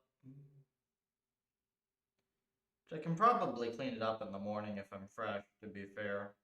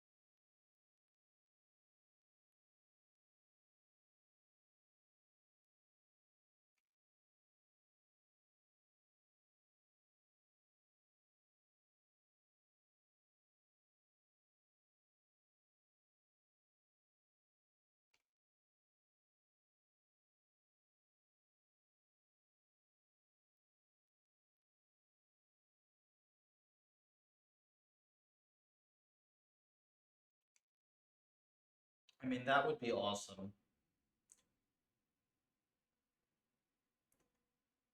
If this does work. Well, it'll work, I think. The question is whether it adds significant overhead, which is why this is good for prototyping it. Because even if the code is a mess, like, if it's a positive result, we'll know, oh, okay, you can at least do this. And then we can clean it up. This now has way too many stats.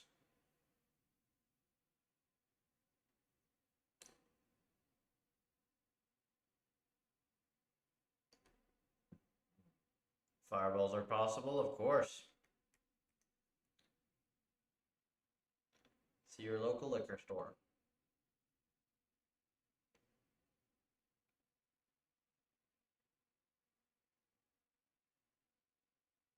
Interesting.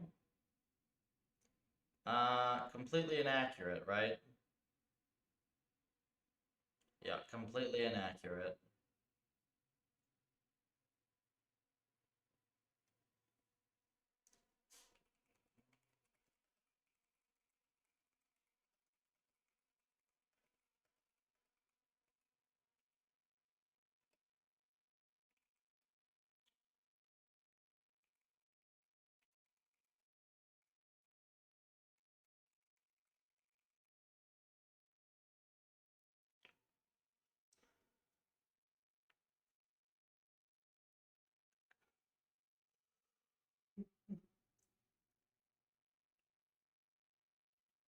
Oh yeah, is it even fast? Let's see.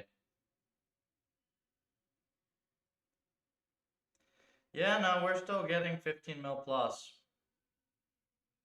16 mil, so this is really not that much overhead. So if we can get this to be correct, well, we'll see.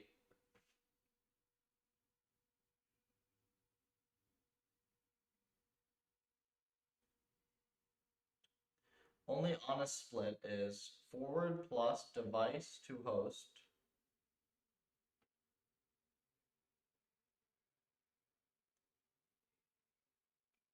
Env. That's fine. That's a reasonable split.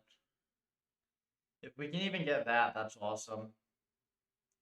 Because I imagine that device to host is going to be like nothing. That's just moving actions back. We're not going to get bottlenecked by that.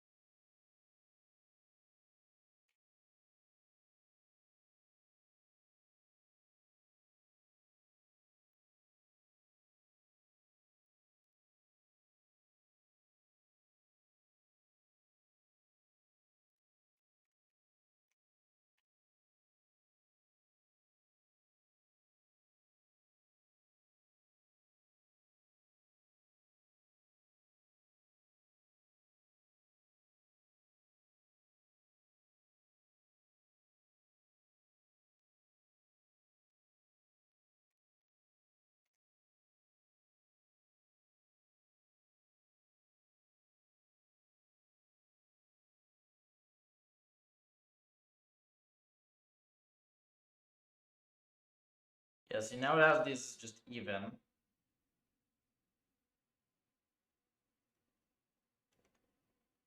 It also seems suspect to me. Harder to say, though.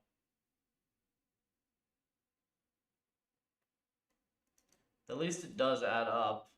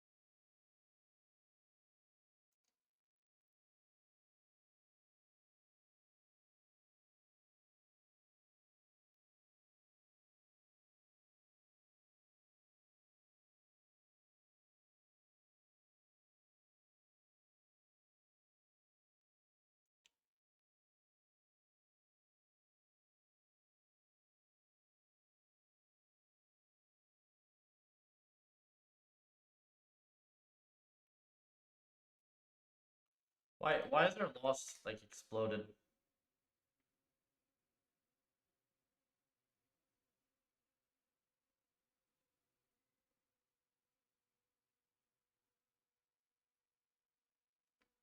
It takes way longer to train, funny enough, when you have if you just increase the steps, so that must mean the learning annealing is very important.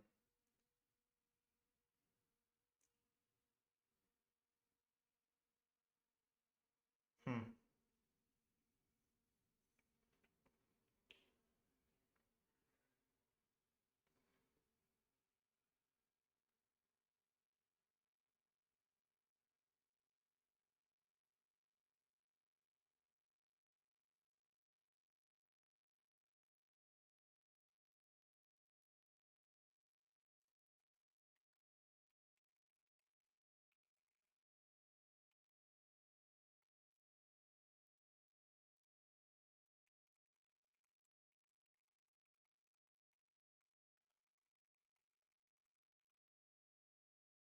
Let's see what the stats are for this one.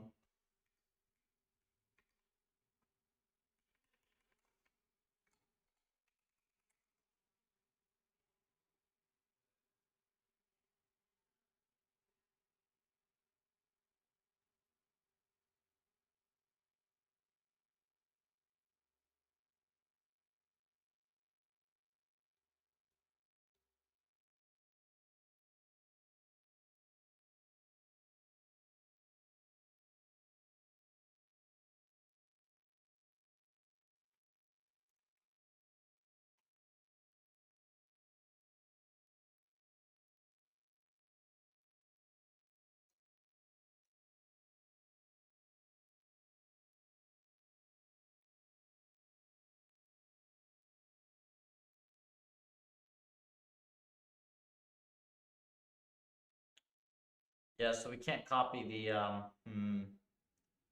we can't measure copy overheads, really annoying.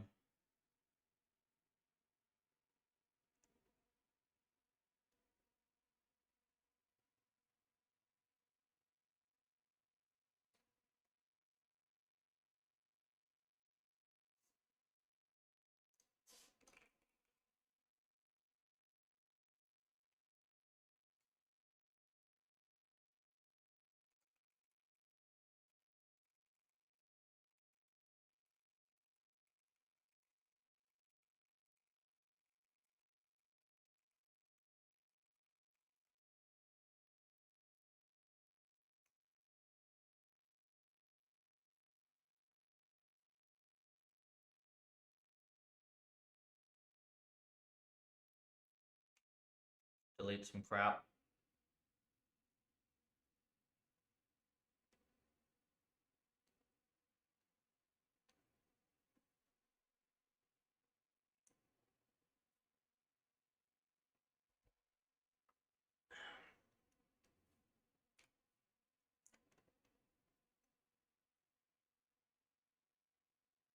Maybe when we merge them all, we'll see if there's any meaningful overhead. I think it's like less than 10% in any event, right?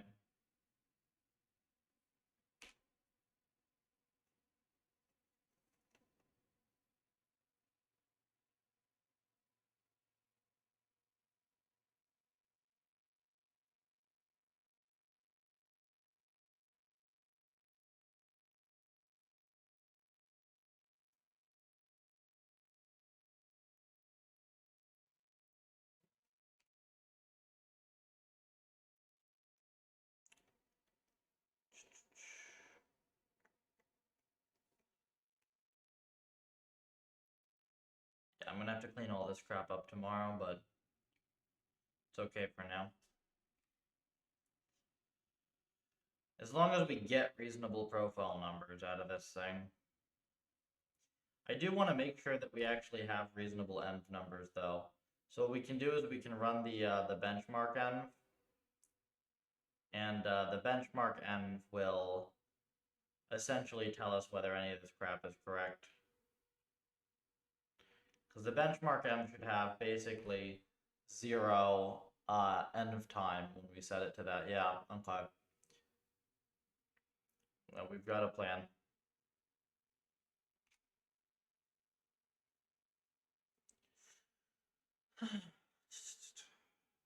And we'll make that probably the last thing, because I think I'll be ready to work on the, I think we said 2 for the work.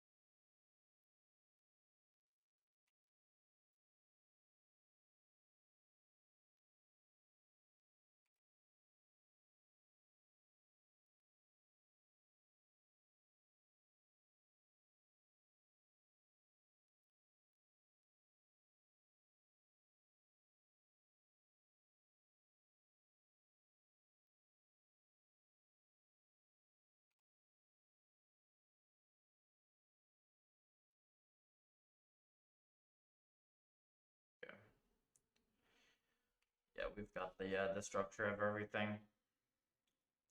So that'll then be the dashboard, and also this will make it no longer so like ridiculously large.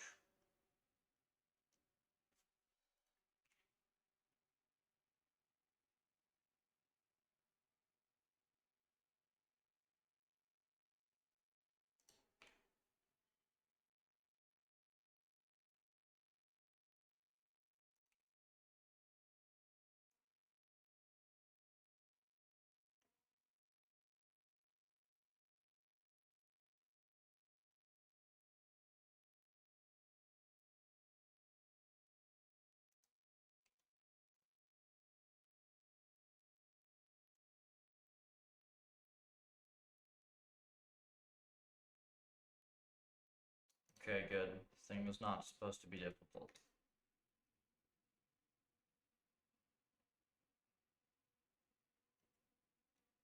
Space epoch, uptime, and remaining. Prof train copy. Good job. Can't even do that.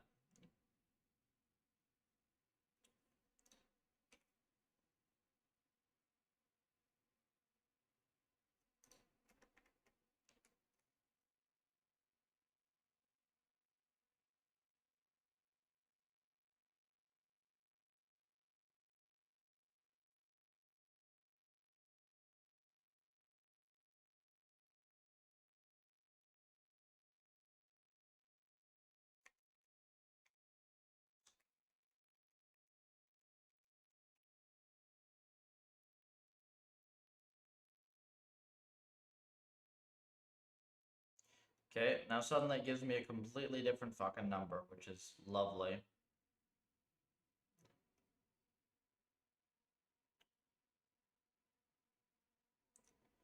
%8 miss. That is actually what we expected, those like 8%-ish misc. Alright, here's what we're gonna do. Claude, go away.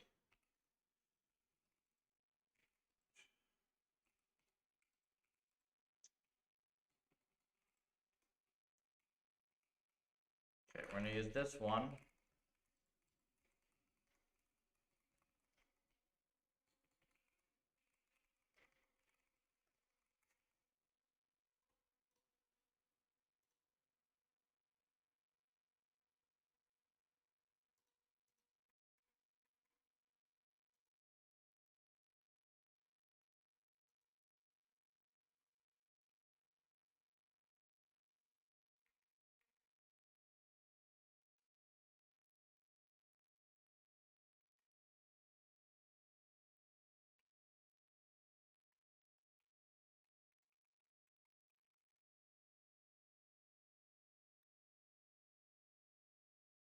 Okay, 0% env time. So it is at the least measuring env time probably reasonably.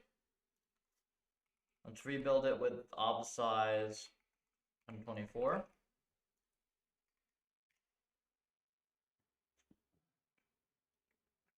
This should still not be any env time. Good. It does increase the GPU time a lot. It would be nice to separate these, but not necessary.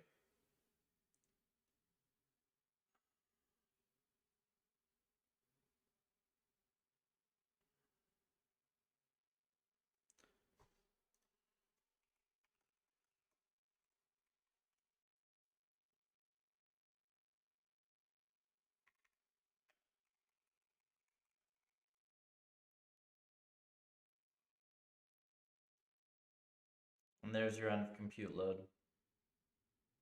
Yeah? 70 ms. Not bad. Not bad at all.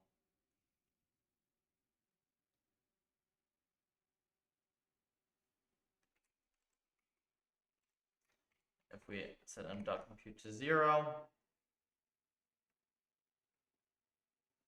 yeah, we see for very fast m's, miscellaneous is about 8%, and when there's no env overhead, it's about an 80 to 20 train to eval, which is quite good. I'd say that's quite good. Oh, that also gives us a new peak throughput, by the way, of was that 18 mil? Almost 18 mil. Very nice.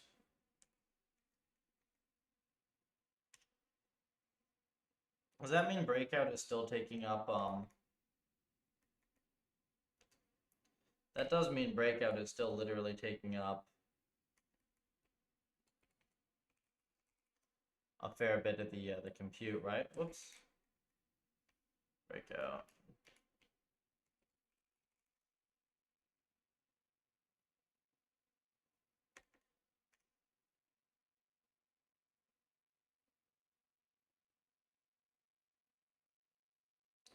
Interesting.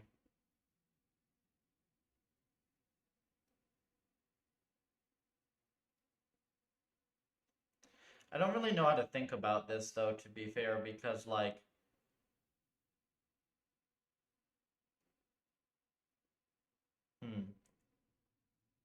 I'm gonna have to think about that a little more in a bit.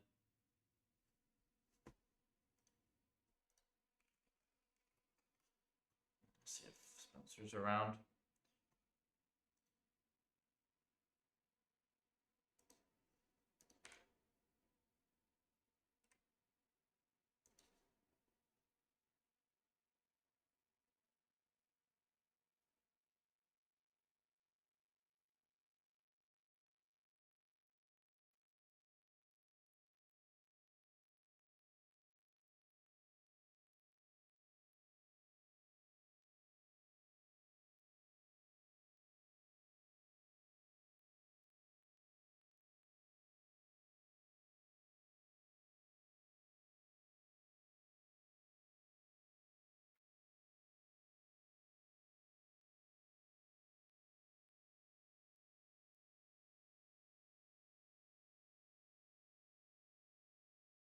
That was one of the last things we needed, to be fair.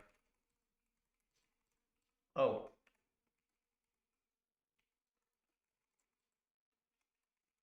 That means we can delete this.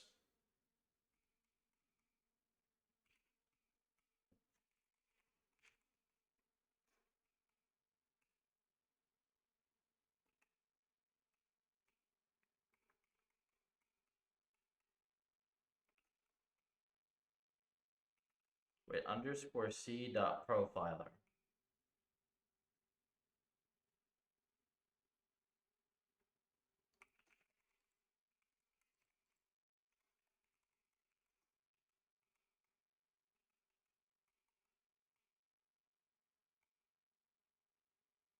Interesting.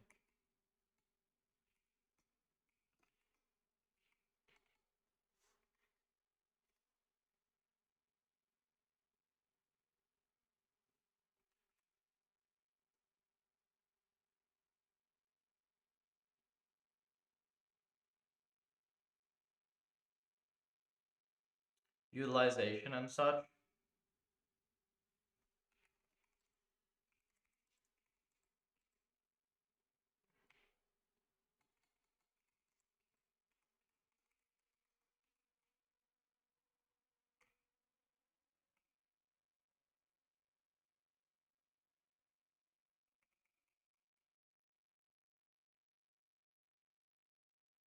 Monitoring and distributed crashes NVML.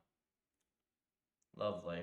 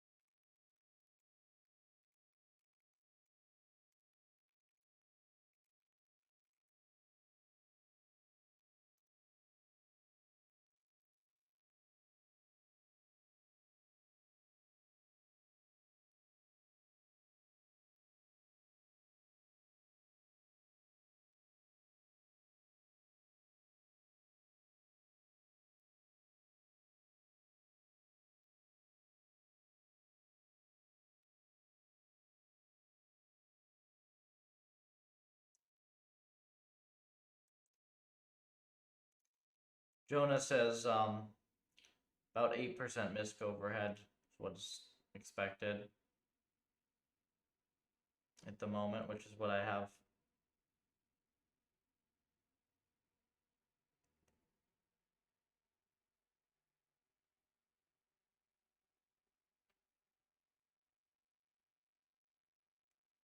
Wait, what?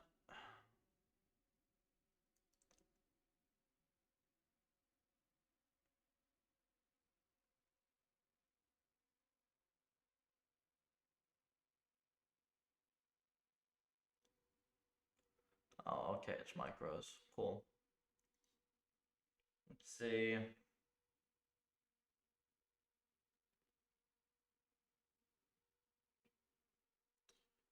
Do we have utilization stats at the moment? I didn't even check.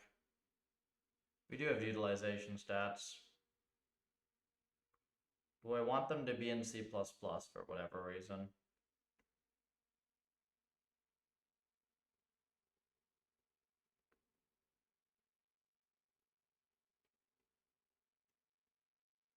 Could do.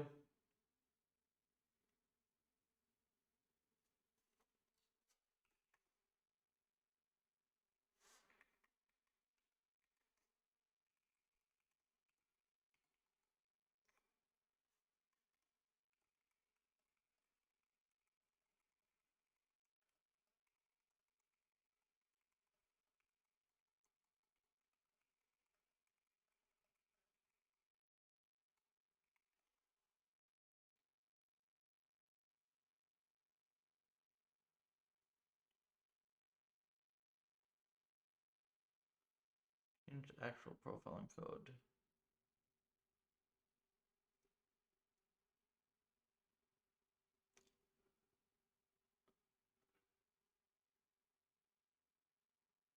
Alright, cool. So Jonas fixed the overhead in profiling, which is good.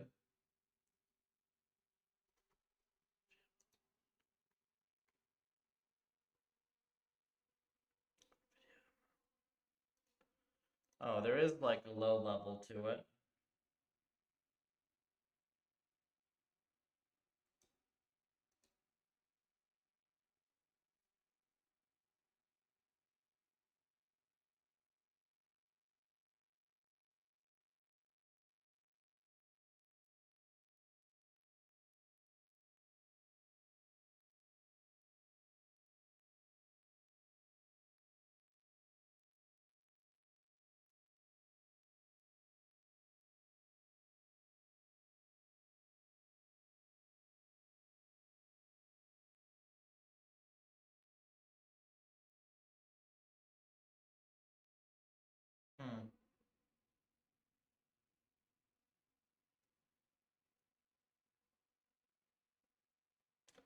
Let's not do this one right now. Let's leave this one for later. I think we've made enough progress for the time being. We've got the dashboard clean.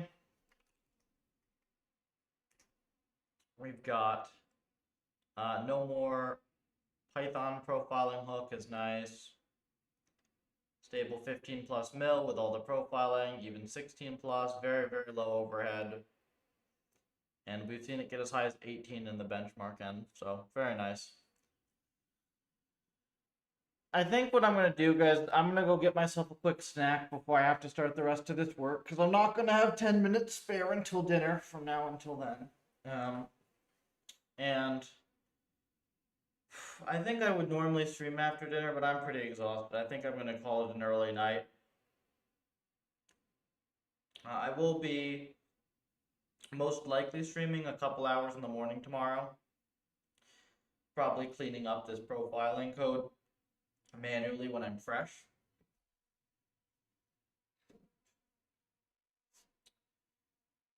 We got a fair bit of the code cleaned up. I think there's going to be some more to clean up and train in addition to the profile and creation, but it's good progress. Like, we're rapidly getting towards something that is very usable, which is quite nice. Some stuff to clean up in the Python, hooking into stats and all that, but nothing too difficult. For folks watching, if you would like to support my work for absolutely free, it's all open source, feed the Puffer a star on GitHub. Really helps us out a lot. You can join Discord to get involved with dev, and you can follow me on X for more